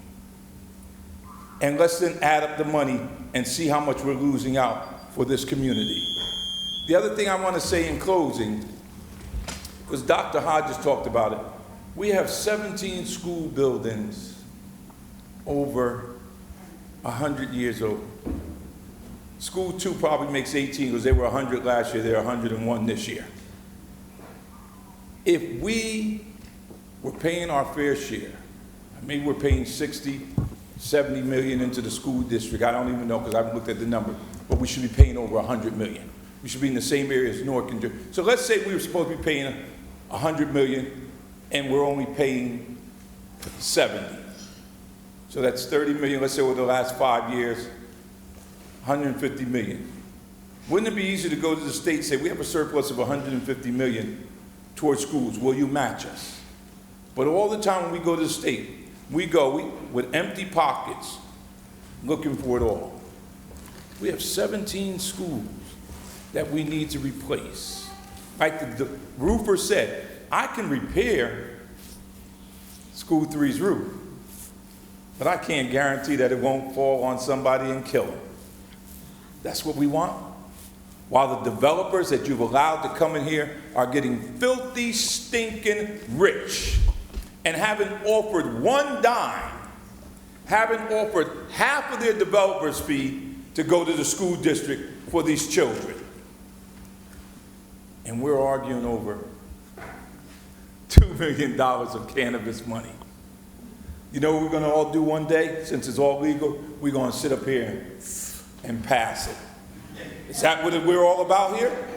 Is that what we're all about here? Because everybody in this room knows that none of it has ever been good for you. But that's the best business we can bring into this town. I'm sorry. You're making big mistakes. Not one should come here when I see people like this on the streets, laying on churches and stuff. And we're okay with this, and we want more. Oh, and by the way, vaping is all in the elementary schools already. Already.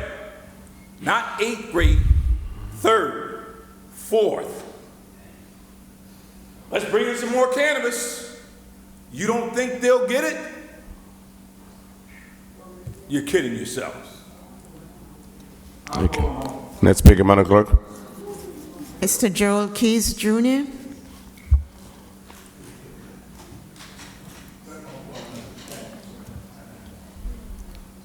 You must get imitate Denzel easily, right? His voice sound like it. Joe Keys, Paterson. Good evening, bro. All right. You know what time it is. It's time to bring democracy to Paterson.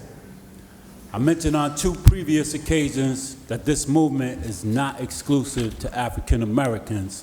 However, I would be remiss if I didn't emphasize that there's an urgency for African Americans to get involved with this movement, because it is an undeniable fact that we have continuously been the victims of various types of discrimination throughout our history here in this country, and more specifically here in the city of Paterson. And there's no more effective way to combat that type of mistreatment and disrespect than for us to replicate what our ancestors have done historically, and that is to organize and mobilize. There's no mystery to that being a viable solution for us when we review the history of social movements in this country and we enumerate the long list of legendary African-American champions of liberation, such as the Honorable Marcus Mosiah Garvey and the Universal Negro Improvement Association, the Honorable Elijah Muhammad, the Honorable Minister Louis Farrakhan and the Nation of Islam, El Hajj Malik, El Shabazz, Ahmad Wali, Malcolm X, and the Organization of Afro-American Unity, Dr. Martin Luther King Jr. and the Southern Christian Leadership Conference, Dr. Huey P. Newton, Chairman Bobby Seale, Chairman Fred Hampton, Stokely Carmichael, a.k.a.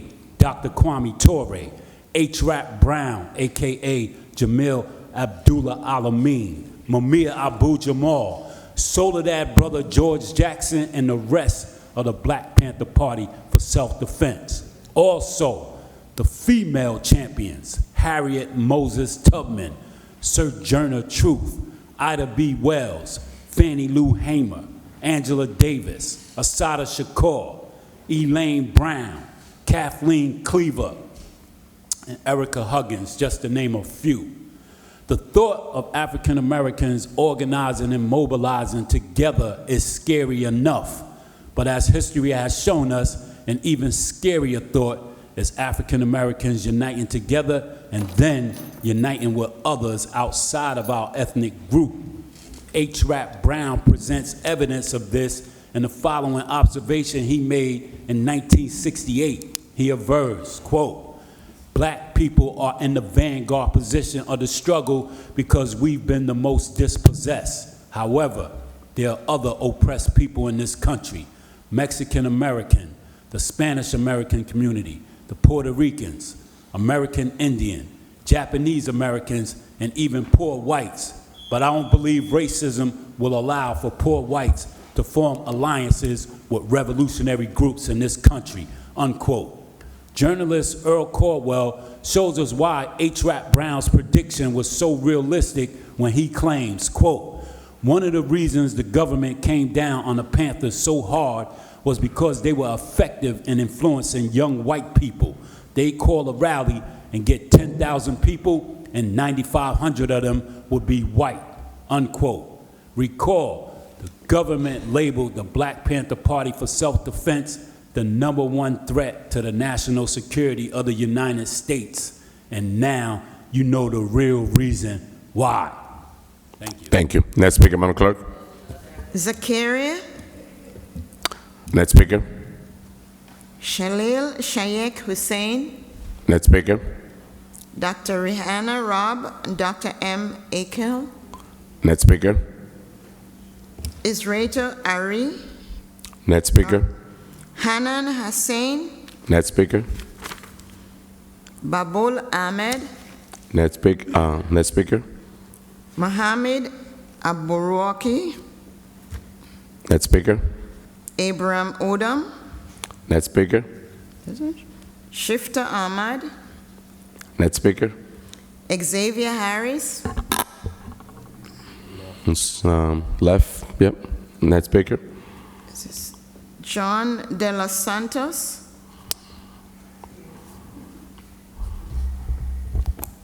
Good evening, City Council members. Good evening. This is the 5th time I'm here regarding cannabis. I ended in my application May 8th. Not a partial application, not a half application, complete application with a $30,000 payment. It's in May. It's September.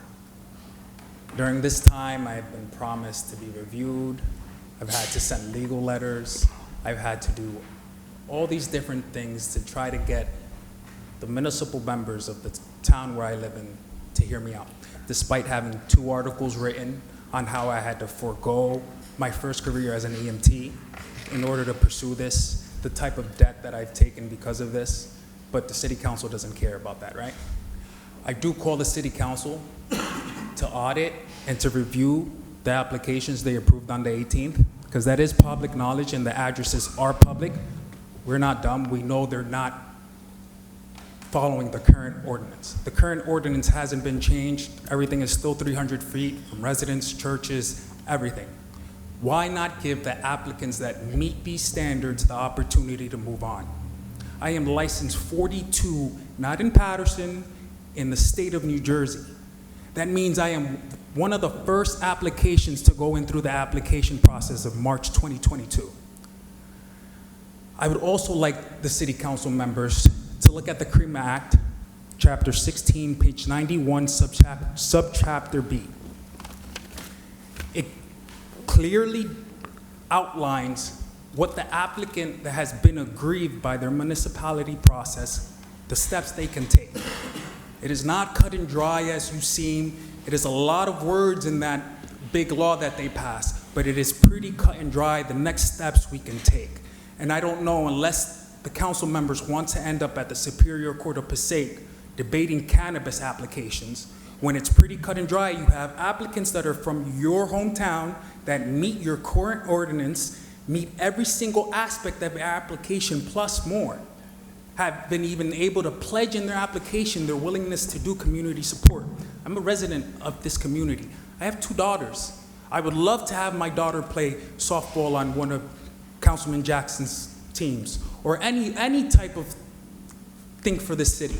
But how is that possible when the actual residents, not Whoopi Goldberg or whoever it is that's outside from this city, that has not lived in this city and suffered as every single resident has, why are they being allowed to come in here?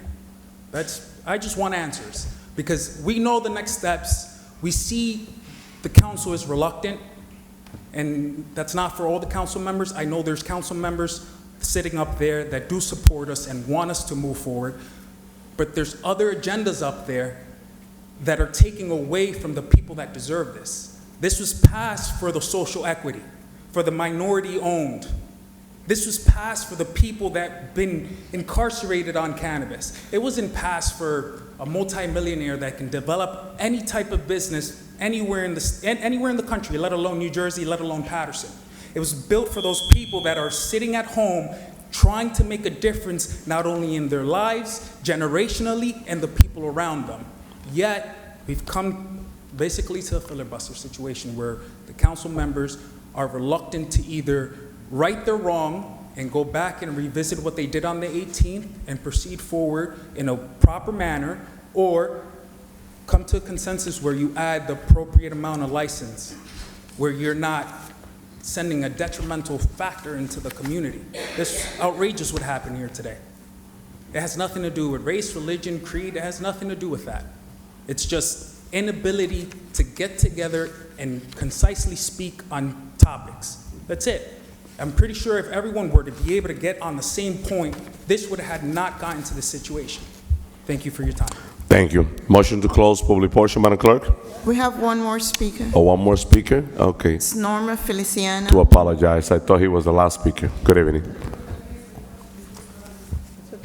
Good evening. Good evening. As I sit here, I am saddened, frustrated, and angered. I hear the community coming here, placing outcries, just about begging the council members to do something about the situation here in the city. I've been in this city for over 65 years. I've been watching this city council since the 1960s. And this is the worst administration that I have ever encountered. The absolute worst. This city has been completely destroyed. And you sit here, even tonight, with apathy. All I see is apathetic faces looking back at the community. I've been a nurse for over 45 years, and I always pride myself in the work that I do. And I want to be part of the solution, not part of the problem. Now, Ms. Long, I'm going to ask you, do you feel that you are good business administrator?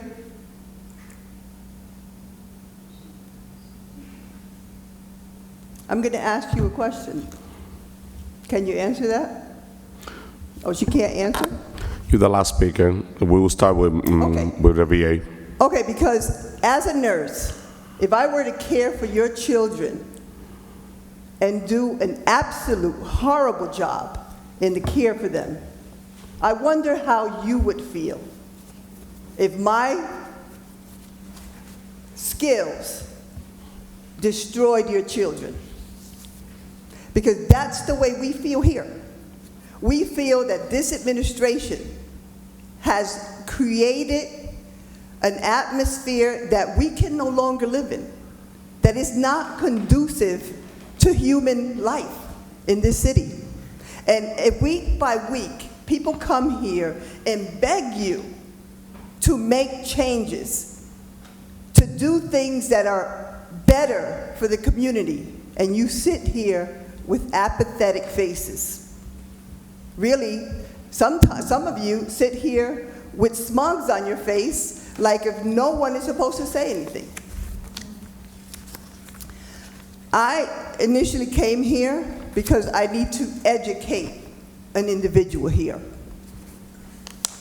But I can't stand by and just watch this. People are crying out, and no one's saying anything. No one's doing anything. This administration, you know, we're paying more taxes, okay? My taxes are increasing again. I don't know how many of you are homeowners and if you care, but you're increasing our taxes again.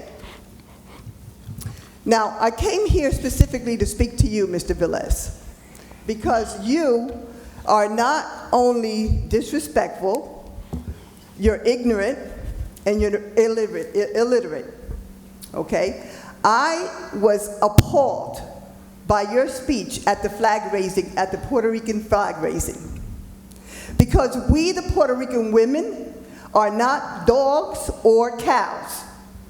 So we don't have tetas, okay? We don't feed our children from our titties. We feed our children from our breasts. That's what we do, okay? And that's what you said. And I was very, very offended by that.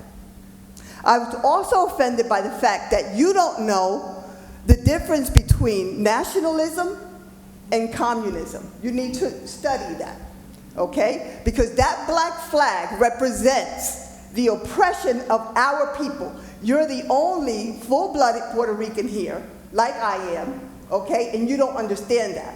When you call Pedro Albizu Campo a communist, you disrespect the entire Puerto Rican race, because he is at the same level as a Mandela or a Malcolm X, okay? He fought for the rights of the Puerto Rican people when the United States government went there in 1950 and sterilized the women of Puerto Rico. That's what he fought for. So I'm glad that it wasn't your mom that was sterilized. Okay? I'm very glad that that didn't happen to her. But it happened to many Puerto Rican women, and he fought for that. So how dare you call him a communist? So I'm going to continue to come back here because I don't want to disrespect the council any longer, but I will educate you. You need to study your history and not make stupid statements. Have a nice day. Motion to close public portion. Moved by Councilwoman Davila. Second. Second by Councilman Velez. Roll call, Madam Clerk, to close the public portion. Roll call to close the public portion of the Municipal Council regular meeting of Tuesday, September 12th. Councilwoman Cotton. Sorry. Thank you, Council President. Thank you, Madam Clerk. There was a few items on here, but we have some items here that we need to we need to finish our agenda for the night. So I'm going to save my comments for after my meeting. Madam Clerk, my vote is yes. Thank you, Councilwoman Cotton. Councilwoman Davila. Yes. Councilman Jackson. Thank you, Madam Clerk. I'm going to be as brief as possible. And Council President, I'm going to continue to emphasize this. You know, it is very important for us to understand the processes of how things are supposed to go here. And, you know, we give concessions to various people, whether we're intimidated by them or not, whether their presence calls for, you know, more time or not. But, you know, we cannot pick and choose who do we want to answer to, and that includes from the seat of the president, the presidency. And this is where the miseducation of many people that have sat in that chair. The presidency does not endow you and or empower you with any additional authority.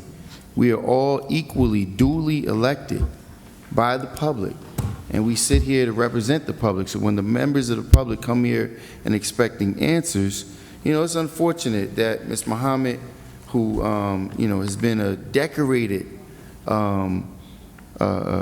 senior in our community, a decorated community participant, if she comes to the podium, she's forced to sit here until the next day because of the council's inability to make sure that the public's concerns are answered. She clearly told you. You told me the last 2 times that my questions would be answered. The derelict behavior by the administration yet again, and as the council president, when people come here and expect or request answers, that's where our job is. I know you feel as if your task is to keep Councilman Jackson under control, and I'm paused because of the commentary of Deacon Mack and the ideal for the two of us to work together. And I would, you know, remind you that my position has been steadfast and has been consistent.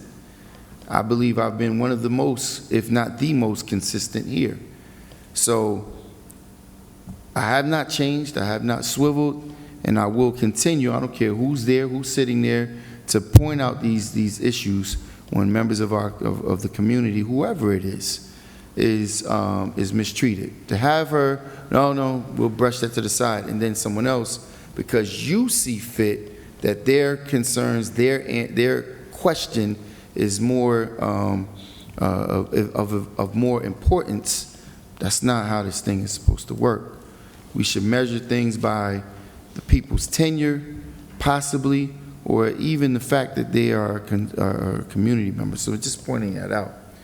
Another thing, you know, was extremely disheartening to the members of the administration. From here on out, I'm just going to address it, everyone as a whole, because, you know, I made it a point to go out on Route 19, which we all drive past this space and we see the eyesores, but it's a reflection of the neglect of the conditions.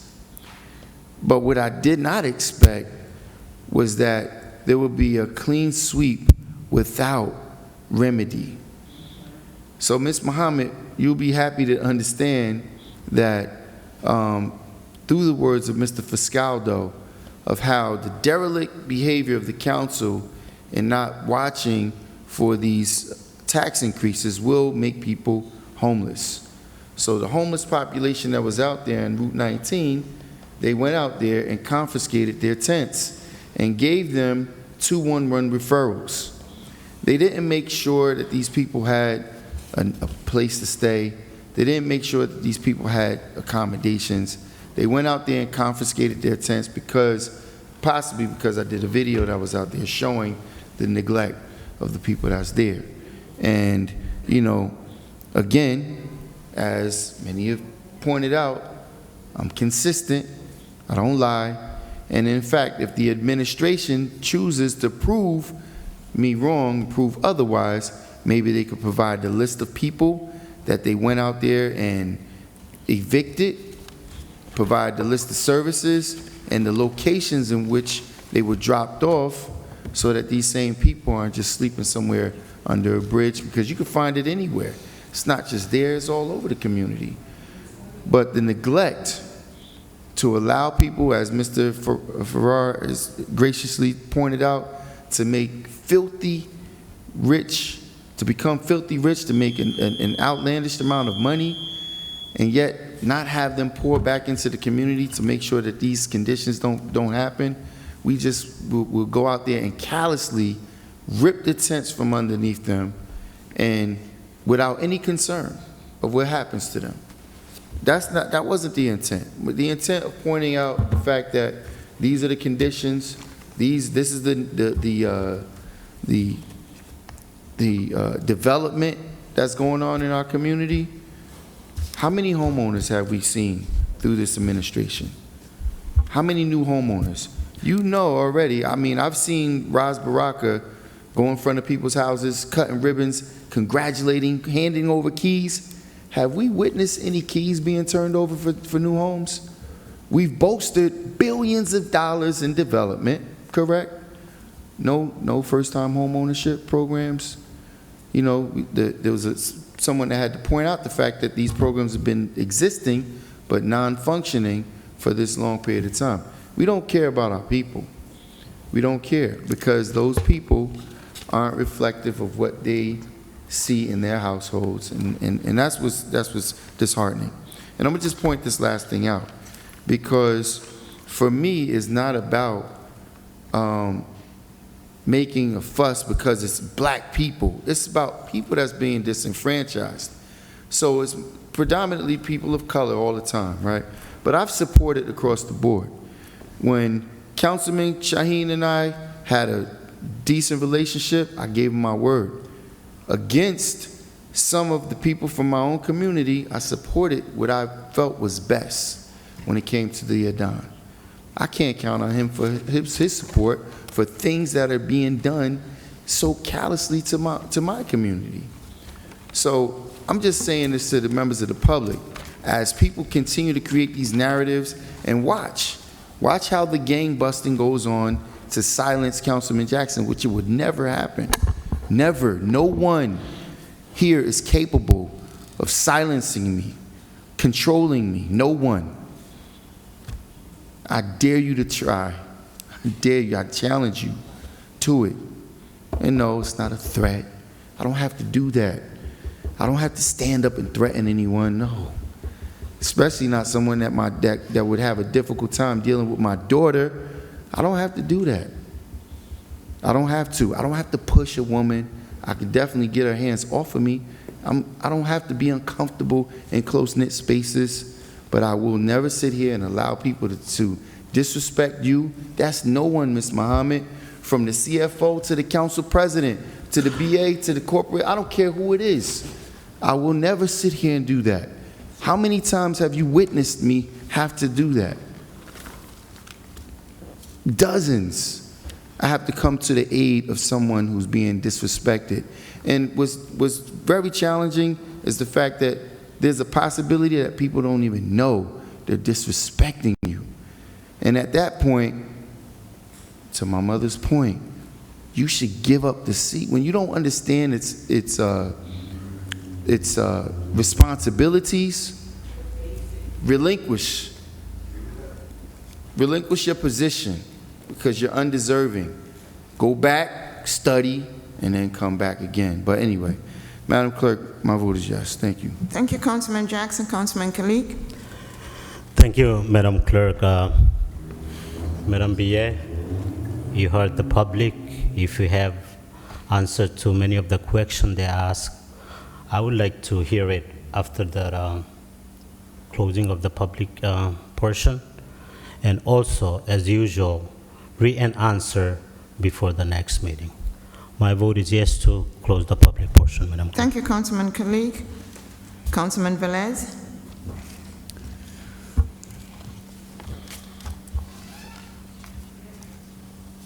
So I made a lot of notes, some of them factual, some of them not. Once again, people have some kind of agenda. It's election season. They could come here and say whatever they want. I'm not going to entertain that. I'm here to govern. I'm here to legislate.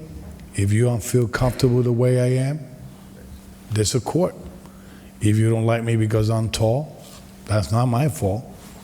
If I have 2 cars and you don't have none, that's your problem. I'm there to serve the community and making sure it's right. at least my neighbor get along with me. I don't need to bother who don't get along with nobody out there. So, saying that, Madam Clerk, my vote is yes. Good night. Thank you, Councilman Velez. Mr. President. Thank you, Madam Clerk. Let me just give I know we have a lot of speakers, but let me just address a couple of points to some of those speakers. And before I start addressing the situation of Ms. Wahida, let me just say that when I became a president here at the council, there's a rule. I set the rule. The council president in this chamber set the rules. And I'm a person that I could disagree with you and we could have a debate all day long, but I would never disrespect you. But people don't understand. They have to be clear on that. Some people, they talk down on people. They don't know. I quite honestly have some problem try to understand when somebody say, oh, I'm not disrespecting nobody. You don't need to talk down to people. You don't need to humiliate people. You don't need to make fun of people's actions. That's the problem that I have. And they say, oh, I'm not disrespecting nobody. I'm just advocating for the community. Really? Are you advocating for the community? Talking down to a woman? Being nasty with you, Kali? I don't call that advocating for community. I don't. So when I sit here, there's a 3-minute clock. Let me explain to the public the reason why I extended time to Mr. Rocker. Cannabis, we've been talking for a month about cannabis. And the decision, there was a large group of people in the community, some in favor, some against. I tried to open the floor. We suspend the meeting because you could advocate. This is the people's house. But we're not allowing nobody to come here and disrespect this chamber and start screaming, cursing, and try to fight with other people. That will not happen under my watch, whether you like it or not. There's a procedure in place. When you go to court, you conduct yourself. You respect the courthouse. I'm expecting every Patersonian, when they get into the chamber, to respect this chamber. You want to speak, you're free to speak. You could fight for your case, you could advocate with respect, not bringing people down, not cursing. There's no need for that. And I extended time to Mr. Rocker because he was being one of the first ones that are being advocated. And quite honestly, I'm disappointed with the way this situation has been addressed. There's been many applicants. We're gonna have to go back to the table and do this the right way. So we didn't approve it. It's back to the workshop. So we as a council member, we're gonna have to sit down and make it right. And it's our job and it's our responsibility. Ms. Wahida, your situation needs to be addressed at the DPW committee meeting. We need to have that conversation. Madam BA, if you could send an email, because based on my knowledge, it was a recommendation from the state to change Church Street into one-way. It's a disaster from the morning all the way into the afternoon. If you could send an email to a traffic engineer, we need the state, whoever needs to be on the committee to be there, because that legislation has to be in the floor to change Church Street back into two-way. With the lady that spoke about the handicap, people abusing handicap, yes, that's correct. There's people, I mean, that they might be abusing the handicap. There's so many handicap in the city, the parking space is so limited. But I would like to encourage the community, if you see somebody that they don't deserve to have that privilege, please report them, let us know. We have a large list of handicap that we're repealing, but we need your information, because parking is extremely limited in our community. And we want everybody we want to be fair with everybody. We cannot deny a person that is disabled to apply for a handicap, but definitely we got to stay on top of that. We got to be mindful of that. Let's continue praying for our city. I'm staying on the positive side. And I'm the type of person that I could have a debate, I could sit on the table, and I could work with every person, because I want my city to be better. I'm stay positive, and I'm very hopeful. And that's the reason why I'm sitting right here. We're moving forward with all the renovation in the park, with what we're doing in the city. Once again, I want to congratulate our Paterson Police Department for the outstanding job that they've been doing, for the job that they did at the Dominican Parade, the largest parade in the state of New Jersey. There was not one incident reporter. They handled the community right.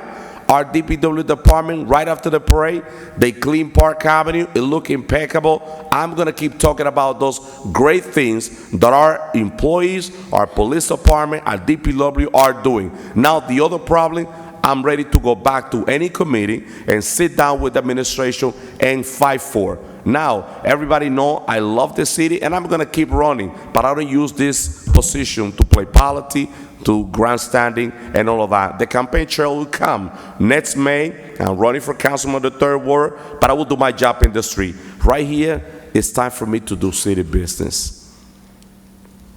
With that being said, Madam Clerk, my vote is yes. Thank you. Thank you, Mr. President.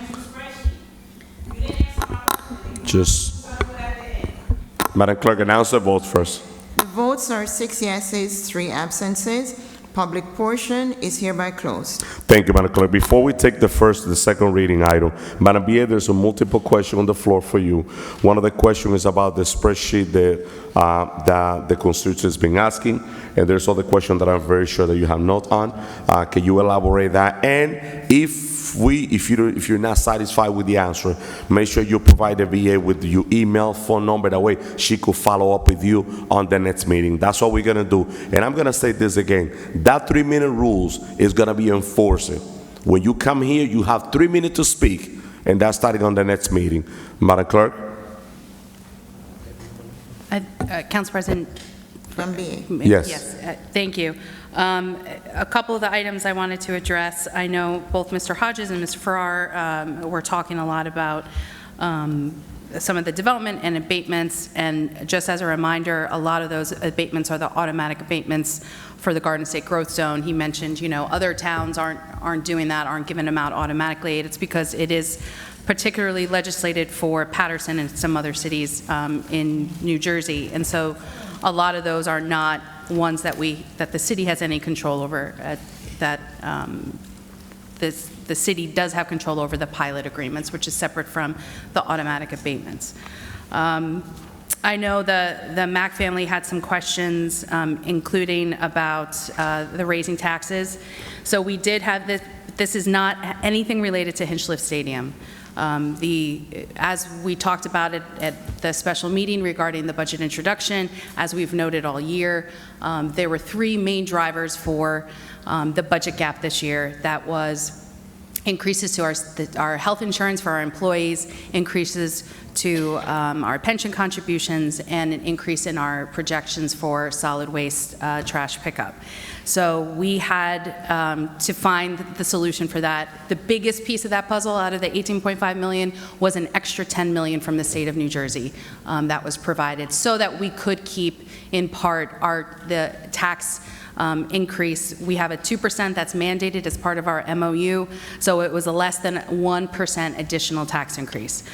Regarding these exact same financials, we actually provided a spreadsheet to the council on July 14th that provided numerous tabs across the bottom that had comparisons of appropriations and revenue from 2022 to 2023 as of that moment in time. There actually were some changes between that budget and the final budget that we presented as part of budget introduction. But I could, as the council can look through their emails, they can see that this was sent on July 14th at 12:58.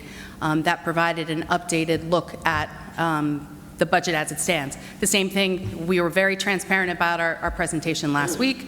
We will continue to be. The budget is the introduced budget is being published. It will be published for 28 days leading up to our budget adoption. So there is nothing being hidden.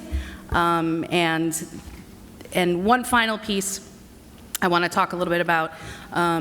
Councilman Jackson and Ms. Fields continue to ask about reporting around Hinchliffe Stadium. The city has not, as part of the development with the ERG tax credits, the city did not place any additional funds into this project. And as many times as Councilman Jackson continues to say that we spent $110 million, that is just not true. The only funds that the city put in to Hinchliffe Stadium were funds through historic preservation. And that was the years 2014 to 2018 before this project. There was a report that John Franco Archimede provided to the council. I can even pull up the date. It was for the city council meeting of May 26, 2020, that went through the funding that the city provided for Hinchliffe Stadium. And it was about $2 million of city funds, that's both city operating funds and bonding, that matched about $1.6 million in grant funding.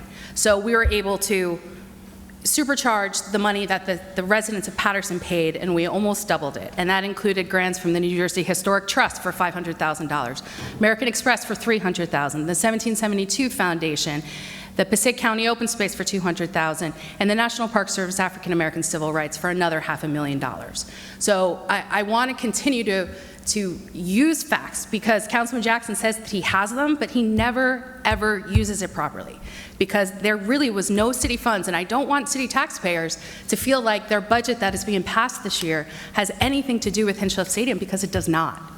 And so this was the only time from 2014 to 2018. Again, look at the records from your emails from City Council meeting back with John Franco Archimede that detailed this. So that, I think, is all that I have for tonight. Madam Clerk, thank you, Madam Clerk. Council President. Give me 1 second, Councilman Khalid. It's 12 o'clock already, so there's we have a second reading item that we have not going to. I'm going to start in this order with the second reading agenda. Council President, if I may, just... Councilwoman Davila. We have the director here. Director. We do her items. I definitely, Madam, Councilwoman Davila, you're totally correct. I will definitely have to take care of our director. She have to Director, come to work early in the morning, Director.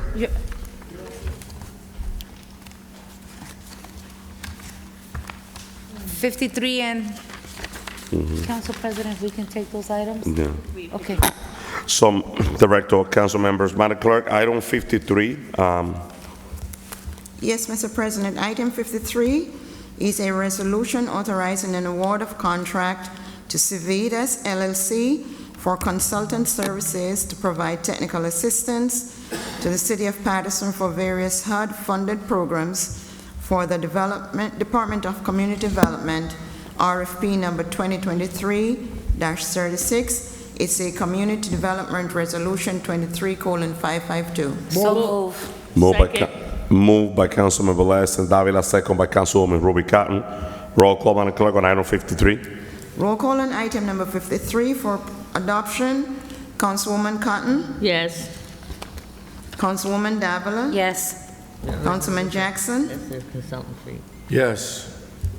Councilman Kalik?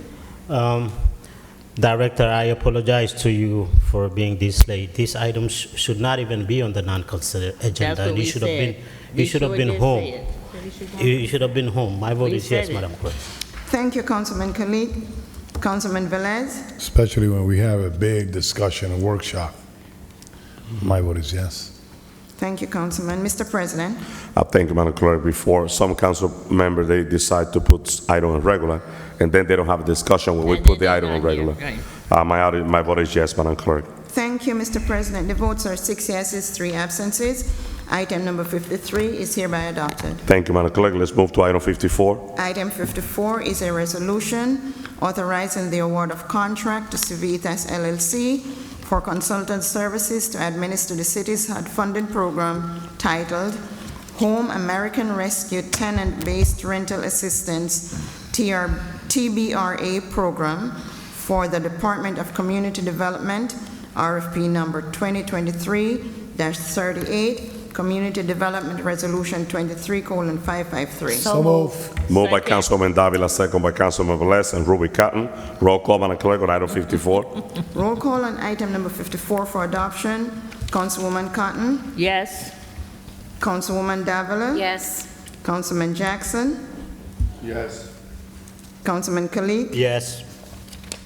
Councilman Velez? Yes. Mr. President? Yes, Madam Clerk. The votes are 6 yeses, 3 absences. Item number 54 is hereby adopted. Thank you, Madam Clerk. Item 55. Thank you, Director. Item number 55 is a resolution authorizing award of contract to General Recreation, Inc. on the New Jersey State contract for the purchase of playground equipment for the Amistad Park for the Department of Economic Development, Economic Development Resolution 23:554. Move it. Second. Moved by Councilman Mendez, second by Councilwoman Davila and Councilman Velez. Roll call, Madam Clerk, on item 55. Roll call on item number 55 for adoption. Councilwoman Cotton. Madam Clerk, pass me for a minute, please. Councilwoman Davila. I'm sorry, It's 55. it's 55, my apologies. Yes. 55. Thank you, Councilwoman. Councilman Jackson. Yes. Councilman Kalik. Yes. Councilman Velez. I just want to keep in mind the people that when they adopt the park, don't mean that they, they rule the park. The administration is the one that assigned the funding, the project, and the plan. So this is a good thing for this park. My vote is yes. Thank you, Councilman. Councilwoman Cotton. Thank you, Madam Clerk. I'm not quite sure, but I'm voting yes on this, but I would like to see where the playground equipment is going to go in that park. You hear me, Ms. Long? Huh? Madam Clerk, I want to see the drawing for where the playground equipment is going to go into the park. What part of the park? All right. Madam Clerk, my vote is yes. Thank you, Councilwoman Cotton. Mr. President. Thank you, Madam Clerk. Just to all the residents of the Third Ward at the Amistad Park, Brilliant Avenue, 19th Avenue, we're getting ready to install a brand-new playground, thanks to our Lieutenant Governor Sheila Oliver, who unfortunately passed away. Those funding, they are dedicated to our city. I'm excited to move this forward on the Third Ward to make sure that my residents enjoy this park, especially our children. And there's a group of people that they adopt the park and they start complaining about this. Quite honestly, I don't understand when the main purpose of a park is to make sure that our children enjoy. So I'm pushing this forward 100%. As a councilman of the Third Ward, this is something positive for our children, and I'm looking forward for this project to be completed. My vote is yes, Madam Clerk. Thank you, Mr. President. The votes are 6 yeses, 3 absences. Item number 55 is hereby adopted. Can we do item 52, Madam Clerk? 52.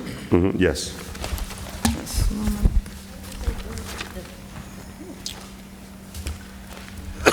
Council President. 52. Council President, can we get the gentleman out of the way? Councilman Velez.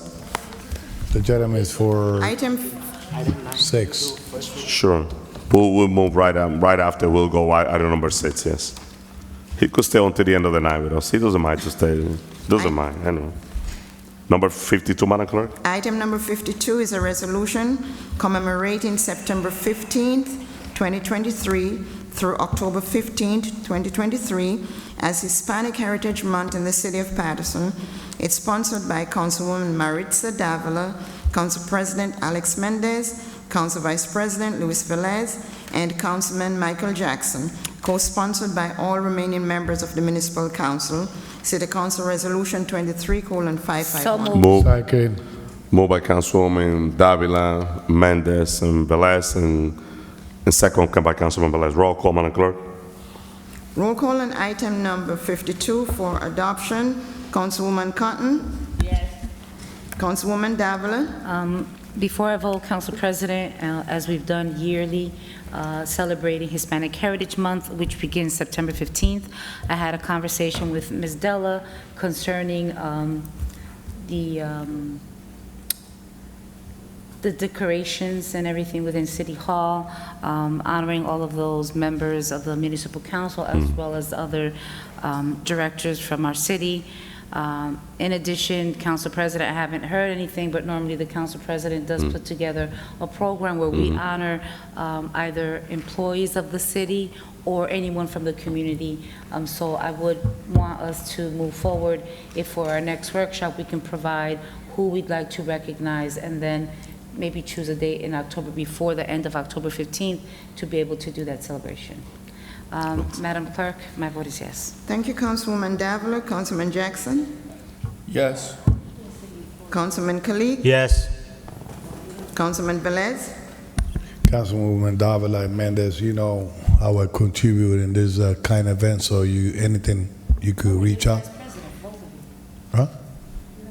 No, but is there any meetings as a whole for that? You could call me and any decision we make. My vote is yes. I bring history in Hispanic Thank you, heritage Councilman month. Velez. Mr. President, Thank you, Madam Clerk. Council members, and definitely as we all enjoy the Hispanic Heritage Month from September 15 to October 15, that's the time to celebrate diversity in our city. I believe that October 13, it'll be a great, the Friday, October 13, it'll be a good, time to celebrate, for the celebration to honor those members of the community.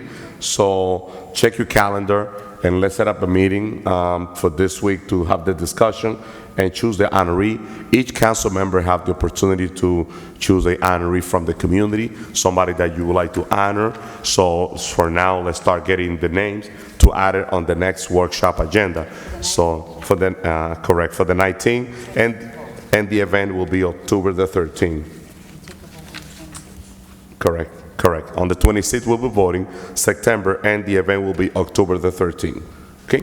So with that being said, Madam Clerk, my vote is yes. thank you, Mr. President. The votes are 6 yeses, 3 absences. Item number 52 is hereby adopted. Thank you, Madam Clerk. Let's continue with item 47, Madam Clerk, out of the non-consent agenda. Is that his? Is that 47? He's 9. Number 6, no, the gentleman is item number 6 on the, It's the second reading? On the first reading, Second reading. second reading, sorry. I don't know. Item number 6. Madam Clerk, let's go to item number 6. Item number 6 is a second reading ordinance. Public hearing is required.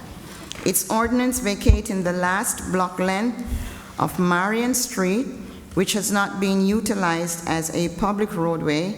It's Public Works Ordinance 23-050. So move. Moved by Councilman Velez, second by Councilwoman Davila. But now, public hearing is now open for item number 6. Member of the public that wish to speak on this item. See no one, move to close. Motion moved to close by Councilman Velez. Second by Councilwoman Davila. Roll call to close public hearing. Roll call to close the public hearing on item number 6. Councilwoman Cotton? Yes. Councilwoman Davila? Yes. Councilman Jackson? Yes. Councilman Kalik? Yes. Councilman Velez? Yes. Mr. President? Yes. The votes are 6 yeses, 3 absences. Public hearing on item number 6 is hereby closed. Thank you. And before the vote, roll call, Madam Clerk, on item number 6. Roll call on item number 6 for approval. Councilwoman Cotton? Yes. Councilwoman Davila? Yes. Councilman Jackson? No. Councilman Kalik? Yes. Councilman Velez? Administration, just make sure when this passed now, all the necessary paperwork falls in the hand of the attorney and they could fall into the tax rolls right away. Because that portion at least create a little bit tax payment. My vote is yes. Thank you, Councilman. Mr. President? Thank you. I have to thank Director Michael Dodge for just bringing me some clarity on this. I checked the map and all of that, and this is the dead end of Marion Street. We're not utilizing the street, but we're liable for anything that happened on this section. We cannot sell it. By law, we're not allowed to sell it, but we're giving now by giving the right to both property there, so we're going to be able to put it on the tax roll. So I definitely support this. My vote is yes, Madam Clerk. Thank you, Mr. President. The votes are 5 yeses, 1 no, 3 absences. Item number 6 is hereby adopted. Thank you, Madam Clerk. Let's finish with first reading, item number 47, Madam Clerk.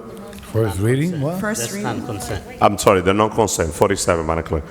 Item number 47 is a resolution authorizing additional appropriation for the contract with DOT Designing LLC for purchase and delivery of T-shirts and accessories for various departments and divisions, bid number 22.12 for the City of Paterson, Administration Resolution 23:546. So move. Moved by Councilwoman Davila, second by Councilman Velez. Roll call, Madam Clerk, on item 47.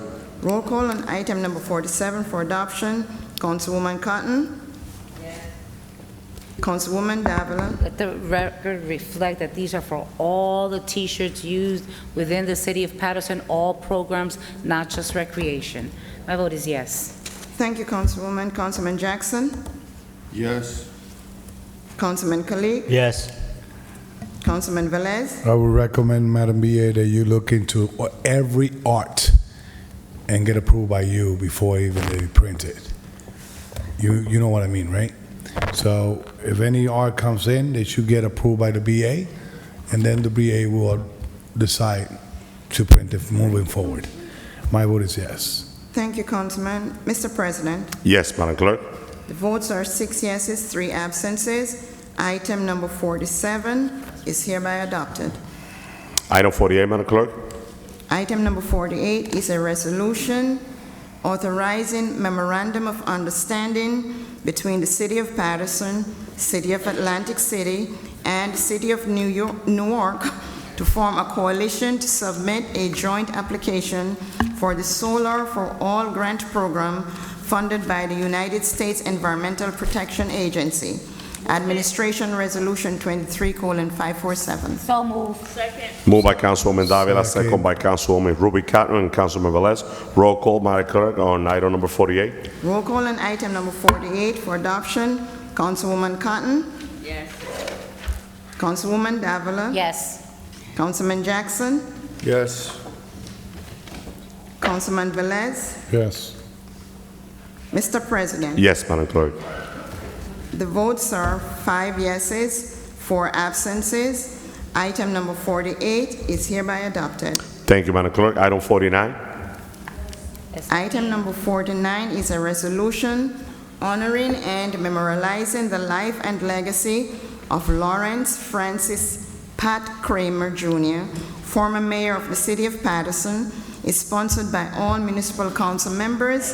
It's a city council resolution 23-548. So move. Second. Moved by Councilwoman Davila and Councilman Velez, second by Councilwoman Ruby Cotton. Roll call, Madam Clerk, on item 49. Roll call on item number 49 for adoption. Councilwoman Cotton. Thank you, Madam Clerk. I had received a call from our congressman when our former mayor, Lawrence Pat Kramer, had passed away. So what I decided that since we all here sitting on the city council had some type of relationship with the mayor, the former mayor, that we should be all sponsors. And that's why I put it in as sponsored by the entire council. I wasn't being selfish, by the entire council. And that's how it should always be. And he was mayor when my husband was a councilman. Because I have a picture, and one of these days I'm gonna bring it in, where he is surrounded by Councilman, my husband. He was surrounded by Reverend Tyler. He's surrounded by Reverend White. And I'm talking about this is like 1985 or something like that. So one thing I can say about Pat Kramer, he did have an open door. You could talk to him, you could go downstairs. So that was a good thing, I thought, that he had with him. Madam Clerk, with that being said, and to the family, you have my deepest condolences, but we needed to put this, have the life and legacy of Lawrence Pat Kramer here recognized by the city of Paterson. Madam Clerk, my vote is yes. Thank you, Councilwoman Cotton. Councilwoman Davila. I know there's so much that we can say, and I want to thank you, Councilwoman Cotton, for spearheading it. And, you know, like you said, we all had a relationship with him. You know, he was a four-term mayor. We honored him at the Great Falls Festival, you know, dedicating the festival, you know, to him. We said many things then. We presented him also with a proclamation, resolution, and there's so much more I could say, but I think that I think the family after the dedication really saw, you know, the warmth and the love and respect that each of one had for him. So with that said, Madam Clerk, my vote is yes. Thank you, Councilwoman Davila. Councilman Jackson. Yes. Thank you, Councilman Kalik. Yes. Councilman Velez. Rest in peace, Mr. Kramer. My vote is yes. Mr. President. Yes, my vote is yes, Madam Clerk. Thank you. The votes are 6 yeses, 3 absences. Item number 49 is hereby adopted. Thank you, Madam Clerk. So we did item 55, 56, 57. Let's start with the second reading, Madam Clerk. Second reading. We have one first reading. So we, Yeah. no, we got, so I know we have, so let's go with the second reading because we have a public hearing on second reading. Let's start with number one. Madam Clerk, item number one on second reading. We got one on the last one, page, a limousine. Sure. Let me ask a question. I'm sorry, council member. Madam Clerk, it happened in the past. I know it's the second reading. Can we add item number one on second reading, which is establishing number two on second reading? Those item two, one and two on second reading, and do a public hearing as one. Can we do? Okay. Item one and two, Madam Clerk. So items number 1 and 2 are both second reading ordinances. Public hearing is required. Item number 1 is an ordinance establishing handicap parking spaces at various locations on city roads. Public Works Ordinance 23-045, 447 East 29th Street, 576 East 25th Street, 864 East 23rd Street, 54 17th Avenue, 114 Fair Street, 57 Wayne Avenue, 44 Manchester Avenue, 351 Dakota Street. Item number 2 is an ordinance establishing handicap parking spaces at various locations on city roads. Is Public Works Ordinance 23-046. It's at 168 East 32nd Street, 617 East 29th Street, 584 East 28th Street, 808 Madison Avenue, 269 East 21st Street, 936 East 19th Street, 153 East 16th Street, 252 Harrison Street, 204 Kearney Street, 143 Caldwell Avenue, 65 George Street, 55 Church Street, and 80 Marshall Street. So move. Moved by Councilman Velez. Second. Second by Councilman Khalid. Roll call, Madam Clerk. Public hearing is now open for item number 1 and number 2. Public hearing. Seeing none, move to close by Councilwoman Davila. Second. Second by Councilwoman Ruby Cotton and Councilman Khalid. Roll call, Madam Clerk, to close the public hearing on item number 1 and 2. Roll call to close the public hearing on items 1 and 2. Councilwoman Cotton? Yes. Councilwoman Davila? Yes. Councilman Jackson? Yes. Councilman Kalik? Yes. Councilman Velez? Yes. Mr. President? Yes. The votes are 6 yeses, 3 absences. Public hearing on items number 1 and 2 are hereby closed. Roll call, Madam Clerk, on item 1 and 2. Roll call on items number 1 and 2. Councilwoman Cotton? Yes.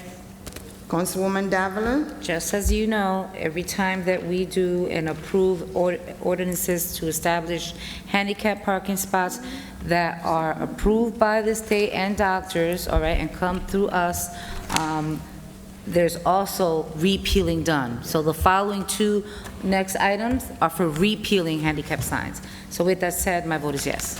Thank you, Councilwoman. Councilman Jackson? Yes. Councilman Kalik?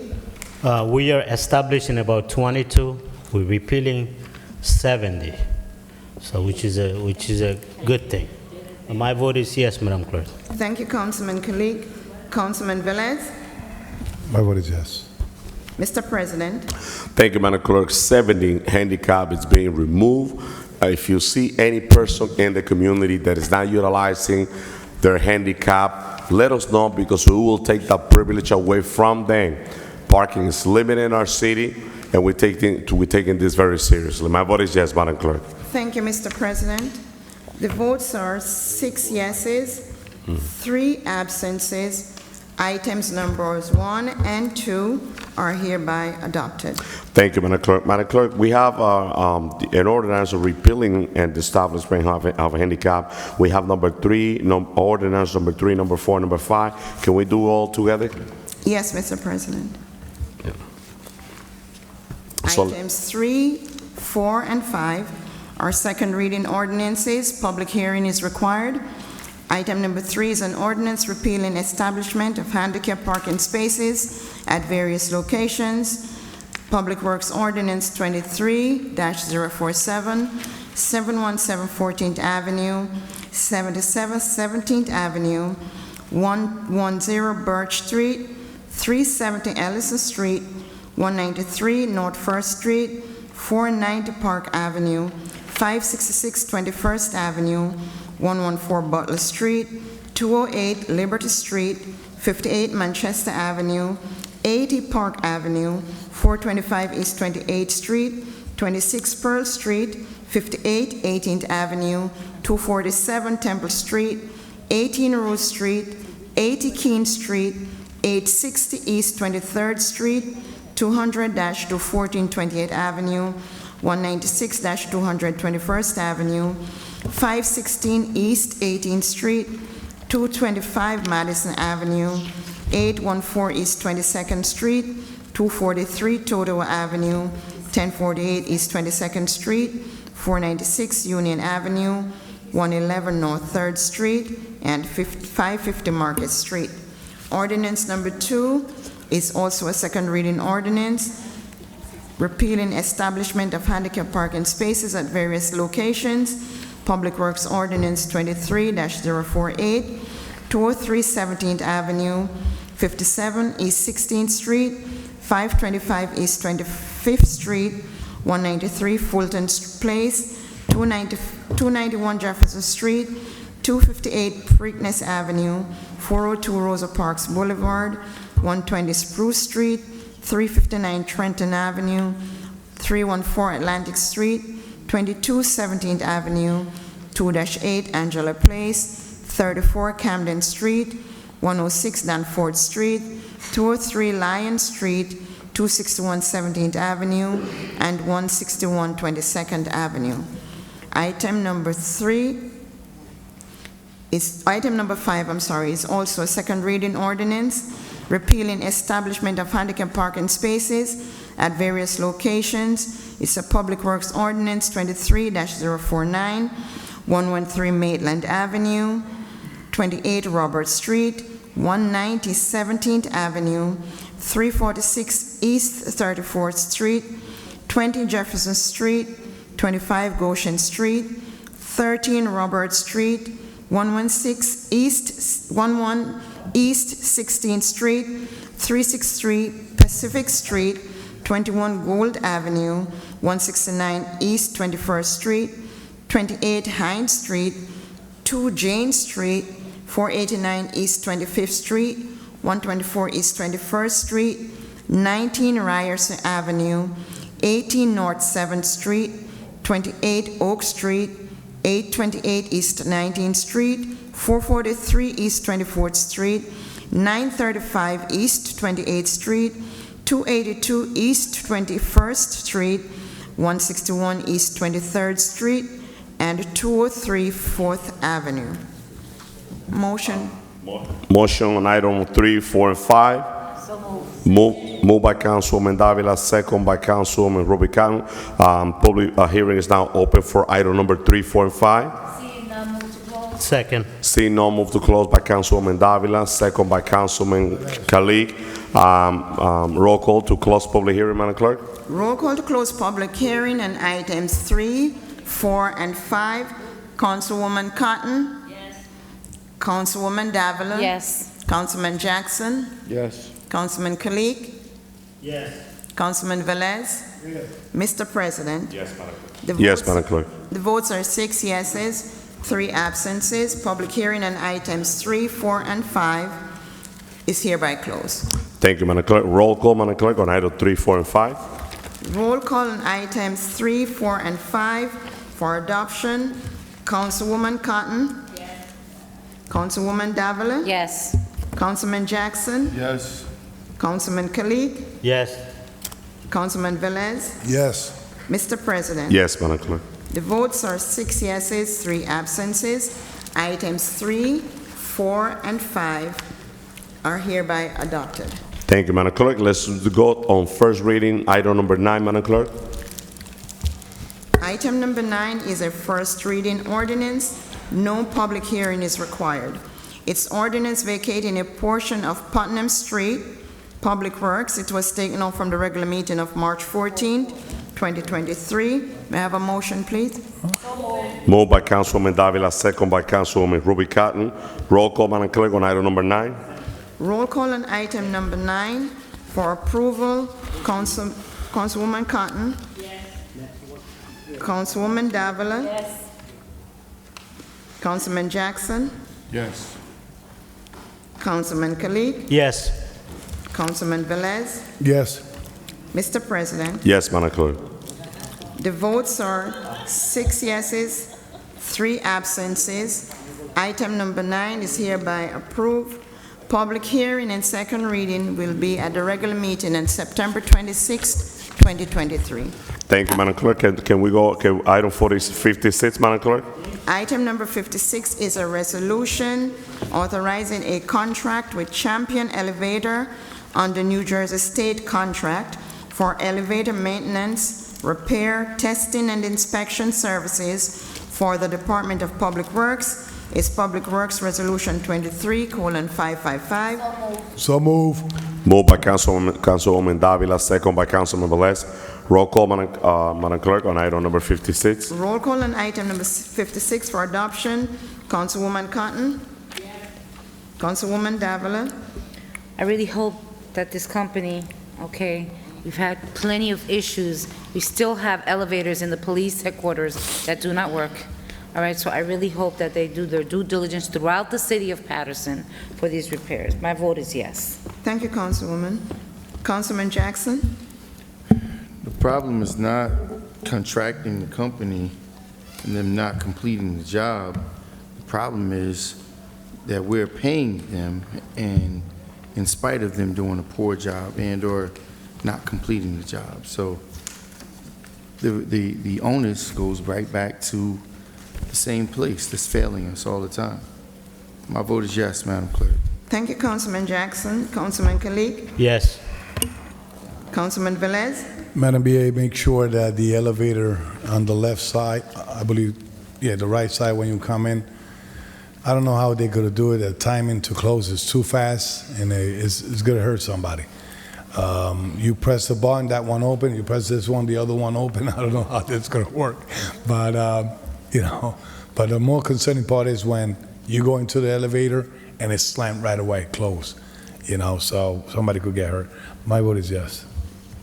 Mr. President, You got to move quick, Councilman. You got to move quick. Madam BA, before my vote, the elevator, I know we spoke on the Finance Committee about getting an assessment of the condition of the City Hall and the repair that need to be done, especially with the roof here and the plaster falling down, but also the elevator. Since we're hiring this company, the floor have to be changed. It looked really bad. You know, the inside of both elevators here in City Hall and plus the function, we got to make sure that they work properly, but the look inside, we got to make some change of that, you know, please. So with that being said, my vote is yes. And change the thank you, chair, Mr. too. President. The votes are 6 yeses, 3 absences. Item number 56 is hereby adopted. Thank you, Madam Clerk. Councilmember, item 57 will be removed out of the agenda. I know Corporation Council is aware this is not completed. So with that being said, the agenda is completed, Councilmember. Now 57. It's being removed. It's being removed out of the agenda. It's not completed, so they have to.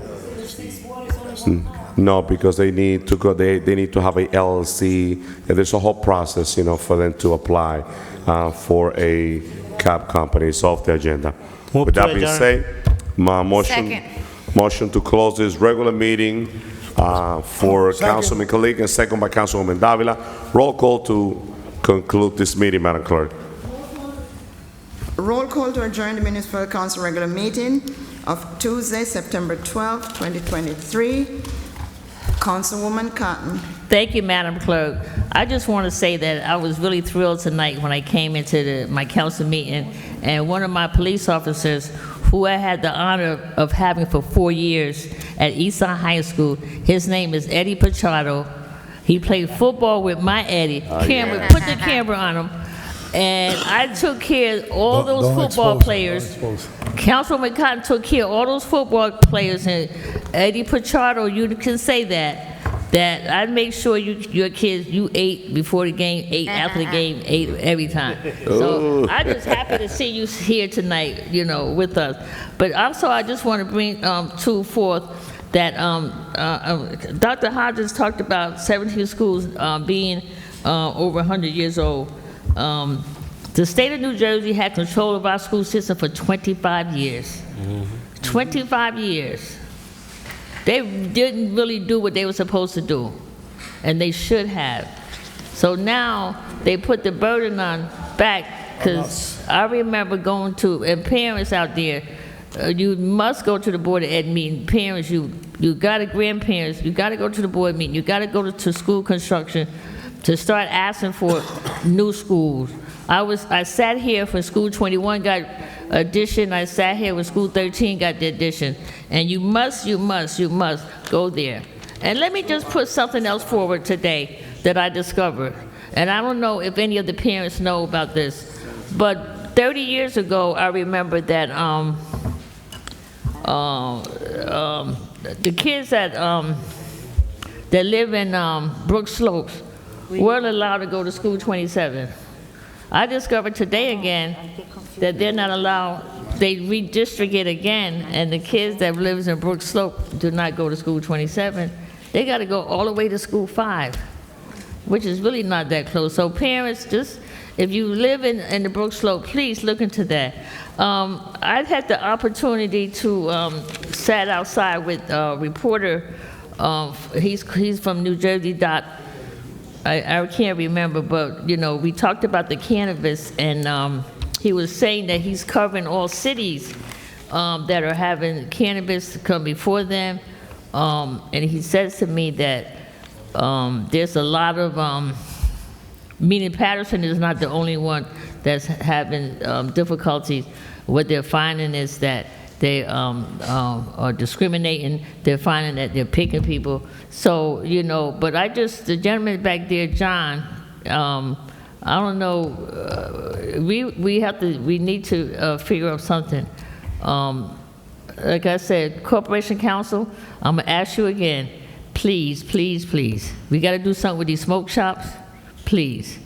We can't do anything. What I found, right now, we have the liquor license. We got about 50 liquor licenses in Paterson that cannot be placed because we passed laws that can't place them. But what the state of New Jersey has done, and it doesn't affect us, but people in Paterson now can take their liquor license and try to go to another city. Because what they're finding is that people are opening up businesses and they can't do a liquor license, and they can buy a liquor license or use another city's liquor license. When they first came out with that, I thought that I wasn't really sure, but I found that it wouldn't affect us because all our license was done back in the 80s, back in the 90s, the early 2000s. So I just want to say too, and then I understand when Chanel Fields talked about autistic, back in the day, when I would say back in the 90s, when my children was in school, and you had special needs kids, and what I found is that they weren't really getting the treatment that they needed to get, or they're getting the services. And I want to say to parents, you got to make sure you get all the services that you need to have. Also, what's the name talked about the CSO, where we have a combined sewer system where we have the water from our houses and the rainwater, they all go into the same. The federal government has mandated so much stuff on cities like Paterson, Newark, Jersey City, about separating the system, that you're talking about billions of dollars that it will cost. But one thing, what I have still continued to do, and I believe that it was 3 or 4 years ago, I adopted what we call adopt a catch basin. And I think that we really need to, and what I do sometimes, I have the little ones on my block that I would give them a few dollars, and they would keep my catch basin around, like within a 4-block area, to keep the catch basin clear. So when it do rain real hard, it can kind of flow down. But there's going to be, I know we're going to talk more about the cannabis and other things, because it's going to be coming up again, and we have to decide. I guess, I don't know, Corporation Council, you want to schedule a legal meeting, or can we do it Friday at 1 o'clock? I'll let everybody know. Madam Clerk, to everyone, Madam BA, Corporation Council, to all my council colleagues, have a good evening. To you out there, TV land, have a good night. And remember, I need you to go to those Board of Ed meetings, because we got to go fight for those schools. We need schools. So I need you to go to Trenton to the school construction meetings so we can get schools. Madam Clerk, my vote is yes. Thank you, Councilwoman Cotton. Councilwoman Davila. Today was a long meeting, It wasn't but bad not as as I long as last week's workshop. I thank every person that came here today to speak on behalf of what concerns them. As I respect every council member and what decisions they make, their vote is their vote. What I do not appreciate is try to belittle a colleague because of the way that they are voting. I totally disagree with that. I, for one, am an individual that, I do my homework, I read. Unlike what some may say, that they think they know it all, the reality is that what was done today was planned. It was devious, it was wrong. And, to mislead the community, to come here in an uproar because they're going out there spreading flyers to indicate that this council was legalizing, specifically in the Second Ward, which we all know that was a personal attack against the Second Ward councilman, and yes, I said it. I think it's wrong, and I think we heard a lot here today. The only thing that I can say is I was trying to be fair in terms of when we sat in the committee meeting, because no, this didn't come up in the air, and we did have that meeting, and in that meeting, the committee moved forward. I wish and I ask my colleagues that when we have committee meetings and you decide to change your vote, the best thing that we do is take the item out so we don't have this chaos, because it's unfair that we sit, we have a meeting, we agree to move forward for the rest of the council, and then to have this chaos and not answer phone calls or text messages. That's wrong. I think it's wrong. When I give my colleagues my word, I stand by it. And with that said, I can also, you okay? I can also say this, there are times that there could be a change of mind. I'm not saying that that can't happen. What I'm asking for in terms of here of the council is that when we do have those meetings and you decide that you want to change, have the conversation, because you've already sat and given, not your word, but at least the consideration to move forward. So, with that said, like I indicated, what we were trying to do here is make sure that we're equitable and at least be responsible in terms of what happened. Certain individuals, have gone 5 times. 5 times. They're ready to lose everything, and that's what this was about today. But with that said, Council President, through the administration, I will say this: let us sit back down at the drawing board. Let us look and no council member has the applications. They are had by the acting director of economic development. Everyone is welcome to go to the department. They're all there. And, take a review and look at Paterson first. I agree, Paterson first. With that said, good night, or shall I say good morning. Thank you very much, Madam Clerk. Thank you to Sophie. My heart to you, okay? You know why I'm saying that, right? Okay. My vote is yes. Thank you. Thank you, Councilwoman Davila. Councilman Jackson. Man. Officer. And you're outside? Yo, he can handle himself.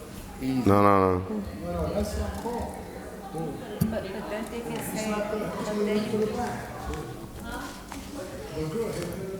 Yeah, but it was on, I mean, he's...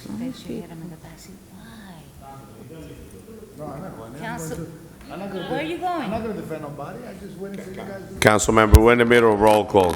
Councilman Velez, why would you go out there when you know that there's animosity? Stay here with us. Council members, Madam Clerk, can you continue with the roll call? That's why he's gonna go out there. First of all, I'm not going We're to... gonna roll call, come on, please, I gotta go. Council members, we are in the process of closing this meeting. Madam Clerk, can you continue? Councilwoman Davila, I was going to go back there to the room to get water. Okay, I so ran out can of we water. continue? Council members, can we continue with roll call, please? They will handle us. The whole meeting, making looks at me and stuff like that. Be respectful.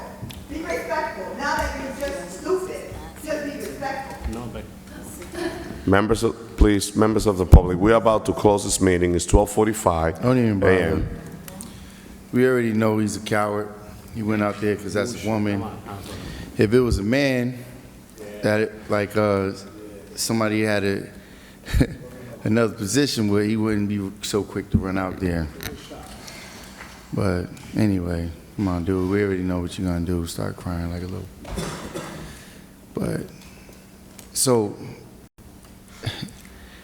you know, it's unfortunate, Councilwoman Davila, because as you start talking about not ridiculing or talking to anyone about a vote, I know you weren't talking about me. It's not the point. The point was you did the exact same thing, telling somebody else about not changing their vote, and so on and so forth.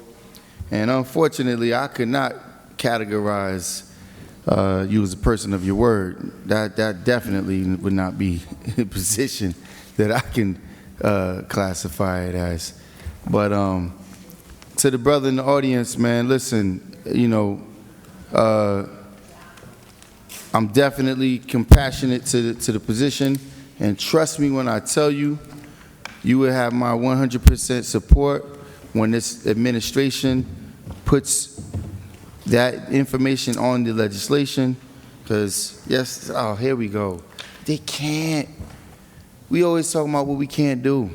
We let them do whatever. The council has equal authority. Read the Faulkner Act, please. Equal authority. Therefore, we decide and determine. We continue to let them do whatever, and they continue to do whatever, just like the BA tried to do tonight.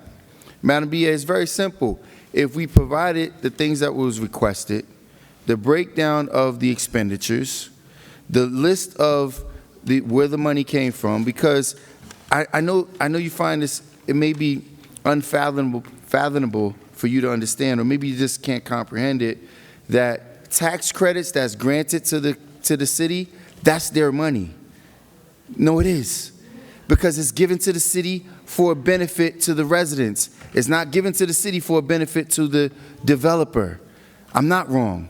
I'm not wrong. Yet here she is yet again, Council President, just jumping all over. I can address, people address me all the time. She can't hold a composure, and you're not keeping the decorum. She's not allowed to talk back to me. It's council chambers. MBA, please. And because I'm calling her incompetent, as I usually do, she can't hold the composure. It's $25 million that we bonded that was also included in that funding source. And if Councilman Jackson is so wrong, then it's very simple. Present the numbers, present the expenditures. It's that simple. Don't sit here and call me a liar that you don't have no proof of the documentation. They have all the access to the expenditures, just like I'm wrong about the 6 jobs. When the gentleman, I was on the site. I know the foreman. He grew up on North 6th Street. This is an example of a clown right here. Don't say, please, don't say nothing. Don't say anything. Don't say anything, please. Please, don't say anything. This point. Please, members of the public, please, let's close public. Let's close this meeting, please. It's pointless. One day you're going to get me to that point. One day you're gonna get to that point. Councilman Jackson, just finish your vote, please. Clown. You're right. It is why the community There's is no in the need position it's to in. insult and offend your colleague, Councilman Jackson. Councilman, can you please listen? This is America, sir. Do you not understand that?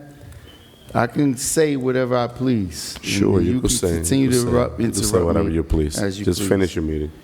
But yet again, the community is disenfranchised, and we have members of the public who are being turned away because the administration is choosing to be deceitful in their intent. So, as usual. So it's very simple. Madam BA, if I can, because Corporation Counsel, I requested, you promised me yet again for the reports on the lawsuits. I have yet, did you send it out to me? Working on it, okay. Yeah, it's a whole lot of money that we're spending for people doing, consistently doing things that inappropriately. And now that the BA is standing firm on calling me a liar, I'm hoping that we could work on the expenditures and the funding sources for the Hinchcliffe Stadium. And by the way, the thousands of people that attended the Dominican Day at the stadium that paid in excess of $15 a person, and other events that people paid $15 a person, where's the revenue? Did we get any revenue streams that came in? So if it doesn't belong to the city anymore, I'll stop asking. But, show me this information, show me the Carfax, and I'll be happy to, correct myself if I'm incorrect. But if you're not showing me what it is, I know what it is. In fact, I know the number was under 100 until the last appropriation or the last grant that was applied for under false pretenses that the former economic development director pulled. So again, I don't lie when I'm up here. I don't lie when I'm up here. It's funny how these childish tactics, I guess they're assuming that these things are going to pull me over the edge. But it's just amusing, Yes, you do. Yes, you do. It's simple. Hit the button on the computer and send the email with all the expenditures. Show me I'm a liar. In fact, call the newspaper and print it in the newspaper. I'm saying what I'm saying publicly. You show your information publicly, and then we can call it a night. But until then, Paterson, I feel sorry for you. Now, before I finish, Madam BA, since I'm such a liar, what happened to those individuals that was sleeping in those tents on Route 19 and Ward Street? Care to elaborate on that? No, huh? No, I guess I'm lying more about that too, huh? No, you wasn't there, but you're the signing authority for the city. So if there's any authority that's taking place and people that are displacing homeless people, mistreating them, not providing a service to people, then that falls on your shoulders. So yet again, less answers and more accusations of me lying. It's obvious. Madam Clerk, my vote is yes. Thank you, Councilman Jackson. Councilman Kalik. Thank you, Madam Clerk. It's almost 1 o'clock. How you address your colleague, constituents, it speaks volume about your own character. That's all I'm gonna say. Calling people clown and other names, it speaks volume.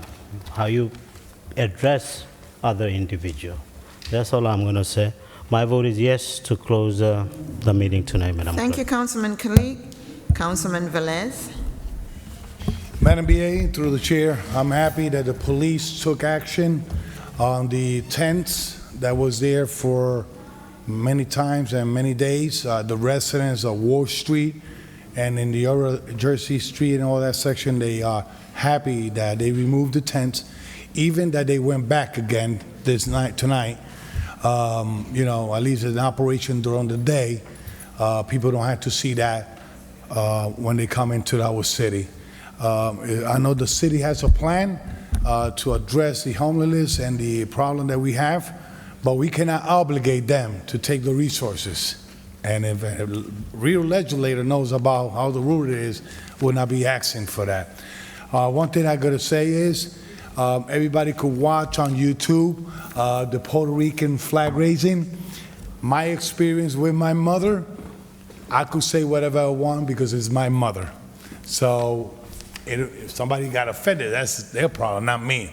But I know about the history of Puerto Rico. I know who Pedro Albizu Campo is. Never mentioned who Pedro Albizu Campo was that day. So if politics is politics, you know, you want to come here and entertain the public with your accusation or whatever, that's up to you. I'm here to do what I have to do. I know who I am. I know the service I'm giving to the 5th Ward and to the new 510 that was neglected by this individual next to me, and I could sit proud and sleep in peace that at least I don't have ghosts of jail behind me, and I have to say to, how you call it, when people out there don't cooperate even with the prosecutor's office or the AG to give a password, and that's all in the news, so that speaks by itself, but I'm not gonna go fall in his game. My name is Luis Velez, and I approve this message. My vote is yes. Good night, everyone. Mr. President, Members of the public, before I gotta give council members of the public, please. Members of the public, allow me to close this meeting.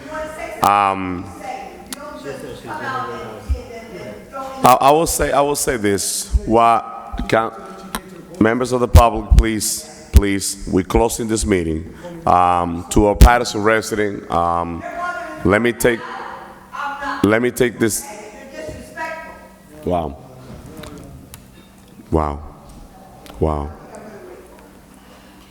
So before my no, I have the floor. I'm just. Wow, what? Wow, what? Members of the public, let me just take this time to.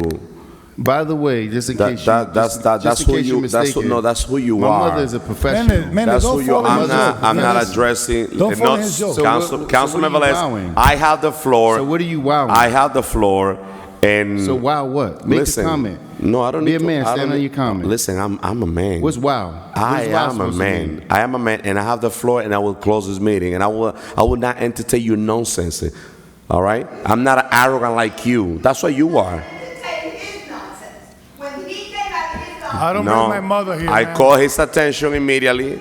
Councilman Kalik, allow me to close this meeting. I'm okay with Councilman Jackson and his nonsense and his disrespectful, because that's what you are. You an aggressive and a very disrespectful person. You call your colleague clown. That's what you love, humiliating the clerk. That's who you are. And you know what? You talk about, give me a report of the lawsuit. You are on the legal committee and you don't attend the committee meeting. How do you expect him to get all the information when you don't attend the meeting? You know why you don't attend the meeting? Because you like to put that show every week here.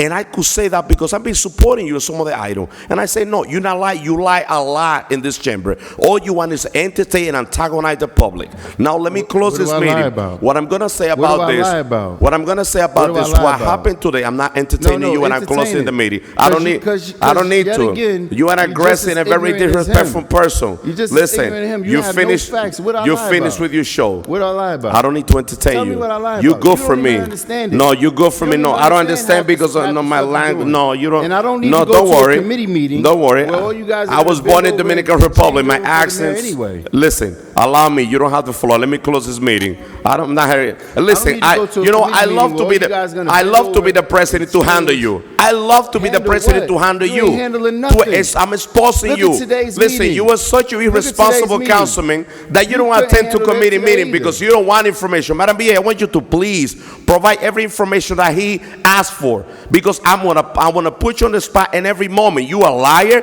You don't go to the committee meeting to put that show here. You ask for the list of lawsuit. Go to the legal committee. Go to the committee. If you want a finance Did he provide answer, it for you? if you want a finance answer, Sir, the I give you my information that we position. have is public information. Member of the Paterson resident, information if we have Councilman is Jackson has a public question information. about the finance, Public I'll give my information. permission. I will step asked for down this from the information finance so it could be committee and made I will give you my public. position. I Now, asked for this information so it could Paterson be made resident, public. Not so you could talk about it in secret. So let not me so you could have let me do private this. closed I door have the floor. conversations. Patterson Not resident, so you I'm could be- officially so you could giving kiss my the mayor's position ass the way you on the doing finance now. committee to It's Councilman incredible. Jackson. That way he could get all the answer that he wants. And I guarantee you, he will never attend the finance committee because that's what he wants, to put a show. You're Now, absolutely with right. that being said, I won't because with I that know being what said, goes on in there. you would never go to any committee look meeting. what's You happening are in the a public. irresponsible council, and I love to be president. Irresponsible? I'm the I most love it. responsible You play here. with your council colleague. I'm the You most humiliate responsible Shaheen as here. a council president.